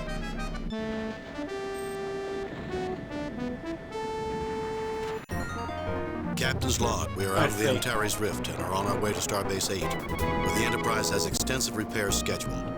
All crew members, including First Officer Spock, are safely aboard. So, Spock, you mean you had an eternity of pure enjoyment and you gave it up? Affirmative, Doctor. That has to be the most illogical thing I've ever heard. Humans spend their entire lifetime dreaming of an eternity of pleasure. As do animals in the field. Perhaps humans are meant to be better than that. Perhaps we should dream of greatness, not simple gratification. Greatness is a term subject to individual interpretation, Captain. The savant viewed the pursuit of greatness as useless, because all great deeds and accomplishments are destined to be forgotten in cosmic terms. A cosmic being thinks in cosmic terms, Spock. But somehow that philosophy overlooks a lot of life's little pleasures. There's just one thing that bothers me about the whole thing. Really, Doctor? Spock finally got to enjoy himself, and I wasn't there to see it. Now that's something worth remembering. Message from Starfleet Command. Cross your fingers! I have reviewed your report from your recent assignment, Captain, and have a few comments. I am very pleased with your performance. It was a perfect mission, Jim. Your reputation as Starfleet's best starship captain is secure. Kane out. Ding ding 2 a.m. is I'm heading off to 4 points! We got the perfect! How long until we reach Nova Atar, Ensign? About 23 hours, Captain. 22 hours, 53 minutes, and 17 seconds, to be precise. Spock, there's no need to be precise. We're going on shore leave. Rest, relaxation, no calls from Starfleet. Oh my god. I think that's what was being forgotten was all those rocks. You had to throw all those rocks in to make it feel the full gamut of emotions and not just misery. You had to make it feel all of it at once. Alright, you have a good night there, Dave. Thank you for helping out. My god, interesting Steamwalker is more comprehensive. The game facts missed a lot. Yeah, that's why it's like if I need walkthrough, I get at least 3 different kinds. Alright, let's save. Replace, delete, cancel, save, new game, replace. Where is session 2? Captain, we have a message coming in from Admiral Richards. And I said no. On screen, Lieutenant. Hello, Jim. I know you're going on shore leave, but... What is it, Chris? Well, since you're going there anyway, and it's only a small favor... Favor? I don't want to inconvenience you, but... Fine, you have it. What would you like me to do? We recently discovered that one of the exhibits in the Smithsonian Annex at Nova Atar is of great historical significance to the Serenzi, an influential family from planet Lakian. The museum is going to have a small ceremony to return the item. The Federation planned to send a representative, but, well, she couldn't make it. Since you'll be in the neighborhood, well, no dress uniforms. All you have to do is smile and shake hands. Smile, shake hands. It would be my pleasure, Admiral. My chief engineer had already promised to show me around. We'll be there. Thanks, Jim. I owe you one. Check your data files for details. Oh, one more thing, Jim. Due to the security concerns, you won't be allowed to bring any electronic equipment with you. Richards out. Now, I was saying... Captain, do we really have to stand around and listen to speeches from a bunch of politicians? It won't be all bad, Scotty. The curator's a major cognac producer, and he asked us to show up early to thank us for our support. Captain, it'd be rude to keep a man like the curator waiting, what with an important diplomatic function to prepare for. Scotty's like, there's cognac, there's booze. Replace previous. There's booze. Alright. We still got an hour left. I've got to go potty, so...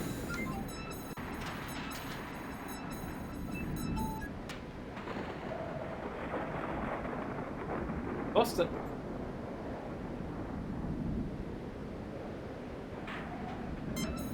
Okay, that's actually music? Okay.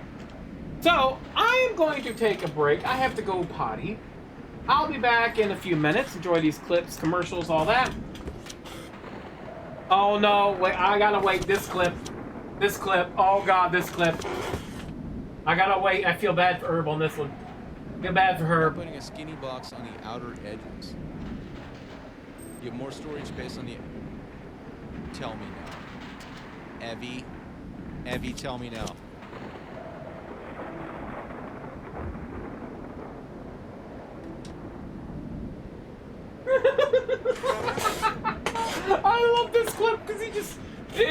No, boy, he was struggling on that puzzle. I was there, and then I had to go, and yeah, I felt so bad, but it was so funny. Do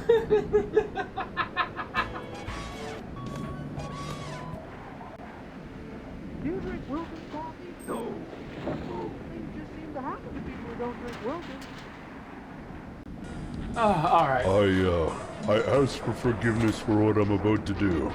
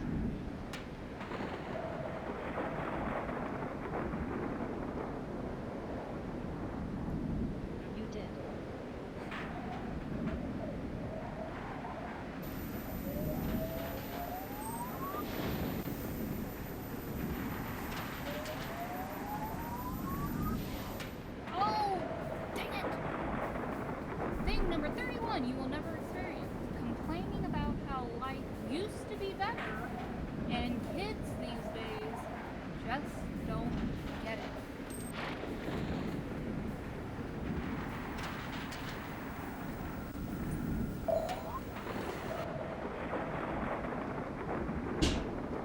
Whatever Daddy wants, Daddy gets. Whatever Daddy wants, Daddy gets. Like eating that sandwich that came out the barrels. Kind of, I don't know what happened there. I mean, you guys saw that, right? The sandwich came out of the barrel. I picked it up and still had a sliver of health.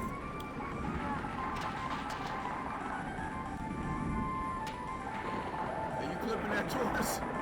Yeah, we got Rod right there. We got the Streets of Rage.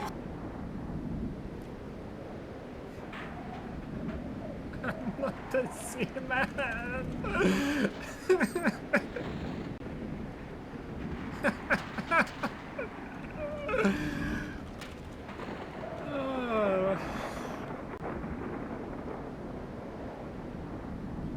Well, asleep using power. Well, then go sleeping. Yeah, just get down. Okay. Yeah. Okay. It's gonna be fun trying to equip her while she's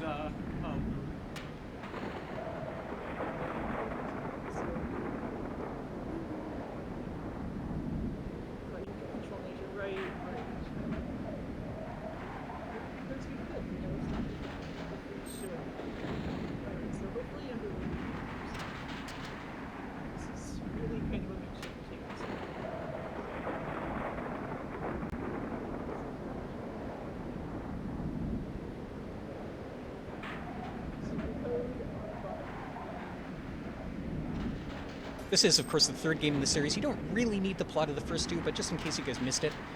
Yeah, last time on Space Quest 2, we dropped a broom into space. We had a friendly word with our boss. We got accosted by goons. We fell out of the sky. We didn't fuck the dead body. We adhered ourselves to a tree. We ordered a novelty item from the past.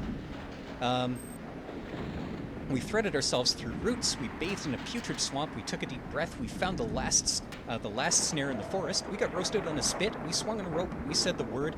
We put a gem in our mouth. We met a squid. We cheesed a terror beast. We snuck around a guard. We stole a shuttle. We took a dump. We got to second base with a xenomorph. We used a plunger creatively. We stopped some robots with fire and water. We emergency stopped the final boss's organ. We typed tits into the console. We avoided getting our marrow cooked. We escaped in a pod. We cheated, and we took a very, very long nap. So let's get into the Space Quest 3 here. I'm going to shut up and let the intro play because it's awesome.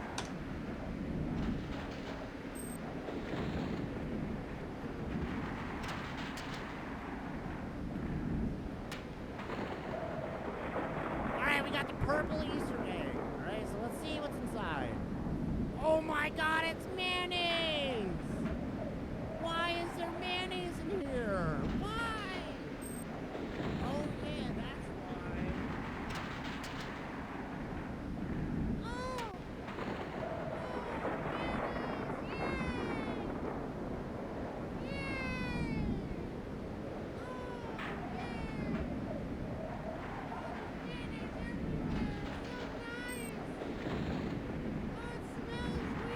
It doesn't smell like Easter smells, but it smells like food. I love it.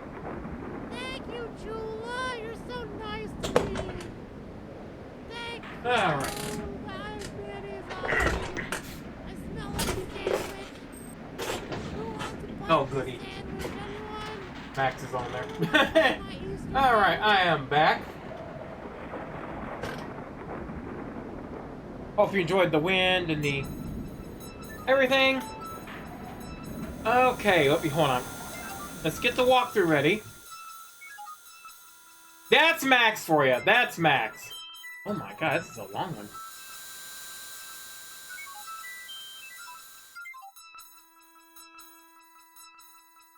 That's Max. He's silly. That's why I like hanging out in the stream sometimes. Oops, wrong way. Okay. Okay, computer. We gotta research.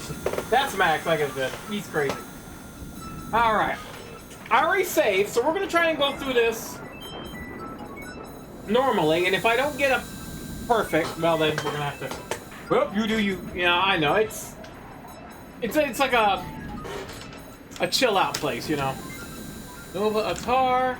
Nova Atar, a Federation system whose third planet, Nova Atar 3, is the home of the Smithsonian Annex for this sector of the galaxy. Nova Atar is renowned for its rich collection of artifacts. Okay. Thank you.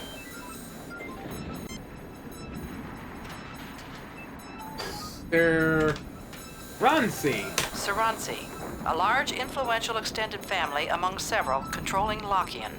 Cross-reference entry, Lockian. Okay, then we research Lockian. Not spelt that way.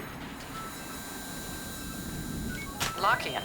Governed by large extended families, the inhabitants of this world escaped a dying planet several generations ago to relocate to Lockian. After a troubled period of re-establishment of their culture and industrial base, the Lockians recently petitioned for admittance into the Federation. Okay, now it says, talk with Spock. All sensors are clear, Captain. Raise shields, arm weapons. Oh, lovely. Raising shields. Arming weapons. Set course for Nova Atar number 16 on the map. Okay. Which, I have to bring the map up. Okay, that would be that little dot right here. You can go anywhere with it. We're going to go with that one right there.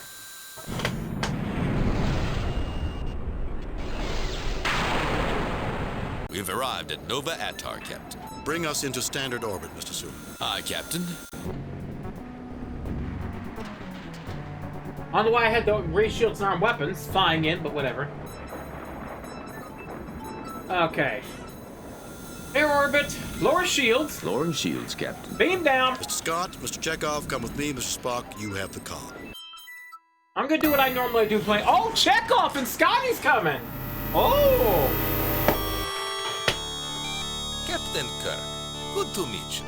Oh, of course. I am Boris Brezhnev, curator of the museum. Everyone is buzzing about visitors from the Enterprise. A real feather in my cap. The pleasure is ours, sir. This is my chief engineer, Mr. Scott, and Ensign Chekhov, our navigator. Most pleased to meet you both. It's your best? Chekhov, fine name. I'm certain you will be interested in sampling the Kazakhstani cognac, distilled and blended by my family. In fact, I will later show you my most prized possession. A bottle of our finest vintage, aged 40 years from our very first pressing. But isn't cognac French? Originally, Mr. Scott. But before my ancestors came to settle this planet, they went to Cognac and purchased cuttings, brought them here, and made enhancements. You could say we reinvented Cognac.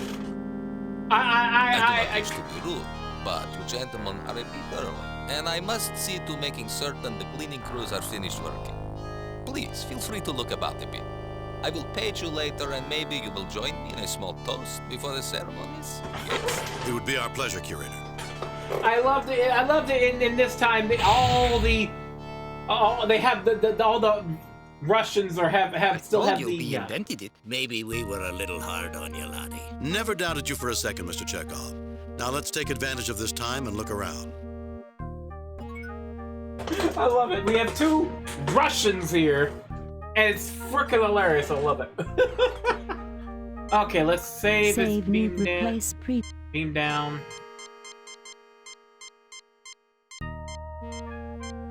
Okay, let's look around here. Let's look around. The plaque reads, an old ground-based phaser cannon model B-17, the real equalizer, rescued from a Federation scrapyard, probably based on the frontier near Nelapur. This phaser cannon no longer possesses any of its focusing or targeting equipment. The large capacitors in the base allowed a variety of power sources to be used to energize the cannon and gave the real equalizer considerable flexibility in use. We'll be using it. I have a feeling. We'll be using that. Oh, we don't have an ad. Please let there be a Moscow dance. Dude, Moscow really didn't get popular in terms of the internet till well after this game came out, so I would imagine not. Though I wouldn't be surprised if they started doing the kick. I would not be surprised. The plaque reads, the Niven, non-integrated Vulcan electronumerator, was one of the earliest versions of a Vulcan computer. Some of the components were found to only function correctly at high temperatures. Since the focus in those early days was on computational effectiveness and not user-friendliness, the operator could not stand near the Niven during its operation. Input to the machine was cabled in from a separate device. Hence, it was a non-integrated computer. Lovely. Lights cascade continually above the surface of this device. Plaques on each side read, the Vandecourt Aurora generator was donated to this museum by Sir William Loudon. Originally, a university experiment designed to test broadcast power as both a containment system and photostimulation for possible use in a propulsion system, the unit was presented as a gift to Loudon, who liked the way it looked and had recently donated a significant sum to the university. I'd like to thank the person for the follow there. I hope you enjoy your stay in the lab. Follows. And then there was one. Yep, $3.99. One more and I will have to schedule the first bout of the High Glide. Well, the Klingon console looks operational, but without a ship attached, it's hard to tell. Written on the plaque, this is a control console from a Klingon warbird, the Klarg, which was salvaged from the battle wreckage near Crimmins 8. Think you could make that work, Mr. Scott? Of course, Captain.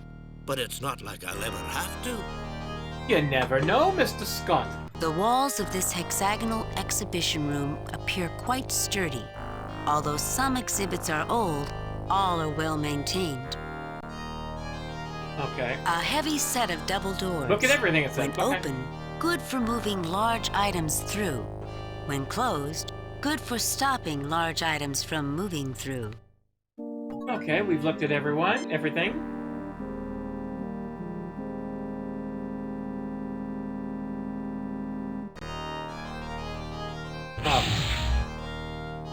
Through the door, Kirk, you freaking imbecile. Also, I never got to talk to these people.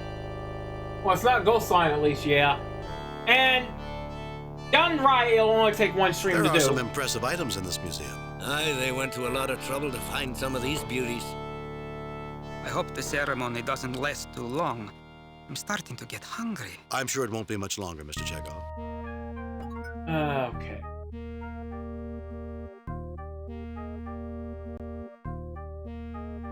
Do the door up right. Look at all the items in this room. Everything. Hulking consoles ring the room, making the raised pedestal stand out even more. The plaque reads, one of the most widely used and most stable designs ever. The Umber Hubble Mark 84 has been used in far more ships than any other model. Captain Kirk, I trained on one of these. It's solid as a rock and twice as dependable. Remind me after the ceremony. I'll talk to the curator about letting you look this one over. Thank you, Captain. I'd dearly love to put it through its paces. This EVA suit was worn by Ivan Petrovsky, a late 21st century Terran astronaut during the famous Commonwealth mission. Petrovsky used this suit to dock with the damaged spacecraft SS Commonwealth and saved the vessel from certain destruction in orbit around Mars. Petrovsky? Isn't that a Russian name? I don't think so, Mr. Chekhov. I sincerely doubt it, laddie. Really? I would have sworn it was Russian. I thought it was Russian too, but whatever. An old communications panel. On the plaque, this communications station was removed off the old freighter, Big Bear Running, when that ship was retired from its customary Benchley to Sawcare run.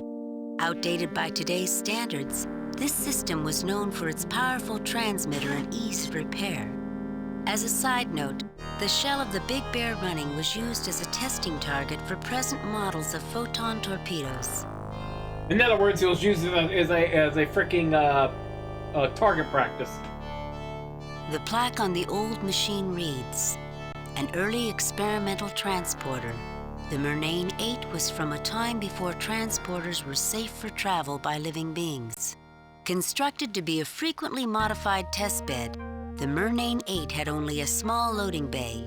The destination controls were also still in testing, making the use of this transporter as much art as science. Okay, so I examined everything in here.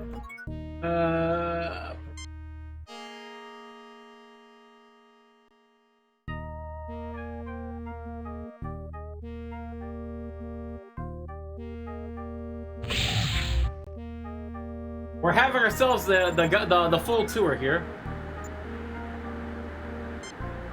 A very old space probe rests on a pedestal in the roped-off area. It shows considerable wear. Best not be V'ger, that's all I gotta say. This case contains an astronomical model of the Lockean system. Where was that? This guard is dressed exactly the same as the other guard. We're just guards, sir. We don't know anything. We wouldn't lie to you. I didn't say anything, you weren't lying to me. I'm just saying, how do you do? Rather suspicious. Sucker? I'm sorry, this door is for museum personnel only. Have a nice day. Captain Kirk and party, please report to the curator's office, please. Captain Kirk and party, please report to the curator's office. No, I did ghost flying. I hope you enjoyed your tour. because I was interested in it. Please join me. Would you mind if the first toast with the Kazakhstanian was to the Enterprise? Curator, why isn't that Brezhnev cognac? For heaven's sakes, Chekhov, don't interrupt a man on the verge of toasting the best ship in the fleet with the finest cognac on this side of the galaxy. My apologies.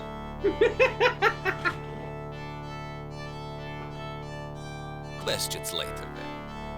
The toast. Here's to the Starship Enterprise. That's a problem. What could this be? A conspiracy, if you ask me, Captain. Let me pull this up on screen. Okay.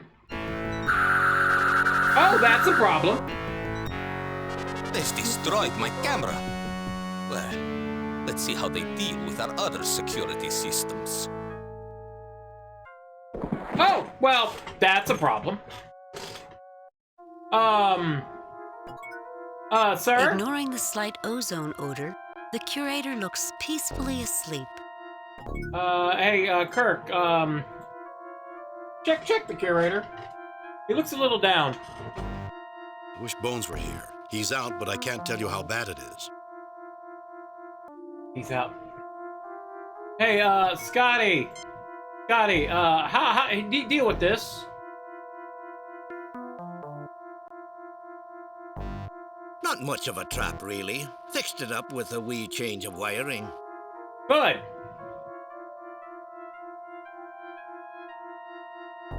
Okay, A monitoring and control station for museum security. Okay. An old suit of armor, but with a strong framework added inside to avoid any accidents.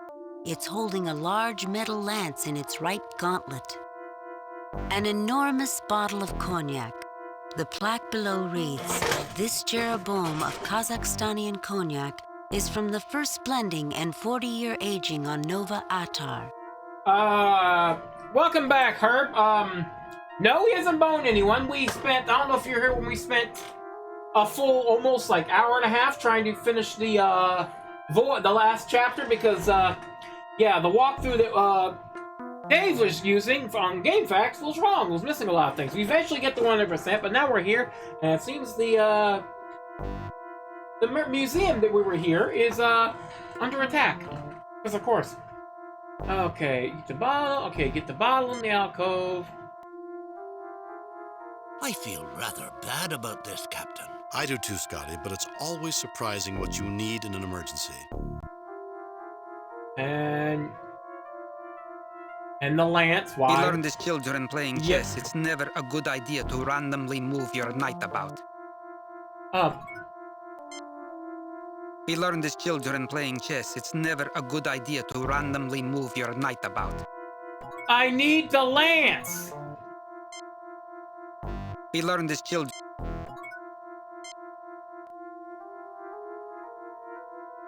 The large lance shows somewhere. Why is the lance show... Never mind. Back in the alcove, remain piece of paper. Oh, I did not see this. What is this? What is this? The note on the paper reads, Bresnia, VVSOP 2123. Let me grab that, please. I wonder what this is for. Did I grab the, Yes, I got the cognac. Okay. Alright, pick up the decanter. Where's... Okay, what's decanter? What, is this a decanter? The curator's office is an interesting mix of the old and new. A nearly full decanter of cognac. Okay, well, we're gonna take that, because, that could be useful for Scotty. The decanter is nearly full. And the silver tray. Okay, take that. This is a very expensive silver tray. I bet you it is. Save new game. It's gonna tell me I need, yep, Save I need new, to... replace, delete previous game. Okay. We can delete Save prison. new game. And... robbery! Okay, can we talk to the guy who's unconscious? You get no response. Okay, let's see if we can leave. Security lockdown in effect. Please enter release code. Incorrect access code. Access denied. Okay, let me check. Maybe that paper... Hey, Kirk, could you... No, look at it, you imbecile. The note on the paper reads, Bresnia, VVSOP 2123. VVSOP at 2123? Let's see. Security lockdown in effect. Shut up, Kabir. SOP 2123? Okay, maybe...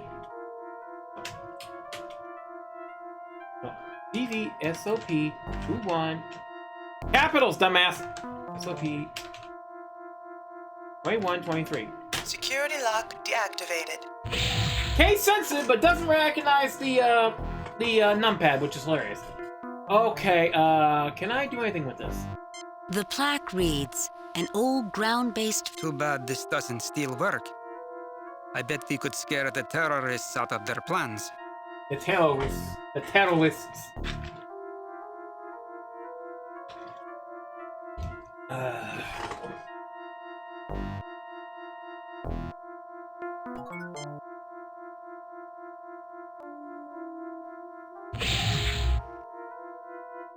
Okay, so use...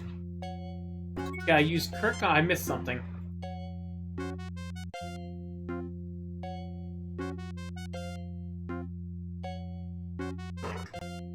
This is helpful.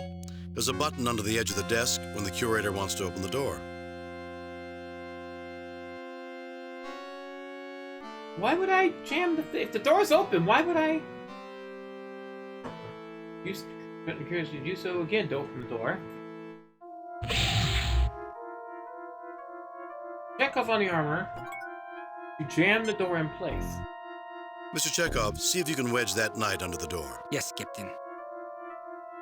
Hey, Scotty, could you move out the way, please? Scotty, you're literally in the way. Why would I do that when I have the code to open the door? There, that should hold the door open. When I could have just,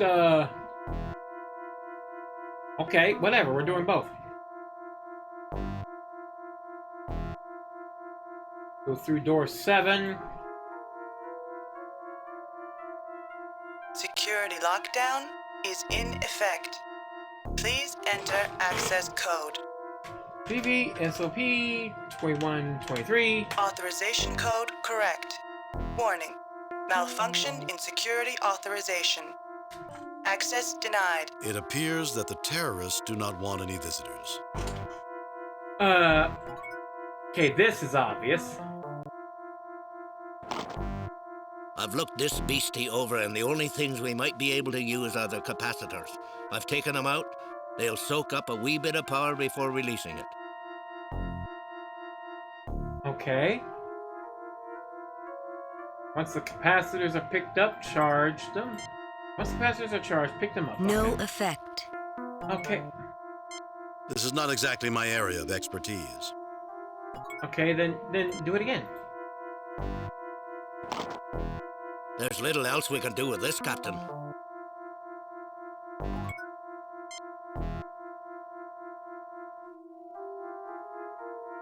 Wait, what are these? The hell are these I just picked up? What? An old-style phaser cannon capacitor. It is currently uncharged. Okay, how do I charge those?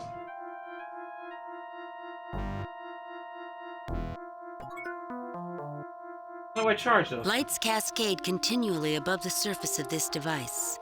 Plaques on each side read, "The Vandecourt Aurora generator was donated to this museum by Sir William Loudon." Originally... Wait, maybe... This machine is putting out a fair amount of power. Okay, there we go. Now, okay. The capacitor should charge very quickly. It's it's the table here that's charging. The capacitor should charge very quickly. Okay, An old-style phaser cannon capacitor. How long? It is currently uncharged. Okay, maybe this way? It's working fine. Just doesn't have anything to control right now. This machine is putting out a fair amount of power. Maybe this one?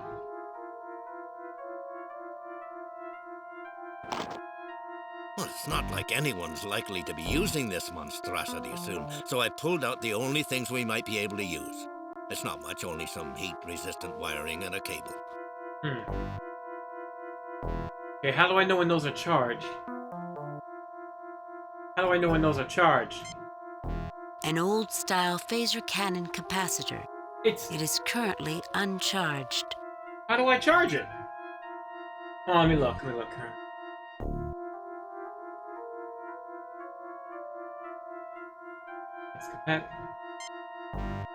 It's working fine. Just doesn't have anything to control right now. What do you mean doesn't? It's working fine. I think I'll leave this machine to the experts. Yeah, this ain't a charge station, it's just... just had to wait. Someone grab those, please. That noise is infuriating. Chekhov takes the capacitor off of the Aurora generator. Chekhov Wasn't takes the expecting that. capacitor off of the Aurora generator. Okay, save. Save new game. Replace. Delete previous. Replace. Robbery! Alright, let's see here. Security lockdown. Oh, wait, I already did this. Incorrect access code. I already did this. Okay, now that that's charged, I should be able to... No, I don't think that's necessary. What do you mean you don't think that's Okay, listen here. There's little else we can do with this, Captain. Okay, can I put the capacitors? Okay, so I can't do anything with that right now. Security lockdown is in effect. Please. DV SOP 2123. Boom. Security lock deactivated. Oh, yeah, I didn't get to come in here.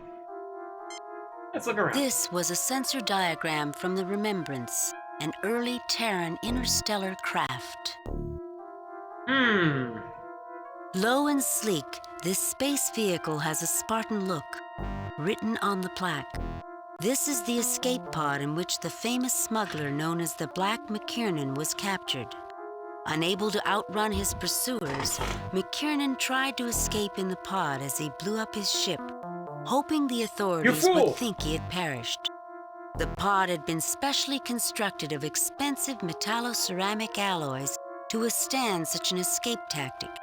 Unfortunately for McKiernan, the pursuit included a trailing scout ship looking for a backtracking maneuver, and when the smiling smuggler opened the hatch thinking he'd made planetfall, he was treated to the inside view of a Federation cruiser's shuttle bay. That would make a fine battering ram.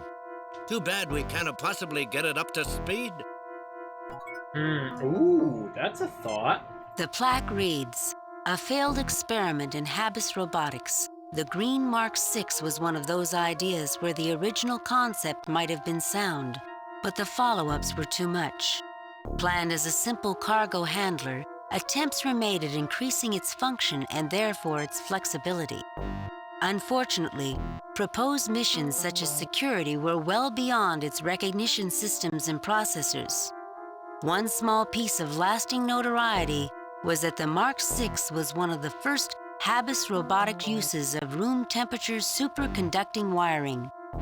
While the wiring concept went forward, little else of this robot did." If we could make it run, maybe we could use it to force the door open. Interesting idea, Mr. Chekhov. We'll have to keep it in mind.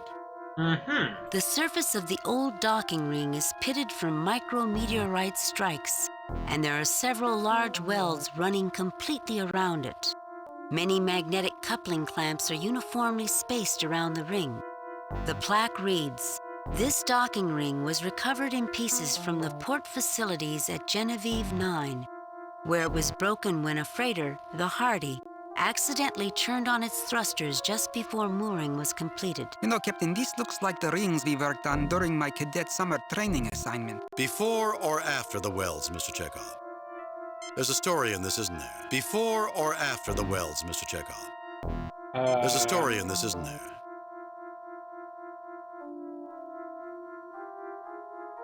Of course, Captain. Why else would I be talking? As I was saying, we worked with this type of rings. We were working in spacesuits outside the station practicing maneuvering things around. When the instructors would take a break, we would line up several of the rings. After lining them up, we would float a piece of metal toward the first one.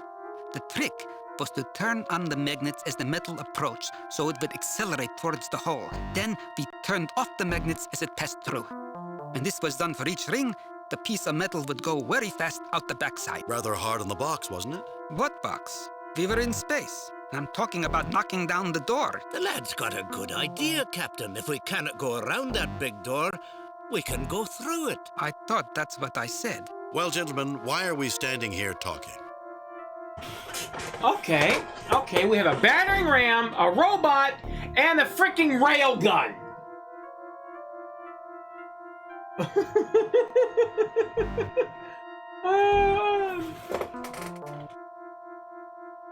I actually like the idea. Hey, Scotty, I like the railgun. Yeah, sure, why not?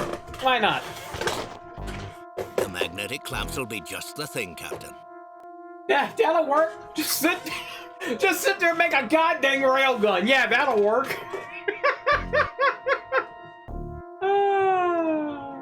Okay. Let's see here. Scotty, yeah, this could be useful. Oh. Everything on this pod's too tight. I need the proper tools. I was able to get one loose access panel, but I'm not sure what we can do with it.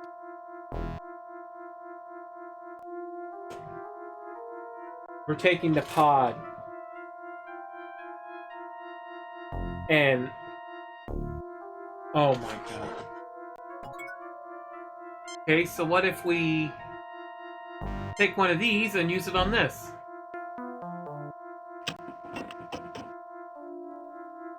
Oh, the little guy comes to life!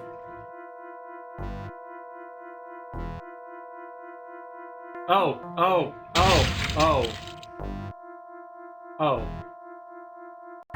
That has to be one of the most useless robots I've ever seen. Badly designed, Captain. It's not going to help us, is it? Only in a dance contest, Mr. Chekhov. No. Hey, Scotty, can you salvage anything off of this? There's no way anyone could fix this piece of junk, no matter how much time was available. But I did get some wires that may be helpful. Oh, this is definitely gonna be to put a crimp in the You take the capacitor out of the robot. Yeah, the robot don't need anymore. No effect. Okay, so...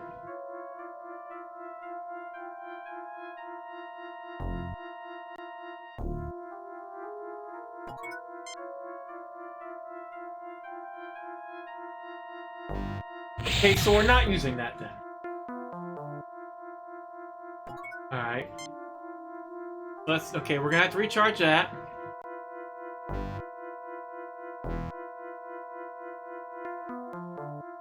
The capacitor should charge very quickly. What if we take the... which one's the clamps? Okay, frickin' hell, which one's the clamps? I don't know which one's the clamps. U-shaped magnetic clamps. Okay. Okay. Put these here.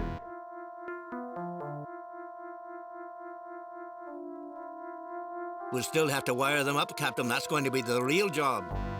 Scotty, we have wiring. We have a shit ton of wiring. Actually, Captain, I don't think these will do. They'd survive firing the beastie, but they don't carry enough current for what we're likely to need. Okay, what about the other wires? Captain, I'll need a little help positioning the clamps correctly while wiring them. Captain, push harder. I'll need these tighter to get more power. I'm giving it all I got, Scotty.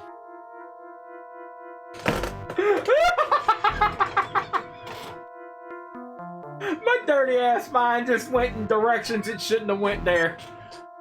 Oh, okay, now we use that, maybe? Actually, Captain, I don't... I'm sure we could find something that would work in this place. Okay, so those wires wouldn't work.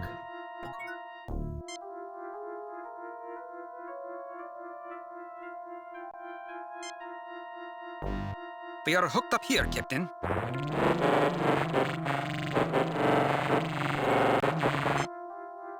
That's okay. Now would this work? Actually, Captain. No. I'm sure we could find some. Wait.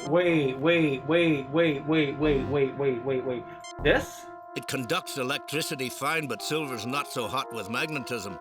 We'll be lucky to launch it off the end of the table. Oh God, no! I just realized.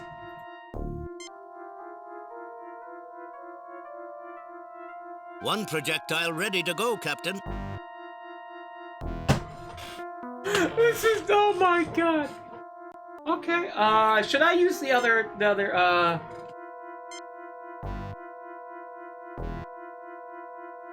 Okay. MacGyver got nothing on Starfleet, shit! I need to save. Save new game. Replace delete previous. Okay, no, we need... No, here, delete this one. Save new game. Okay, Scotty? Are we ready to fire, or do we need something else? Scotty, you could have came this way. You walked right in front of it. You could have been killed. Thank you, Captain. This'll be just like old times. School must miss you dearly, Mr. Scott. Everybody just walks right in front. Sure. Where the fuck? Oh.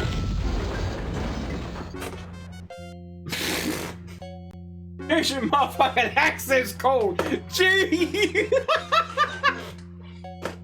Holy shit. Can I grab those batteries?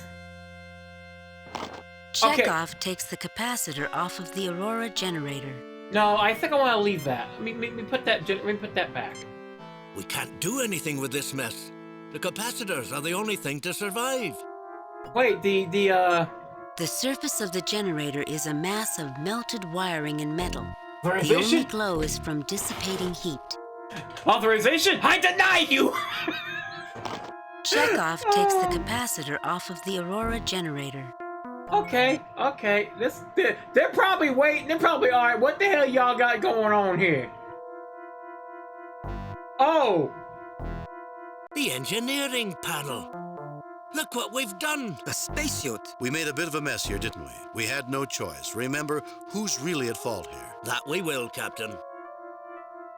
Herp-a-doodle. I think I may have used too much power. I think I may have put too much power.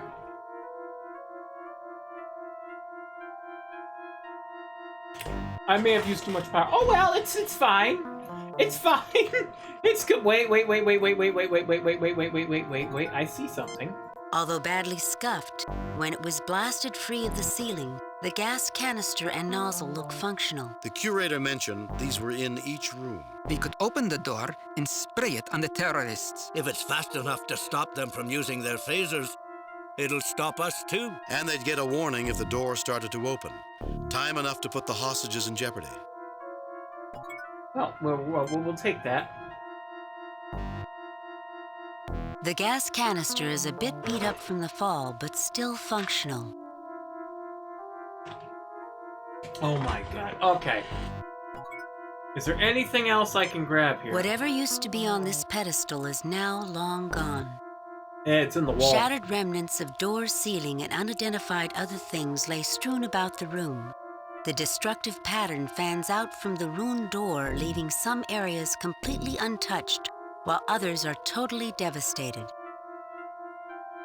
Oops-a-doodle. Shattered remnants of doors... Okay, no, Whatever used to be on... Looks like a cello was in the mix there, don't know why. Okay, we can't go that way because they're waiting there. We're gonna go this way.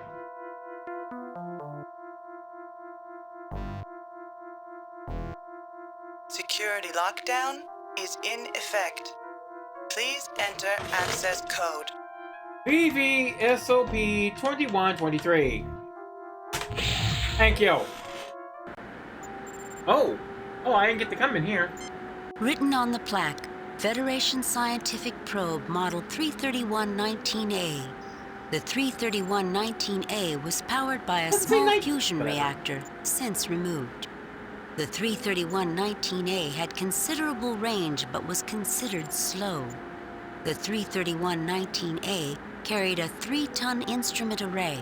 This has also been removed from the display model. This particular probe was used to monitor the collision of Algiers 5 and Algiers 6. One of the double stars at the core of the Algiers system had begun to collapse to a brown dwarf stage, and the resulting fluctuations resulted in the planet's orbital paths crossing, which led to their collision. I've used one of these before, Captain. Everyone notices the fusion reactor, but I'll bet they forgot the fuel cell that served as backup power for the instrument package. It's probably as dry as a bone after all these years.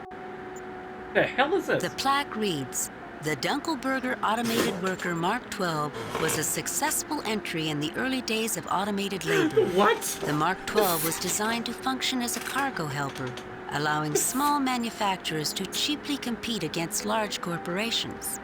Due to their small size, reliability, and obedience, these robots were often treated like pets and given names that were incorporated into their response systems. This particular version was called Barney. Oh, hell no! No, we ain't getting Barney up in this. Dunkelburger. Welcome aboard the Dunkelburger. Yeah, that's a name for. That's a name. The schematics for a Dunkelburger automated worker Mark 12. This is the Dunkelburger.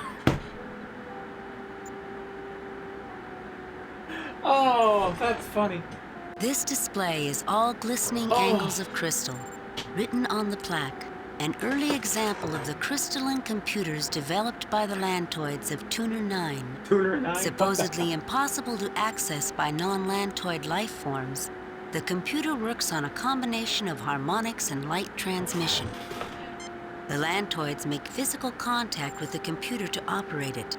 It is said that listening to a Lantoid operate the computer is like listening to a complex musical score played on delicate chimes. The Lantoids view programming as an art form. Hey, Herb, there's your people right there. They view programming as an art form. I don't know how this works, but looking at it reminds me of the time when I was a boy working on my first electronics project. I built one of those old crystal radios. Maybe this computer somehow projects its answers into your mind. It may be just looking at the crystals made you remember that, Captain. It's possible. Are you now practicing psychology, Mr. Scott? Oh, no, Captain. I'm just a simple country engineer. Just a simple country engineer. Okay, I feel the need I have to take this. No effect. Can I take this? No.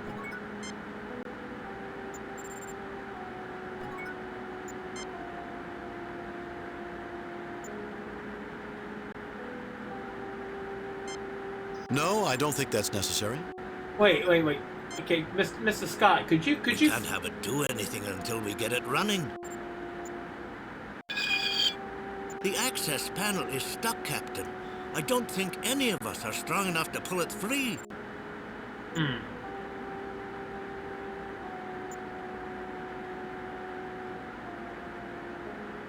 This is an odd beastie, Captain. I'm not even sure how they powered this thing. It'd take days to begin to understand it. You, Scotty? I'm only human, Captain. Okay. We can't have it do anything until we get it running. Okay, No, I don't think that's necessary. Okay, what about the,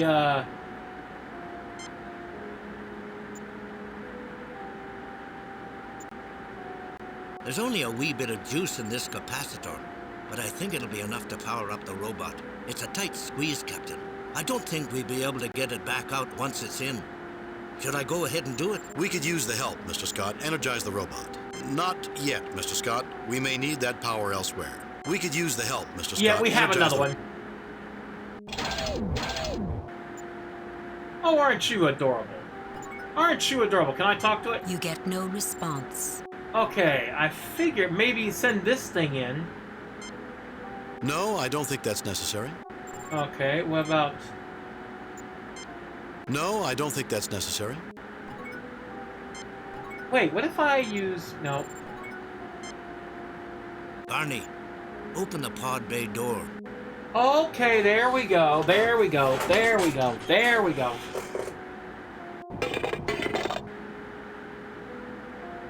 And there goes Barney. Okay, Scotty, get up in there and start futzing with it. I knew it. They forgot to take out the fuel cell. That fusion reactor always scares people enough that they forget the backup cell. It's dry now. You'd need to wet this beauty down and get a catalyst in her. What if we use the wire on the... Nope. Where is it?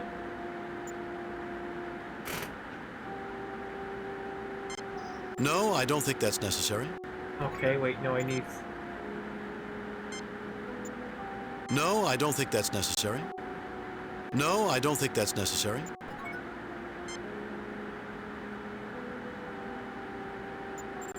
What if I use my other battery?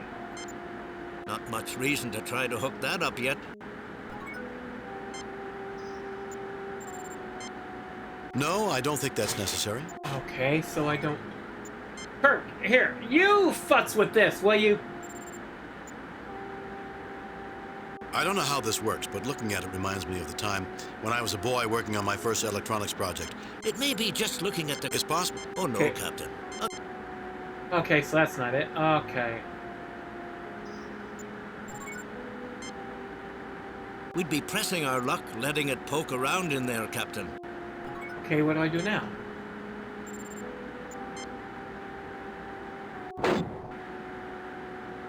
It's a good thing to build in so much flexibility. The silver isn't a bad catalyst and will act as a contact, too. Okay. Not much reason to try to hook that up yet. Now will I use the wiring? No, I don't think that's necessary. Could you shut up, please? What the hell is this? Okay, wait, what the hell is that? The hell is that in my inventory? A protective panel salvaged from an escape pod. What is that? Oh, this is gonna make him cry. What? This is gonna make him cry. I'm sorry, Scotty. Better than brandies, more than stums. Look out, fuel cell, here she comes. Okay, now do I hook this up to it? All hooked up and charging, Captain. I find waste alcohol. Forty's like, no, the cognac. Let me, No, I don't think that's necessary. Now, what do I do with this? No, I don't think that's necessary.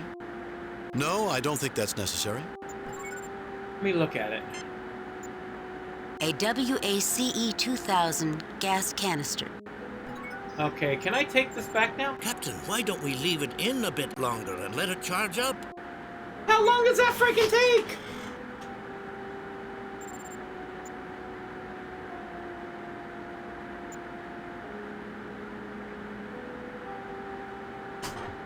Hard stuff ain't your thing? I wouldn't know. I wouldn't know the difference between hard, soft, and...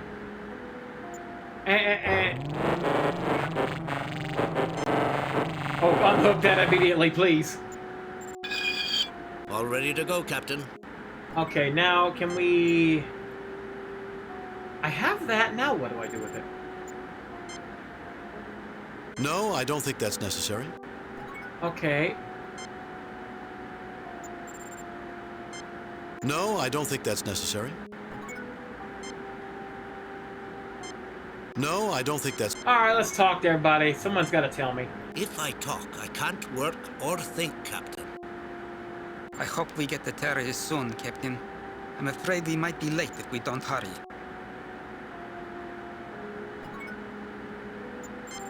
The schematics for a Dunkelberger automated... Okay, No, I don't think that's necessary. Okay, I just... oops.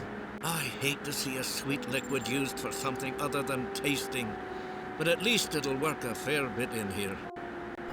Okay, so I did that. I probably shouldn't have done that. No, I don't think that's necessary. I probably shouldn't have done that. No, I don't think that's necessary.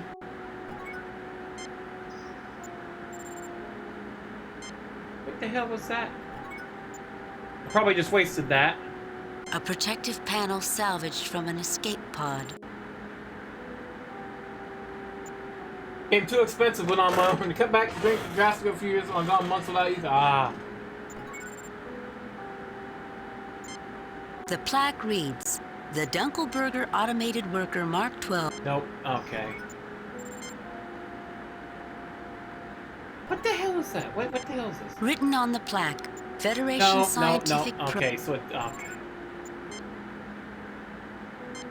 No, I don't think that's... No, I don't...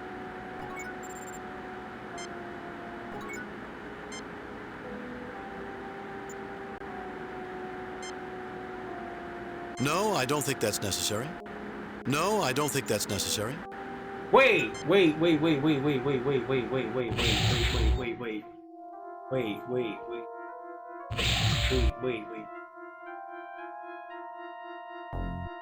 Back over here!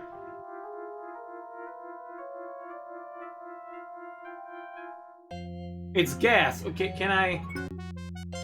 Captain, I don't know what we could possibly use this for. No, I don't think that's necessary. Okay, I don't know. The fuck is this? This glass birdhouse is the nesting place of a Brecnerian swallow. Lovely.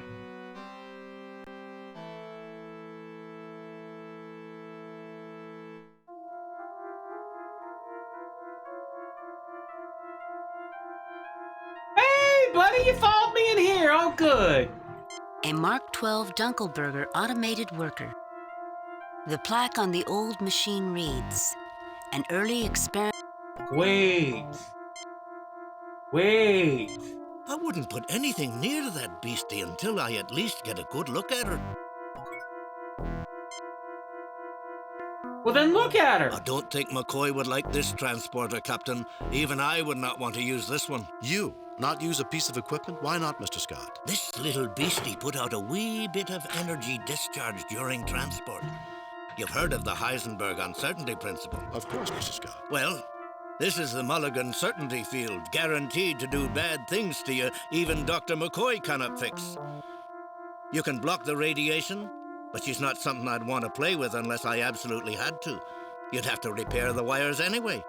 And the power unit's been pulled out too. Oh! I don't understand what you want me to do, Captain. Okay, well, okay. It wasn't easy, but the wiring's fixed, Captain. It's never easy, is it, Mr. Scott? Aye, Captain. Engineer's job is never easy. It's in there, Captain. Okay. Aha! This should work. I hope. Okay, what if we transport this? It's inside. We should wait until it's time to transport before we activate the valve. Good idea, Ensign. Oh, God. Oh, we're going to transport it in there. I wonder if it... Oh, it could kill the hostages if it's bad. It's fine. Game. Replay. Delete previous. Okay, let's find us one to... Save new game. I'll probably... So... No. This is a transporter, not a boson cannon. Boson cannon would be a mess. Okay. Can we use that? I don't understand what you want me to do, Captain. Well, I was thinking we use the little buddy here to turn it on so we can send it over.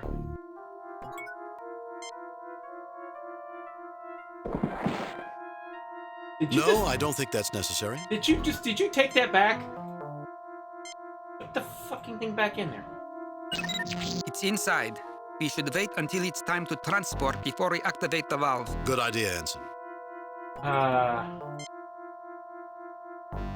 What was this again? You know, Mr. Scott, this machine is not in bad condition.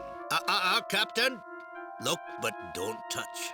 You're right, Mr. Scott, but the only thing missing on this is the transmitter and some power. You think Lieutenant Uhura would object if we swapped it for hers? Scotty, I never took you for having a death wish. Boson jumping? I don't know. Okay, what if we use Scotty?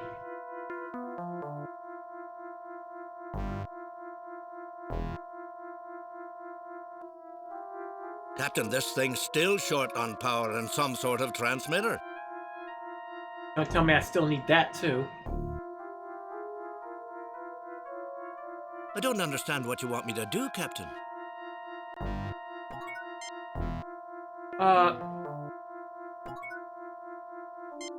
No effect. Slap check off, I don't know. This is a bit beyond me, Captain.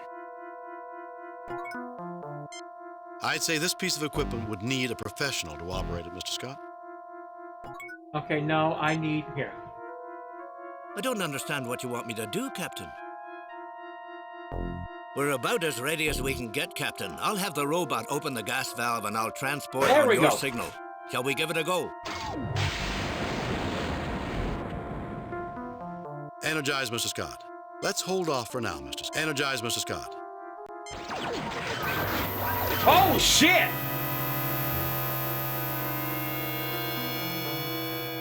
Good thing we didn't do that. Did that work? I'm gonna New save. game. Replace. Security lockdown is in effect. Please enter access code. VVV SOD 2123. Incorrect access code. Oh, Access SOP, denied. dumbass. I have it written over here. Security lockdown is VV SOP. No, yeah, SOP 2123. Go in we go. And they're unconscious. Mr. Chekhov, have Dr. McCoy beam down to make sure the curator and guards are all right. Mr. Scott, lower the museum's shields and have a security team beamed aboard. Captain's log supplemental. With the terrorist unconscious, it was an easy matter to turn off the security override. The terrorists turned out to be from another family from Lockheed, the Onakan, a family with a long history of feuding with the Saransi, who also claimed the probe. The probe was the very same probe that discovered Lockean and had enormous symbolic importance to the families on the planet. Curator Brezhnev was treated by Dr. McCoy and is in good health. Commendations are in order for Scott and Chekhov for meritorious service. Lieutenant Uhura, send a message to Admiral Richards. Tell him he owes me more than he thinks he does. Aye, sir. I have a feeling he's not going to be surprised. I'm afraid I'm going to remember this mission with a great deal of sadness, Captain. Why is that, Mr. Scott? It was such a fine cognac, Captain. It was just waiting for us, and now it's gone forever. Such a waste. You always remember the one that got away. Sure, Scott. Captain, message incoming from Starfleet. I see they got our report.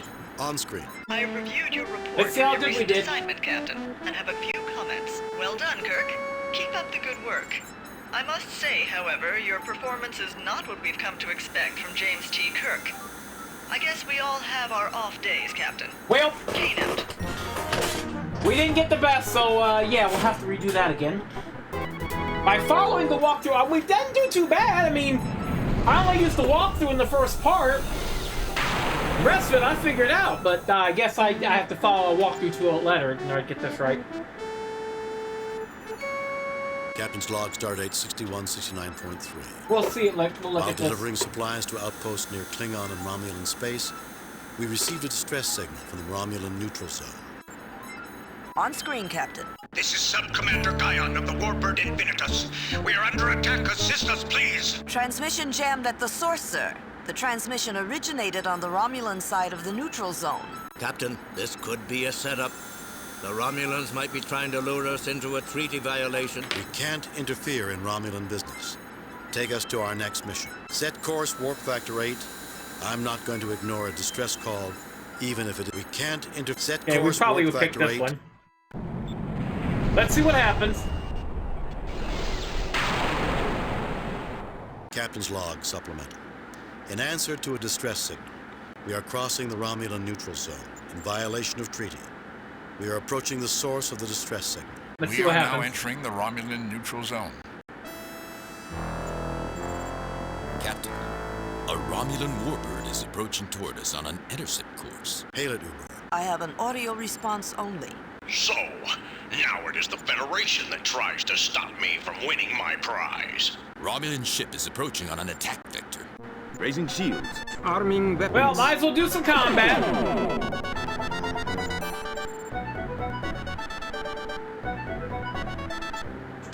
Okay, keep the finger on the D button.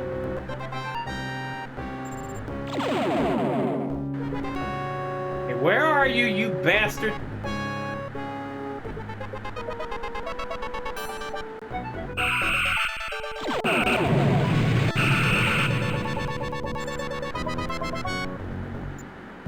Of course there'll be combat. We're waiting. There's gonna be. Okay, Aye, sir. Get the engines fixed.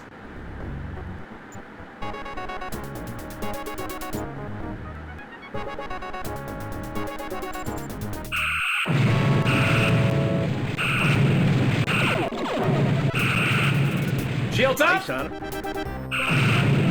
Got him. Oh, we got him! Damn! Wrecked him pretty quick, didn't we? Captain, 4 Romulan warbirds Oh, are on fuck. an intercept course. We're being hailed. The commander wishes visual contact. On screen. This is Commander Starius of the Invictus. Commander, we were responding. Explanations are unnecessary, Captain. We thank you for your humanitarian response to the Infinitus distress signal, and we recognize that you destroyed the rogue warbird in self-defense. We will overlook violations of treaty this time. How kind of you. Captain, we have discovered a mutual threat. A race of beings that seems determined to manipulate a wide variety of life forms that call themselves the Brassica. Oh. If you have encountered Damn, them, it may be in both of our interests to exchange information. Spock, transmit all we know about the Brassica to the Romulans. I've heard the name, but we know next to nothing about them. I don't think we can help you. Brassica? I've never heard of them. Spock, transmit all we know about the Brassica to the Romulans. I don't know what the answer is, so I'm just picking around. Like, I still got to go back and redo Thank voice. you, Captain. Our information package has also been sent. Please leave Romulan space as quickly as possible. The longer you stay, the more difficult it becomes to ignore this incident. Understood, helmsman. Set course for Federation space.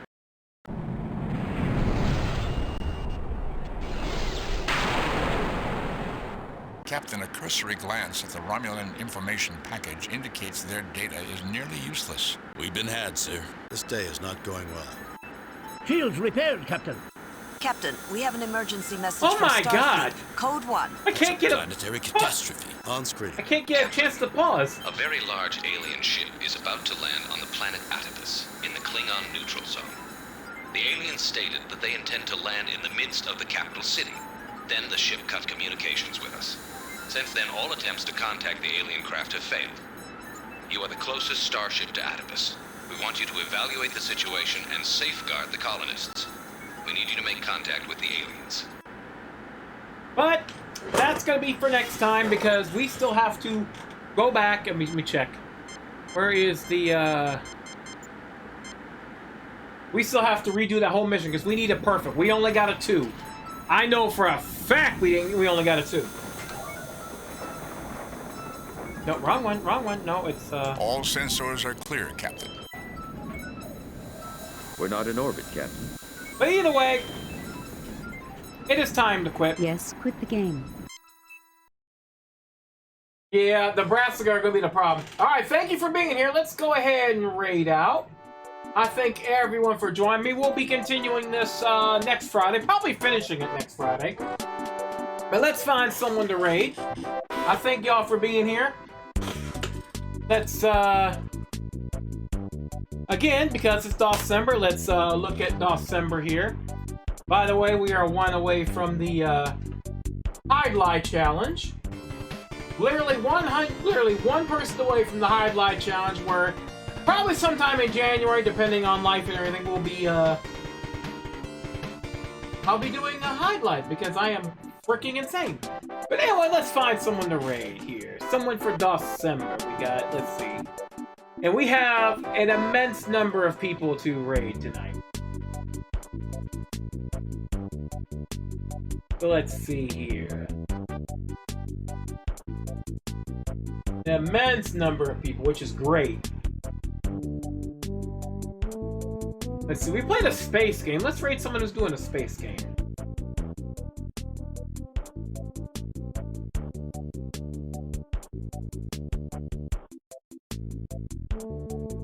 Let's see, what are you doing? What are you doing? Oh, we got someone doing Star Wars TIE Fighter.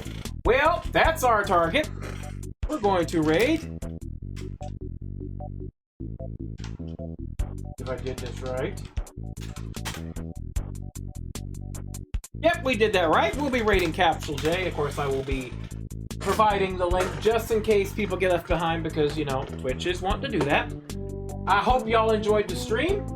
Hope to see you Friday for more Duke Nukem. Let's give Captain J some love. Also, I have people keep telling me I need to have a raid message. So, there's the raid message for December, Big DOS raid. Y'all have a good night. Sayonara, and don't be pouring cognac into freaking probes for fuel, because I'm pretty sure that's unstable, and more than likely, that's gonna have a problem later when that probe explodes, and everybody's gonna go, why did that probe explode? I'm like, blame Kirk, he poured some cognac, he ordered his engineer to pour some cognac into the freaking thing, because, you know, he needed fuel, and, yeah, we'll be doing that again. We'll be watching that again, because that was painful.